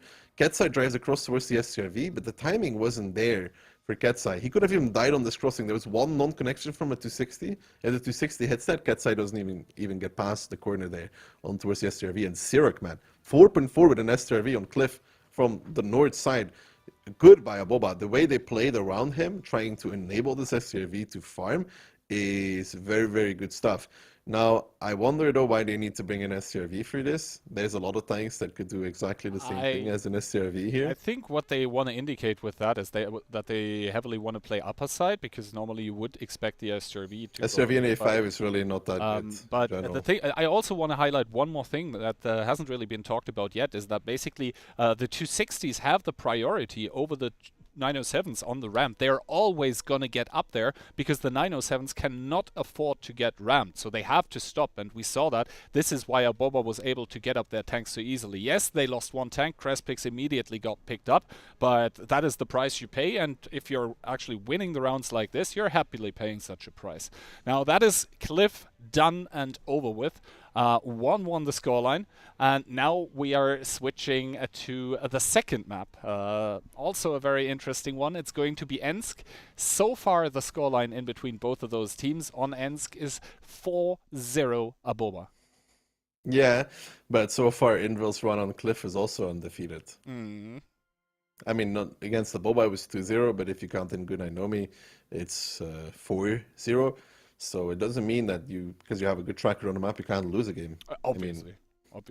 I'm just the good thing about this Cliff is it could have been 2-0 for Aboba, it could have been 2-0 for Envil, but it's 1-1. It's perfect, actually. Yeah, it is indeed perfect, because it means more games. Now, Ensk, a different kind of beast. Obviously, the gameplay is going to be a bit slower paced. It's going to go from, chaos and clash and action everywhere to bruising in E3s and E4s. So I also like that the different kind of maps with different kind of metas demand different playstyles, many different playstyles from the players here, so that you can't just win a tournament because you're good at a certain thing. You need to be master of everything. And now Aboba coming into this one with 1 E4, then we have 5 E3s, and that's going to be 9 279s. 9 279s to round it up. Envil with their 279 squad as well, which I think is 8, because they have 3 chieftains and 2 E3s, 3 E3s and an E4, which is 7, so 8 279s. Exactly. I basically, my bridge to remembering this is always that I know that, you know, it's 15 tanks, and if you split that and put 1 more tank on one side, then it must be 8 and 7, you know, like. Very smart. Marinka taking a blind shot there from Barbarian. I think that was That's just like- to destroy the wall, and yeah. Yeah, it was to destroy the wall, but Envil's very heavy field. But in return, though, adjustments here between both these teams and the way they play. So Envil's going heavy field. Ignite from Ketsai coming out, though, on towards Diavol. Luckily enough, he still has plenty of HP. But the adjustment here, key, is that both these teams are playing heavy field. Now, the only mistake here that Aboba can make is to bring more tanks to the field and get slowly surrounded. That would be an issue. Yeah, we see now the initial punishment a lot better for the side of Envil. And other than that, basically now trading is gonna just start here on the rails with the E3s, just trying to get the jumps onto each other. That being said, Marinka takes a big one to the face. It's getting retaliated onto Sokar. Marinka had to repair his repair kit, his ammo rack though, and taking another one down to 414. And the thing is, as soon as you lose control over those rails with the E3s battling it out against each other, that is the bad point in time where you cannot really rotate anymore. Delconix taking the next one on the side of Aboba. Yeah, so far the E3s from Envil superior to the E3s from Aboba, winning the trades there. However, there is more E3s for the side of Aboba, so they can afford a few slightly negative trades. But what I will say is that what is good here for Aboba is that they stopped crossing with those 279s, Sirik and the one at K1. If they kept crossing with those, it would not have been good. But they didn't. Near you is now starting to pressure the second rail, actually, which is a brave move, while Little is going to be supporting him in between the gap, but Little's immediately taking a shot there for this. Yeah, exactly. And this theme of the Envil E3s just trading better does continue now. Ketsai there lining it up against Little, who is already aiming down this, but it's there. Finally, Ketsai does get spotted, and now near you is also spotted. That is an E3 that has pushed up super far. He's even taking shots from the side now. Piotr now taking a huge amount of punishment. Ketsai getting set on fire, so this bait here sort of is working out pretty well right now. I mean, near you does get shut down though. I don't know about this near you play. I mean, he drives down the second rail, he dies for this. They don't get a kill in return. Ketsai hits another big one against Little. Aboba currently getting out-traded. I mean, Tisek is slowly dying to Coppola shots because he can't fully hide there. So that's a bit going back in the favor of Aboba. But they have 3 E3s that are on a one-shot right now. I mean, for the side of Envil, Piotr is a possible one-shot on 750, but we'll have to see. And so far, only 3 minutes gone, and Piotr actually able to pick up Little. That is the second E3 gone for the side of Aboba. That started with like 5, I believe, so normally they should have priority over the rails, but that 3v5 is currently heavily favoring Envil. Yeah, and Envil also up 5,000 HP at this moment in time is a more significant thing. The good thing here is that they have tanks in the in the field, not in the field. They have tanks in the city to hold these pressures. Sirik there taking a shot though in his 279. Sees Piotr's crossover, needs to be careful because Sokar is speaking him as well. Could take another shot of damage there in that 279. That is Mentos. Now Sirik backing off. That's Sokar now coming in. Envil 6k HP lead. Good stuff here from them. Marinka going down. -3 tanks here for the side of Aboba. -7k HP as well. Envil showing right now on this side of the map that they are just winning the trades.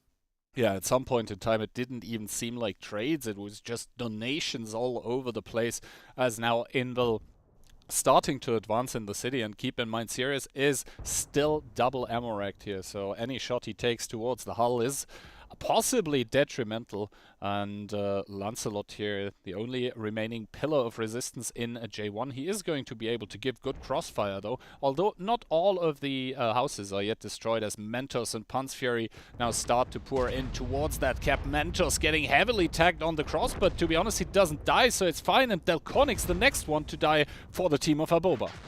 Yeah, now Lancelot coming in from the side trying to help out his teammates, but Positive has like nowhere to go in that E4. He's gonna deliver a big shell, but that's another tank down, being Sirak in this case. And now just this choke hold here from Envil on towards Positive. Kubac is just gonna go and fight this 1v1. They're pressuring on the 0 line as well. They're pressuring the city. They have so many extra guns in the fight at this moment in time that they can afford this. They also just have about 10,000 HP lead on the boys from Aboba. Unless Aboba pulls off something miraculous here, they're just gonna get clean swept by Envil, who has yet to drop a single gun, as now the boys from Envil just surrounding Aboba, showing them how it's done from Ensk North and showing them that you may have gone for 0 against them before, but this is a show of force, as Envil with still 17,000 HP, and every single player alive in this battle is gonna pick it up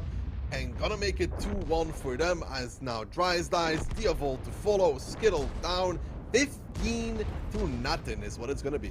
Exactly, Rishek driving in here now, still on a 2-shot, so we'll have to see if they're able to even secure a single kill. Now Rainbow down to a 1-shot, and no, it's going to be the clean sweep. It is 15-0. What a statement by Envil.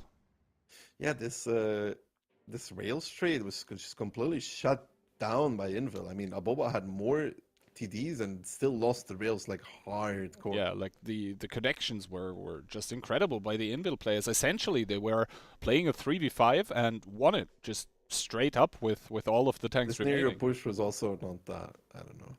Yeah, I don't know, like Piotr, yes, he takes a lot of shots to try to cross over and punish, but in the end there was no proper punishment onto the tanks that went onto Neo. And I guess we have to take a look at the pen rates by those tanks. You have 4-2-0, 2-2-0, so just across the board a lot of bounces. Now Nico Heinz, the only E3 that was really able to show up. And I guess once we get to the upper players by Envil, you can see the triple E3, basically all of them in the upper half. It's like 10-6-5, that is acceptable. Yeah, also 9-8-7, that is really good from Ketsai, and Piotr there from the back also with 11-10-7 in the E4. So I guess just individual skill carrying Envil here. Just better trades on the rails, man. Just better trades on the rails. And you know, once the rails start getting lost, Envil's able to rotate across back and pressure the city with enough tanks to. I mean, if Aboba is able to win the rails, they control that rotation. But now, because Envil wins the rails, they can just control the rotation themselves, not allow anybody to cross back over, and they just pressure more towards the city. They kill the 3 tanks there. They put a chokehold on Aboba that's not recoverable, and we see the result. However, silver lining for Aboba, north side is favored on Ensk, just because you have the initial damage on the crossing. The rails are a bit better for you. It's very hard to make a map that is balanced in both directions, unless you make the map like fully symmetrical. At which point it does start to become boring. We'll have to see. Sides are. I disagree, but you know. I like to have quirks here and there. Anyway, sides are going to be switched now. Aboba once again in this match here, trailing 1-2. Envil was able to secure the round on Ensk here, and now Aboba will have to show that you know, the 4-0, now a 4-1 wasn't a fluke. They need to show us that yeah, basically they can also start winning trades on the rails. We'll see. We'll see if they can do it. The lineups will tell us a lot in this regard, what we can see. It depends. Do you think either team is going to switch for this game away from like the E3, E4 meta? No, the question is how many TDs do they play? And then you also have the V4 shield that we've seen as well. Do they play this? Do they not play that? Do they play just E3s? Do they push city?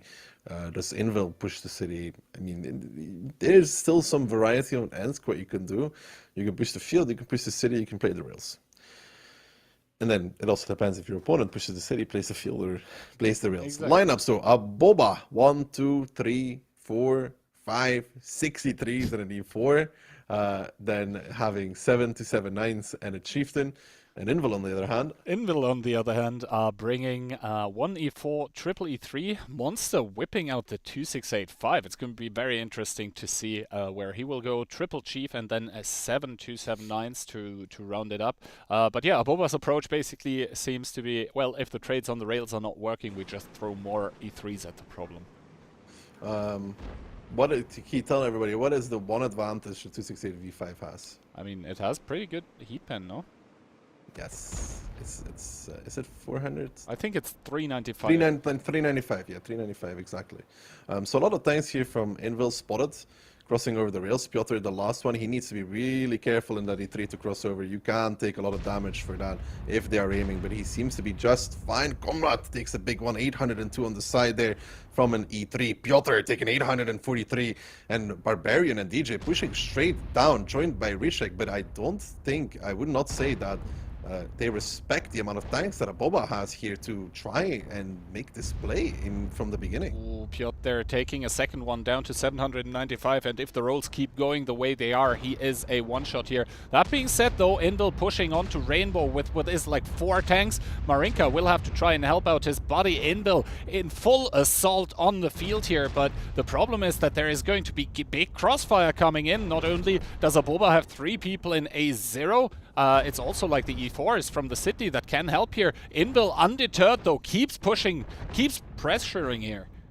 Yeah, but like, look at the damage they have taken. 24 HP remaining on their team, and A0 is a stronghold, a bastion that they will not break. They finally take down Marinka, but Diavol still tanking like a champion there. Tisek, Orchek showing everything they have at him. Rishek, Barbarian now peeking from the backside as well. Still 9,000 HP lead here for the side of Aboba. Diavol yet still alive, still not dying. Sirik now starting to peek out as well, trying to get some shot. And now the push down the rails comes from Aboba. Even if they give up Diavol, what has Envil really achieved outside of death and demise?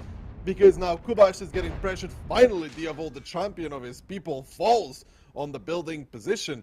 But as we look at the state of the battlefield, yes, Envil is up again, but they all half dead. Yeah, I mean, the meme is probably gonna be, did you kill Diavol? Yes, what did it cost? Everything. As Aboba do get the pickup onto Kubash, onto Tisek there. So now finally also ahead in guns here, reflecting the HP. That is double right now for Aboba. 24,000 towards Envil's only remaining 12,000. And yes, they're going to pay a bit for pushing here, but in turn they're going to be picking up Piotrix, and after that they will probably continue on. And yeah, I guess as the dust settles here, we probably have to agree that the 2685 wasn't the problem. Yeah, no, that's okay. They lost because they picked the V5.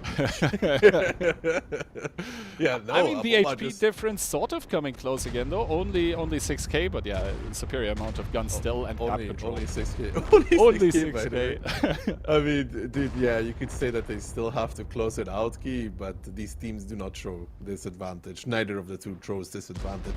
You don't. Ensk is one of those maps. It's not a very long, big map, right? It's a short distances, so it's not like you can pick somebody off before they push you. They're always gonna be there in your face, arriving at the point. It's only 4,000 anymore, though. I mean, you know, you gotta be a little bit careful at this moment in time. I don't want to curse them, you know. Yeah. I just wanted to make. Yeah, okay, they were fine. They are fine, yeah. We are fine. We should be fine. Surely we should be fine here. Surely we are fine. Okay, yeah, okay, we are fine. Getting a little close there, because like there is this point where Aboba just realized they've won, right, and they just start pushing everywhere, and then usually there's this point where the HP deficit goes from like 10k to like 4k, and you're like, guys, stop throwing. Yep. We gotta still win the game. But yeah, that's the thing, by the way. There's not even a need for anybody to be at Rainbow's position that far forward. He could have stopped when he saw them commit. He did go forward, though, but like it was mainly it's just so many things. I don't like this all-in play that Envil is doing. It's kind of the same as we saw in previous tournament. It was Storm, push down the rails. This way, it's really, really hard to pull off. It's especially against this amount of TDs. When you push forward, you're already taking damage. And Diavol's position, you have to like swarm it and kill it. But with 3 tanks at A0, you are... Yeah, and those Even if you kill Diavol, you lose every other part of the map. Like you lose everything. You're stuck in between buildings. They can start winning the rails. There's nothing you can do about it. It's a hard push to pull off. Exactly, and now we see the post-game stats, and 2 of the E3s actually this time by Envil without damage. So I guess it is actually the side of the map that is the problem, not the player skill. And yeah, Piotr 2-2-0, and only taking 3 penetrations. That means he got high rolled 3 times, but I don't think in the grand scheme of things this It would does not change. It wouldn't change anything. I mean, Aboba could have, like, after the initial trade, they could have started playing it really slowly. Right, like really, really slowly, and they would probably finish the match with about the same HP that Envil had in the previous one, right? Yep. But they just went for it. They just were like, just go kill them. Just go kill them, guys. Yeah, and actually, as we now see here, Diavol, the one that tanked all the damage, is actually the one with the highest damage also from the... Well, he didn't really tank a lot. He took a lot of penetrations, let's say it that way. But he's the highest damage 279 here, so really good job to him for staying alive for as long as he did. And obviously, those E3s, if they have shots at a range of 100 meters onto 279s, they are going to pen 10 out of 10 shots. It's just the way 375 pen works. I mean, you cannot bet a V5. You cannot bounce, by the way. I mean, you can, but Yeah. I mean, both the V5 and also the E3s and... No, with the E3, it's a bit like, with the E3 and E4, it's still a bit like 50-50 on the E3, but with a V5, it's no longer 50-50 on almost anything. Ah, you mean for shooting at E3s, not for... Yeah. Okay, I was still referring to the 279s. With the 279, it also depends. If they're angled up against if the 279 is angled up against an E3, you cannot bend the hull. And you can pen like around the gun and a few spots on the turret. Like around the gun is the easiest one, but with the V4 you literally go through the entire turret. I mean, while theory crafting about this, the pick and bans were actually shown. Yeah, next map upcoming is going to be, obviously, the video also indicates it, Himmelsdorf. And it's a scary one, because Envil is normally very good at Himmel. Yeah, Envil is very good at Himmels, but also historically teams from the CIS cluster have been very, very good on Himmelsdorf, so we'll have to see. 2-2 scoreline, so obviously Himmelsdorf is not going to be the last word by any means, as either team could only go up 4-2 here. I personally am hoping a bit for a 3-3 after this map, but we'll have to see. Obviously, me hoping for anything doesn't mean remotely even that it would come true. But yeah, so far, both of those teams just trading blows with each other. Yeah, 1 for 1. All the time. Envil goes up, Aboba equalizes. Envil goes up, Aboba equalizes. If this story continues, though, that means Envil wins. Yeah. That would mean I would have the prediction correct. Oh, that's all that matters. Exactly. Also, Aboba coming into this one with 1 CS, a triple chief. They have a double 50B and then 9 to 79s. Envil, however, double to 60, 1 CS, and 12 to 79s. We saw something like this from them before against, who was it? It was Tread, if I remember correctly, and Tread trying to make a trap on the lower side. Envil still sending quite a few 279s to the hill. Let's see how Aboba approaches this, because Envil's currently sending 1, 2, 3, 4 tanks to the hill, with Ketsai maybe coming as well. And the rest is all going 1-2, so that leaves 10 tanks for the 1-2 lines. Aboba, interestingly though, starting with the slight HP advantage, despite Envil having this many 279s, and a lot of them actually have HPs. Only 3 of them have turbo. I guess those are the ones that are supposed to go towards the hill. Delconix in the CS going to be the first guy on the hill, and a lot of Envil tanks on the lower side as they are pushing through the 3 line are getting spotted here. Yeah, the majority of Envil tanks spotted. This will mean that Aboba has to pull back from the hill with quite a significant force. They're still sending up what looks to be 4 or 5 tanks against Envil's fighting force as well. They will give up Skittle. He will die. Kopiat needs to keep going as well. Run away to the window position behind the window as well. Rambo, they're coming close to, is a little bit of a worrisome factor. Envil now bailing from the hill though altogether. Just gonna pick up Skittle relatively for free. Abandon the hill. Pressure slightly up the 8th line. I mean, Skittle is dead. My boy Skittle. They got my boy Skittle. But look at this Aboba team though, continuing the push here. They will find Sokar though. They are going to find Sokar, and they also have the clip power with near slight communication issues there with going over this, but Sokar is going to get found. Ooh, Near taking a lot of damage in the back, and yes, Skittles on the other part of the map is going to die, but that is going to be a somewhat even 1-1-2-7-9 trade, because I don't think Envil can really push the Aboba cap currently. No, but they will try though. They're starting to pressure up the 5 line already, and Envil currently up at a slight HP lead, but their base, Kihan, their base is a bit of an issue here. Rambo is going to be shielding Kopiat, who does seem to be ammo-racked. Nico Heinz in that window position by himself is also going to be falling. So 2 guns going the way of Envil, who are now pressuring the cap. Might try even pressuring through the cap. 3000 HP lead for Aboba though, who seem to be doing a magical trick here against Barbarian, who explodes. Now you can see the Monster, DJ, Tisek, Piotr, Konrad all pushing forward because they're losing their base. They have to make the plays here. They have to go. There is no time to waste for them, as Positive is just chasing down Panzer Fury. Katsai getting spotted out, getting chased down by Near You as well. Positive blocking off Panzer Fury for coming back. Katsai is going to have to face it off against Near You, who's trying to just hold him. 10 seconds left. The CS from Mentos will make it back. Barely. Positive now on a one-shot himself, trying to go block Mentos instead. 10 seconds again. Katsai picks off Near You in the meantime. Panzer Fury is going to have to go in to try and reset here. Siruk already getting reset. Peeks out. Dies in return. Panzer Fury being the one now. Katsai coming out. Gonna get a reset as well on towards Rainbow in his 260, but now Siruk should be able to pick him up as well. However, Envil is defending though. There need to be more resets here for the Aboba side, because of course you can kill people to extend the timer. Now Little pushing in as well. They're trying to get the resets. Now Lancelot needs to make sure he doesn't die together with Loki, because Loki is going to get kept alive to try and extend the time as long as possible. They do kill him now, but as the dust settles, it's going to be Aboba with 1-2 seconds to spare that make it 3-2 over Envil.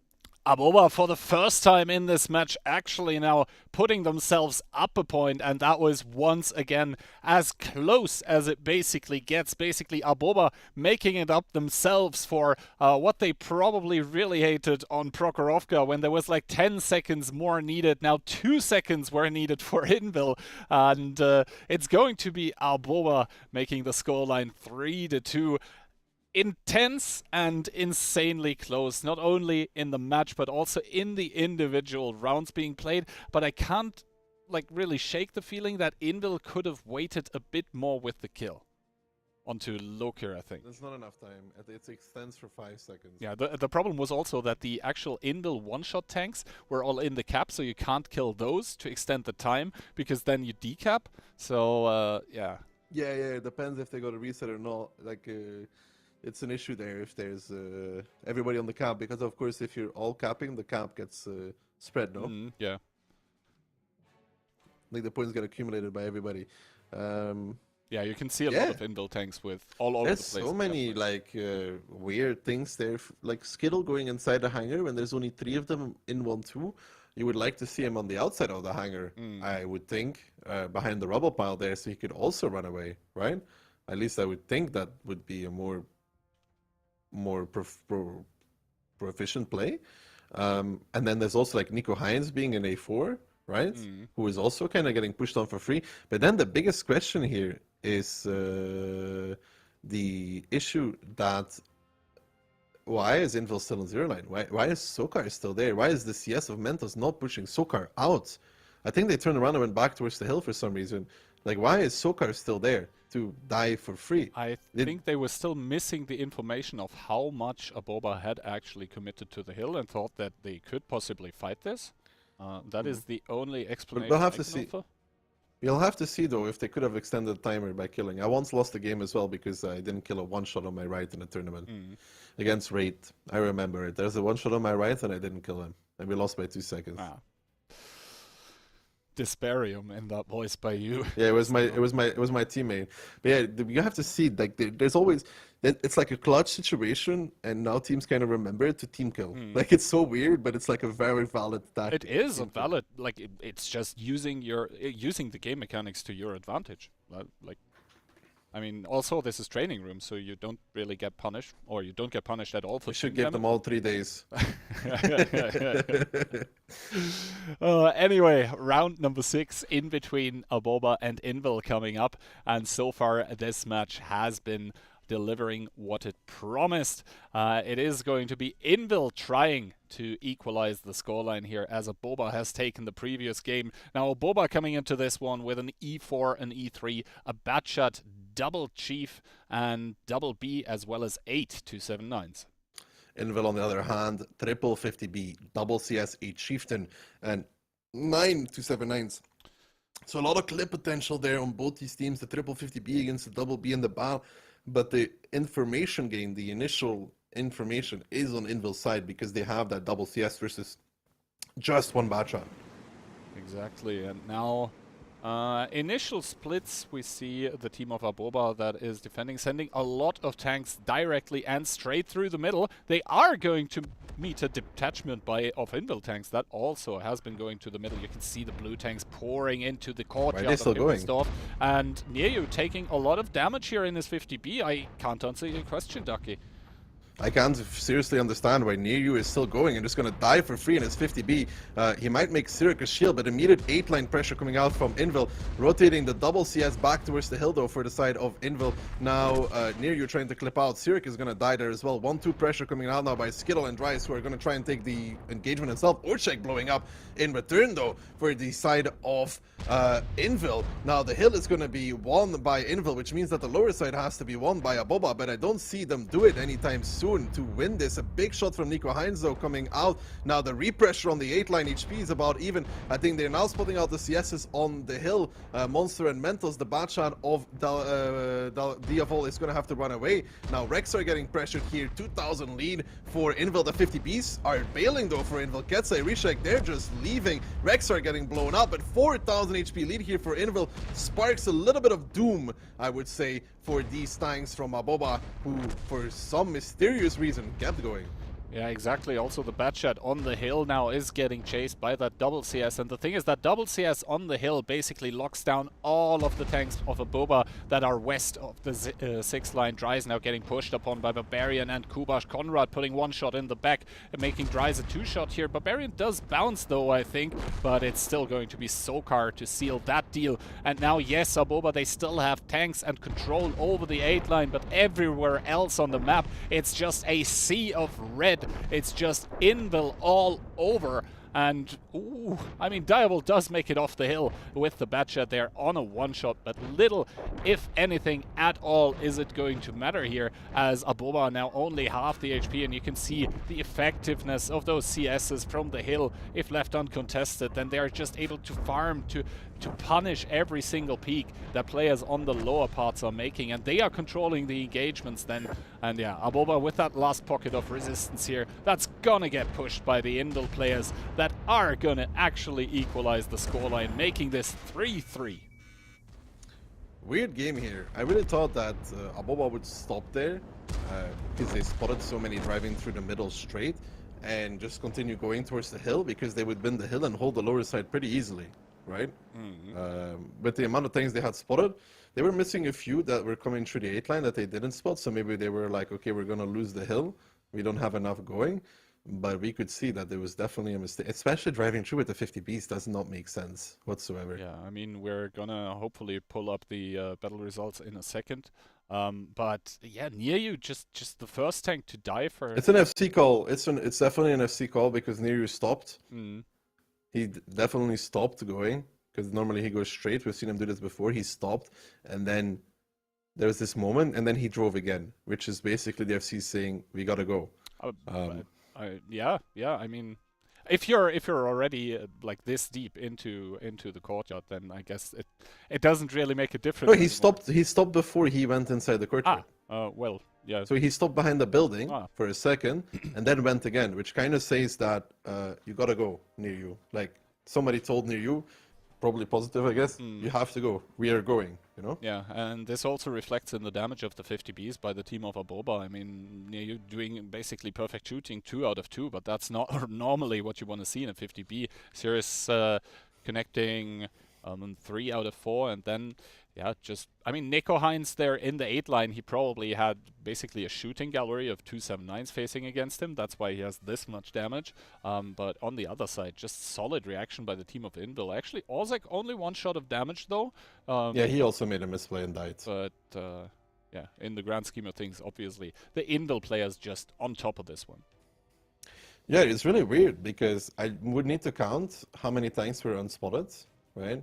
Because that is the crucial factor for me. How many of the Envil tanks were not spotted yet? Because Aboba had info on 1-2, so everything that came out of 1-2 they spotted. Everything that came through the 5 line they spotted. It was only the tanks on 8 line that they did not spot, so I think it was the 50Bs. I think they were missing like 5, 6 tanks. And then I would have to compare how many Aboba was sending on the hill to begin with. Because, I mean, Envil can't really leave the 5 line either without taking damage. So Aboba could definitely just have gone back to the hill and establish it. Now, map pick and bans, we had 3 pretty quick maps, I would say, just from the feeling of it.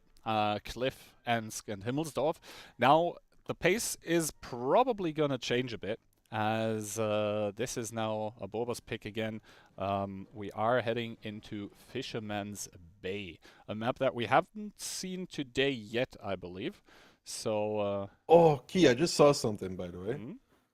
I was watching the previous Himmels round on the World of Tanks stream because I'm a great multitasker, and we were talking about why did Envil not team kill, and Toxic, the analyst, mentioned on TeamSpeak to us in chat why didn't they kill Kubash, right?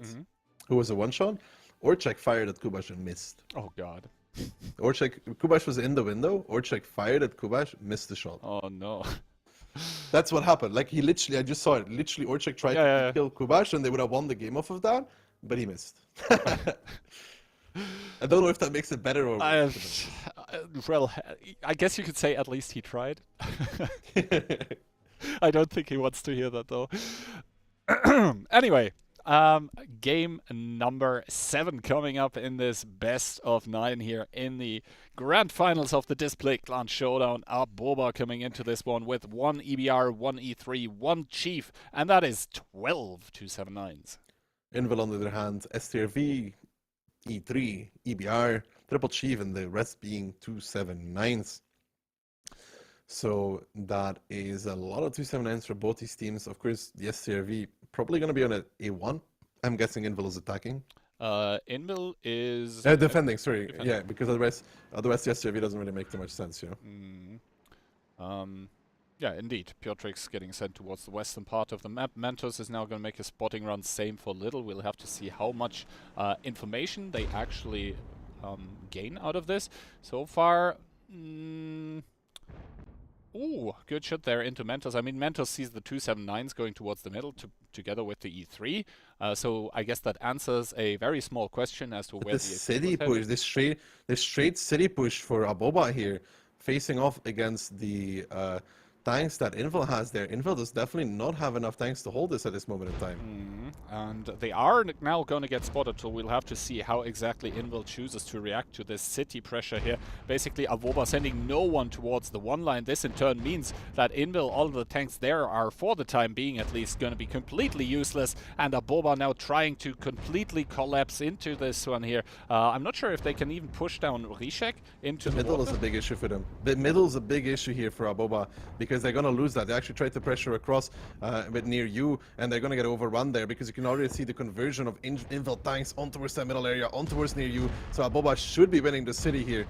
They will definitely win the city, actually. That is a guaranteed win for them scenario. But like 4 tanks getting stuck on killing Rishek and killing Panzer Fury. Piotr getting blown up though in his 279 there. Rishek now trying to actually dip out of it in his chieftain, getting chased down by 2 of them. And you can see the middle area is the most important factor here, because DJ, Rexar, and the boys are just overrunning these tanks. this city will definitely be lost. But is that enough for Aboba? They need to keep their EBR alive. He's going to be very crucial to survive in this battle. Katsai going down though. You can see Dalconix and the group trying to hold on for dear life. Dalconix might be able to do one more shot against DJ if he gets it out in the E3. 1 second. He does! 833. I don't know if Little can kill him for this. I don't think so. Now, immediate rotation coming out from Aboba, who did win the city. They're pressuring Sokar, they're pressuring the Barbarian. They need to sometimes slow down, I think, and think about what they're doing. They might be able to find Tisek, though, out in the open in that Chieftain there. I don't think he's in a good position. Not sure, but there is the STRV covering from Piotrix, who's laying down the hurt immediately.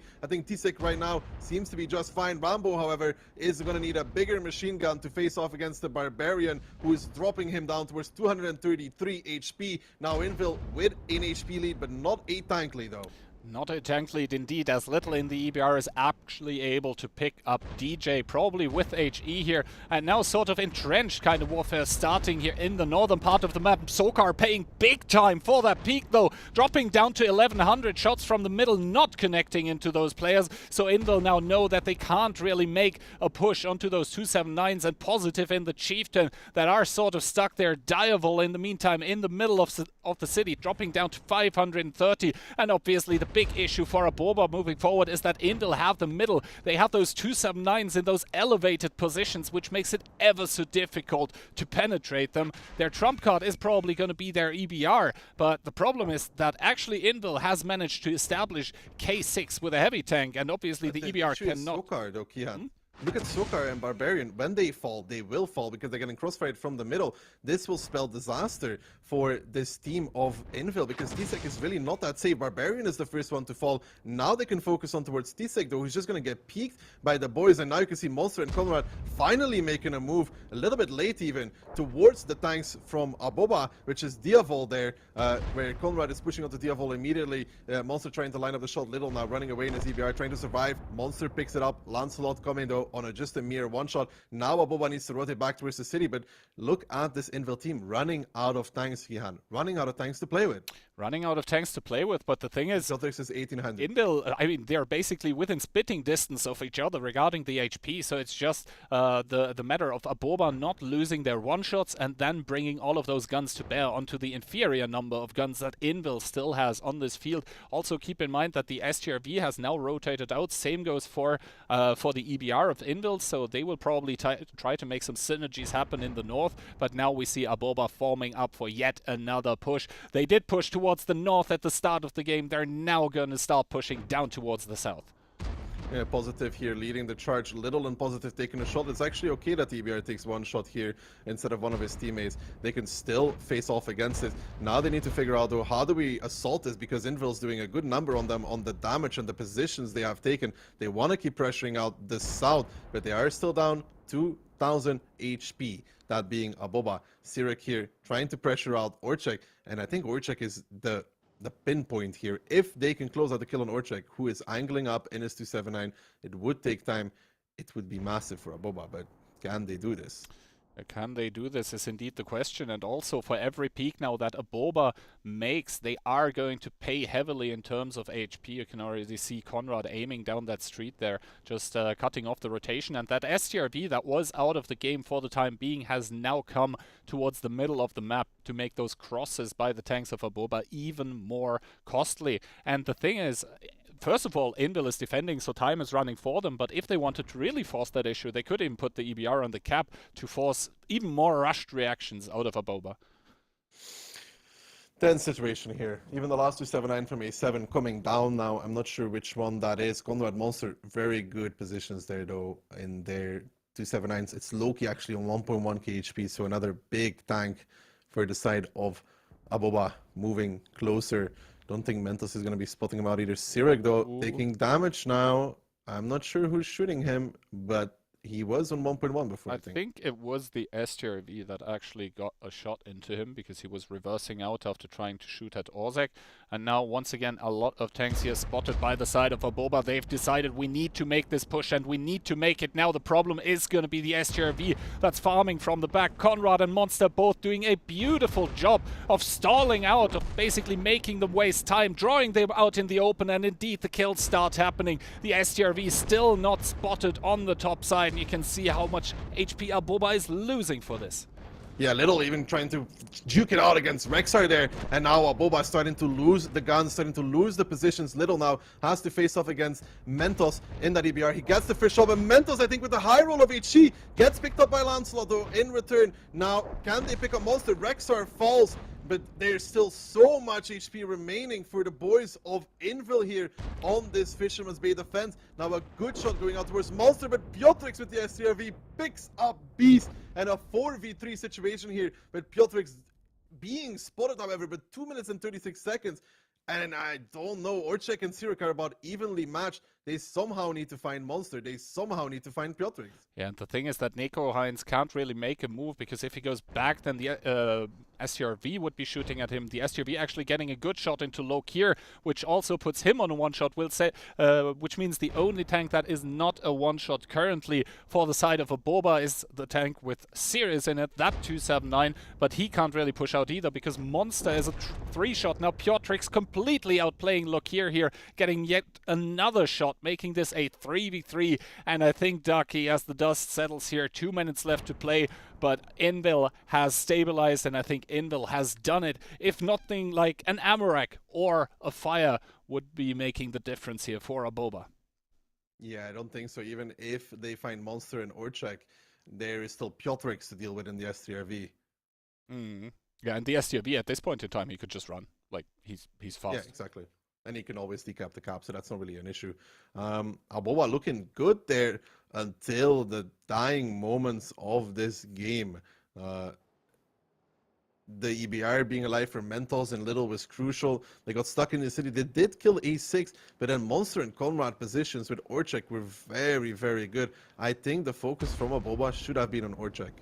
In that position, they could have killed him from angles. I think that's what they should have focused on instead of this other push.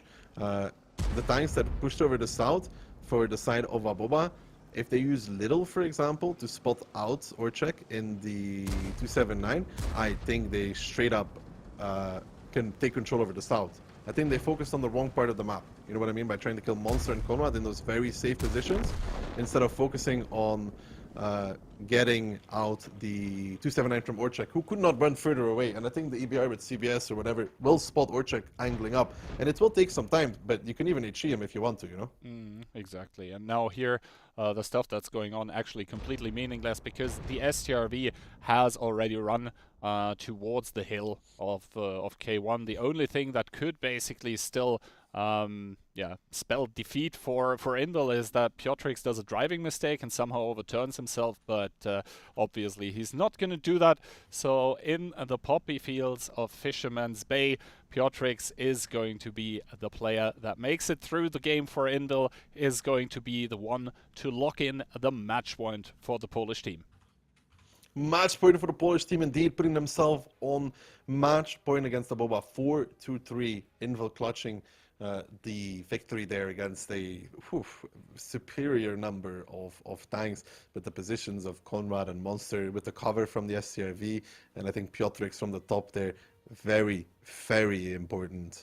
Yeah, exactly. Also the stalling, very, very well done by the two chieftains of Rishek, and I can't remember who the other one was, but basically both binding Ketsa, I think. Ketsa? Yeah, possibly. Sure. But basically, no, Ketsa was in 83. Never mind. both of them binding 279s each. So that Fury. It was Fury. All right, damage number-wise, though, obviously, if you also near you pushing across the middle makes no sense when so many tanks of Envil are spotted pushing middle. And the thing is, in the later stages of such a close game, this could basically... Every shot matters. Yeah, every shot matters. This could be the... Basically, if he does like 2-3 more shots in the middle, well, basically, Aboba might just, win this one. The way it went, though, it's going to be a Piotrix putting up a 5.7k damage. So he did even have continuous shots everywhere. Good stuff by him. And yeah, even 3 kills to his name. And Jackifier, if you're still watching, this is how an STRV pen rate should look like. Wow, throwing shade, dude. Coming from the man that has more shaky aim than anybody else I've ever seen play the game, that's a good one. I mean, you know, that's the reason why I basically sit here and don't play anymore, right? Don't play anymore. Dude, you're making it sound like you were like a superstar of a team that like brought them to victory, buddy. You were like you were like the reaction of old fame, man. You brought insane some drinks, dude. I mean, like un café. Every single contribution matters. But yeah, I think we are laughing a bit too much actually at the moment, because the times are dire and grim for the team of Aboba, who now they are defending on Fisherman's Bay, so there's that at least for them, but they can't afford to slip up anymore. If Envil takes the next round, they take the tournament with it. Do they know? Hmm? Do they? Yeah, they do. Just making sure if I can even like pull you out of your conviction at match point. You didn't seem too sure there. We're like double checking the scoreline. 4-3, best of 9. Yeah, I'm right.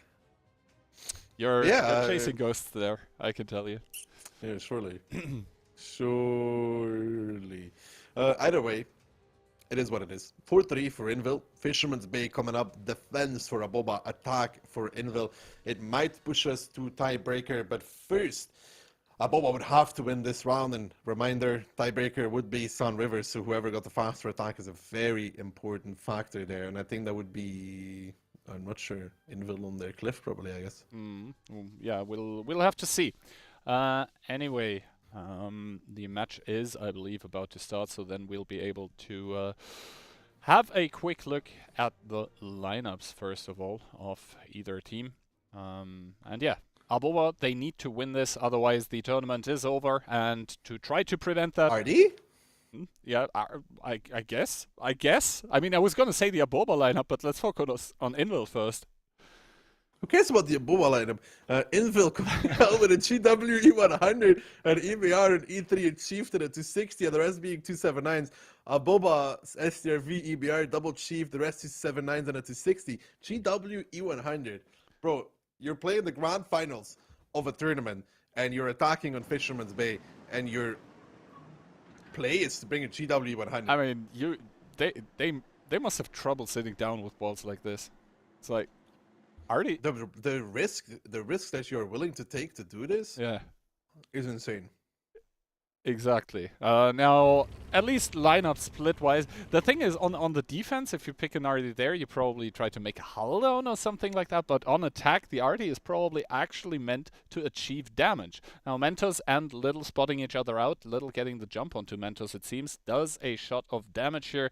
Mentos with a few rounds, but should probably drive away sooner or later. Rainbow driving in there, I'm not the biggest fan of that position, because you can be planted in the turret.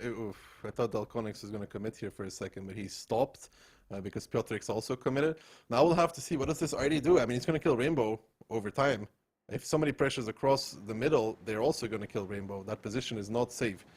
I've played against it. As soon as the 279 crosses over, it's a goodbye Rainbow. Well, the first shot coming in, stun HE. City push coming out.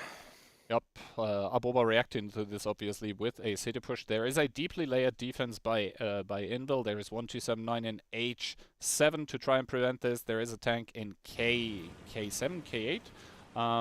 Yeah, that is one more 279 there. And already the city push spotted out here. So both Neko Heinz and Niayu, as well as Positive and Lancelot, all of them spotted in the city. Envil, or rather Aboba, as this is happening, are trying to make an overpush happen in the middle as well. Now Rishek getting found in his 279, and so far so good for Aboba. So far, so good for Aboba. Near you leading the spearhead of tanks here, as Aboba is also pressuring across the middle. Envil up in HP. They're starting to counter pressure the side of the middle where Dries is, where DJ is coming as well, but DJ needs to be careful. I think the SRV and the Chief actually have crossfire on his position. That is going to be costly. That's going to take a lot to actually clear, because the SRV still alive. Rex are pushing across, getting absolutely Omega ruled for that kind of push. Another shot from the RD coming out. I'm sorry, I can't do anything but laugh about it because it is funny to see 1-2 line now slightly being pressured by the boys from Envil. But 3000 HP lead here for Envil. Finally, one of the 279s getting shut down. Envil is starting to win the middle, though. They're starting to pick up the tanks. Only now does Aboba finally start clearing the K-line, but it's taken so much, it's taken so long to actually achieve. This beast is going to fall against Piotr from that position there. They're not able to make it work. 4,000 lead for Envil with this RD forcing Aboba into a play. They may not want to make a never shutting down near you, near Camper apparently, as he gets shut down. And Piotr still tanking there, and Amorak on Kopia to seal the defeat for Aboba. Exactly, Aboba now trailing here by 7k HP and also trailing in regards to the positions, because those 279s that they still have in the southeast, they are now going to get crossfired by the tanks in the middle by Envil that have secured their foothold there, and also T-Sec Monster, they are not going to fall. Never with the second kill with the artillery here, just able to pick up those low HPs even if they're angling. He doesn't care. Now Piotr finally falling, but it's not going to remedy the situation for Aboba, as now T-Sec and Monster even starting to repush. Pan's Fury on the right side of the screen is also pushing Lancelot. Ketzai getting the pickup onto him, and now things are just starting to completely fall apart for Aboba, who just seems shaken by this menacingly looking pick of the GW. Yeah, the GW was the winner, dude. Surely, it was the GW that made the difference. He got 2 kills. I think it's mainly Piotr staying alive, and also the fact that like Dries is pushing across that part of the middle. Oh god. Dude, stop camping, Syracuse. Take one. And yeah. It's mainly there. First of all, congratulations to Envil for winning another finals here against Aboba with a 5-3 scoreline. But it's mainly that this city push from Aboba costed so much, while at the same time, they're doing the same mistake as they kind of did on the first Fisherman's Bay, where they're pushing across the middle. Like Dries' position doesn't do anything. I mean, yeah, he trades a bit of HP, but ultimately he doesn't pay off that well, because Envil has, again, more tanks in the middle. Like, you're pushing city with so much that Piotr staying alive there for a while is really costing you. And there was also 279s rotating over towards K6 that you also have to kill, that you lose the middle in return every single time. All right, so yeah, congratulations, you said it, to Envil for, I guess, winning the 15v15 tournaments in series, especially now the Displate clan Showdown here, just once again marching through the upper bracket, and then taking the crown that was on their head and basically just slightly lifting it and then putting it back down again. So big congrats to them. Also congratulations regardless to Aboba for making it to the grand finals and providing us with a banger of a series. And yeah, congrats to all the other participants as well. First of all, let's take a look at the damage numbers, and yeah, the artillery not doing that much. Not doing that much. Yeah. I mean, Piotr doing 5k from that upper position. Honest to God, if you want to start pushing city key, I'm going to say something, and don't call me stupid. You know how Monster brought the V5 on Ensk? Mm-hmm. Start bringing it on Fisherman's Bay. I don't know. If you're going to push the city anyways, he's going to pen that 279 every shot. I mean, yeah, that would compromise one position, but then again, you would be then bringing one specific tank to counter one specific position. That not just that. He always spends 279, so it doesn't matter. Yeah, I guess he could be camping at the back if it was basically a middle. He could be playing. I mean, he can't really play one that well, but you know, it's mainly that they pushed so many tanks into the city, but you cannot push across the middle, and that with that many, like 1 or 2 to provide crossfire, but like Drives can't do it. Others can't do it. Crespic's position also becomes isolated. They have to be more defensive in the middle to focus on winning the city, and they weren't doing that. All right, that though concludes the Clan Showdown sponsored by Displate. Once again, thanks a lot from our side to Displate. Please go check out their site. They've got awesome stuff. And before we head to the analysts, I'll leave the last words to you. Beautiful stuff from Aboba, really giving us a grand finals worth looking at and hopefully looking at again in the future. That was it from me and Keyhand, but there's two more people that have plenty of things to say. Insane and Toxic, take it away.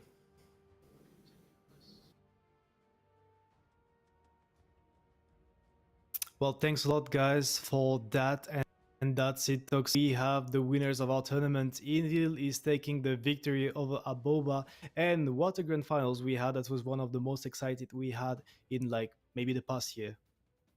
It was indeed very exciting. Kind of a shame that Aboba didn't win. Would have been interesting to see a mix-up there. Maybe also giving Envil a reason to push even harder for the next tournament. But I think even like this, they noticed they are being challenged now on the European server. They have a competitor. So I'm hoping for a much higher level of gameplay for the future tournaments as well. I mean, yeah, we definitely need to give credit to Aboba for the performance. Envil taking the victory, deserved also on top of it. I mean, interesting pick at the end of the RT, maybe baiting Aboba to push. So you could see that for this tournament, they were also creative. They also had great ideas, great tactics. Yeah, and I mean, the team of Envil will be extremely happy with this. Not only do they get to take home the increased prize pool thanks to the sponsorment of Displate of 10,000 euros, they also each get one World of Tanks branded Displate, which they are being provided with by Displate themselves. Yep. So that's a pretty neat prize. Anyway, Toxic, it's time to look at the replays for the last time of the day to analyze that match. And we're starting on Cliff, Aboba on the defense, Envil on the attack, and we started with a brawl. Yeah, a brawl indeed. Both teams choosing to go to the upper side. Aboba having some tanks stuck on the lower side, probably not what you want to have in the first engagement here. So Envil takes the upper hand at the start, winning out on the trades, also taking the ramp and over pushing. But for Aboba, the good thing is they have an STRV at K5 who will be constantly farming all these tanks that pushed through. I mean, that was an interesting round. At the end of the day, Envil had more tanks alive, even though they were down on HP. And they managed to take all the map control and slowly but surely get the kills, get the moves down, pressure the base if it was needed. So good stuff from the Polish team. Maybe Aboba, they needed to get more damage on that initial push and some kills. You could see all of those tanks from the Polish team on one shot, two shots, apart from the TVP from Projects. Yeah, I mean, great work from Envil there, keeping those tanks alive and also spreading up so much on the map in different positions that you make it hard for Aboba to try and pick up the win. Even though they were quite some HP ahead, they didn't manage to do it, right? But moving to the next match, we have another brawl, this time not in the middle, but on the 1-2 line. Aboba taking almost all 260s, they have an STRV as well, who gets to constantly farm all of those Envil tanks into the back. They also win the upper side, or at least the south side of the upper side, if that makes sense. And yeah, taking advantageous positions for the STRV especially to farm. That's the adjustment they made. Instead of actually pushing over the E line, they pressured the south of the donut, the F line. Only positive on his own went in the E line, and they had the LCAV to crossfire the constantly from the lower side. So, good adjustment. Good change from the side of Aboba, bringing almost the same lineup, only replacing a 260 by an STRV, and forcing Envil into making plays. You could see at the end that was not it. Other dropping down and actually bringing some possibilities to the STRV. So good stuff from Aboba, recovering and actually getting one round on the board there.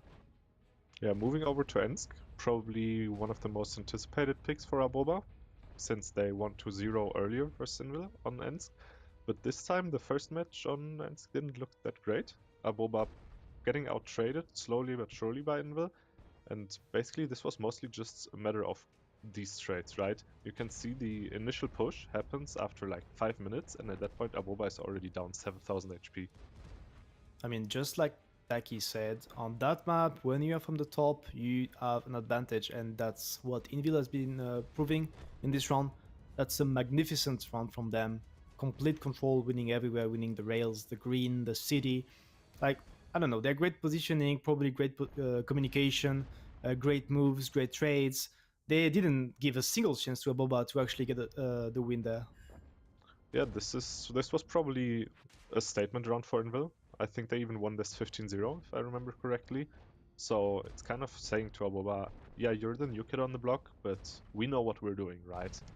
Even though Ensk is your map, we can still take it. But then Aboba turned to the other side of the map. On the second match, they played from the northern side, which, as you mentioned, is the favored side. And Envil kind of clueless as to what to do, seemingly. They just YOLO'd into the 8 line, into basically the entire team of Aboba, and got picked up one after another. I don't think it's like a clueless push. It can work, but when you see how well set up Aboba is with 2 tanks at A0, also Kopia that can bring some crossfire, and they only have like what, 3 tanks to pick up close. They actually tend to win the rails. They trade so well for it. They're almost 10k HP up. That was just clean. Like just as much as Envil had a clean victory in their attack, Aboba just doing the exact same, showing that the North is actually a very strong side when you want to hold any form of passive trades or pushes. Yeah, I mean, it looked closer than it was at the end, but that was just because Aboba basically was like, yeah, we won, let's just YOLO in, right? But then on Himmelsdorf, first round was actually very interesting. You had this fight mainly at the base of Aboba. Envil going for the kind of cap rush, but Aboba at the same time pressured the cap of Envil, right? So at that point it's just a cap race, and Envil has the advantage since they're defending. A draw in terms of capping would result in a win for them. But I think in the end there was a small mishap. I think Ducky mentioned it. It was very close. At the end of the day, Envil could win the game if they managed to get like 1 team kill, because whenever you get a kill on one of your own tank, any tanks in the battlefield that's actually adding few seconds, and that could have been decisive, because actually you got Aboba that made the cap work. It was like, what, 2-second difference, I think? Yeah, it was 2 seconds difference, and I think Ducky said they tried to team kill Kubash, but someone missed their shot. Yeah, Orzek, we could see it on the screen, missed the shot, thus resulting in the loss for Envil. Next up, we had Envil on the attack. Aboba going for the aggressive courtyard play, but the Polish team was very ready for it, countering it. You had the CSs, initially they were going for the push on the lower side. They realized that it was the full team from Aboba here, so they went on the hill. Maybe we can mention one mistake though from Aboba. Instead of actually trying to possibly contest the hill at all with the Batchat and the 279, they decided to leave the Batchat on his own and go down the 279 to push the banana. But the Polish team is just ready for it. They have the tanks placed in around the D line, they have the hill control, they also have the 2-line control, so they have everything they need to just hold that push. So good stuff from them, recovering 3-3, really close match. Yeah, I didn't like this play in general, to be honest, because if I'm correct, Aboba played the same thing yesterday in a tiebreaker I already. think they played only one B though. Yeah, but basically the same strat, Yeah. right? Pushing mid, so repeating the strat is never really what you want to do. But on Fisherman's, they do it again, right? They push the city, as they did yesterday. They also, at the same time, though, put aggression in the middle, which was kind of the breaking point for them.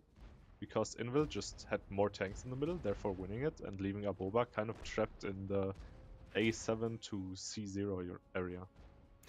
I mean, it's blind. If you play such a tactic being Aboba and you run into a team having a lot of tanks in the middle, you just lose. Why that? Because you could possibly overpush the city and catch what, like 1 tank? And then you completely lose all your tanks in the mid, you have no one to cover them from the back, like K6 or anything. And that was a gamble, you can call it that way. Aboba went for that push, they were hoping to catch some tanks and actually have less resistance on the mid, they had too much. So pushing on the mid actually costed them this round. If they actually held, maybe they would likely win it. You could see at the end it was very close. They actually managed to make it very close also due to the fact some tanks from Envil reinforced the A7 positions. I think it was the chieftain of Tisek, if I'm not mistaken, Yes. that went there. So yeah, very costly. And then the final round of the tournament. This time Aboba, they felt like they had to push. They felt like it was a need because of the hearts. They didn't want to play like a slow game. But that triangle of 279s around the 7 and 8 lines, it's actually amazing from the side of Envil. I think Mercy was the first team to actually play that on the CIS server. In return, they get to push on the mid, they get to win the trades on the mid, they get to also win the 1-2 lines, and you could see the trades at the 7, 8, 9, 0 lines. They were amazing for the side of Envil. Yeah, the trades were amazing, and to be honest, I also think the RT pick is something amazing to do right, because we've had lots of long matches, especially when it comes down to Aboba matches. They liked to kind of slow play a lot. So picking the RT puts the pressure onto Aboba and Yeah. forces them into this push, as you said. I think that's a really smart way if you set up the defense like they did with a triangle of 279s to just trap Aboba in what they are doing, and it worked out fabulously. They basically took the entire middle for free, and they held very, very well in the K line. No chance for Aboba to advance there. And I mean, that's just a clean victory again. Yeah, well, congratulations to Envil. Clean victory, actually undefeated in the playoff stage of the tournament. They didn't have the greatest group stage. Yeah, they lost twice out of 3 rounds, but they are taking the victory overall in the tournament. They are getting a total of 10k euros and all the Displate posters also, so that's really cool. Great rewards on top of gold, bonds, good performance, well deserved by the Polish team. We also have to add that we had a pleasure watching our casters giving their best and having an amazing casting performance over the weekend, as well as you, Toxic. Great analysis all over those 2 days. That was actually a fun time, and I think we were really happy to have Aboba in this tournament because they were bringing something we didn't have in the past tournaments. Yeah, thank you very much for that compliment. I'm going to throw that right back at you. It was a pleasure casting and actually analyzing with you and looking over the games in the background for the audience to have something to talk about afterwards. But I think that's quite enough for us. Thanks again to Displate for sponsoring this tournament.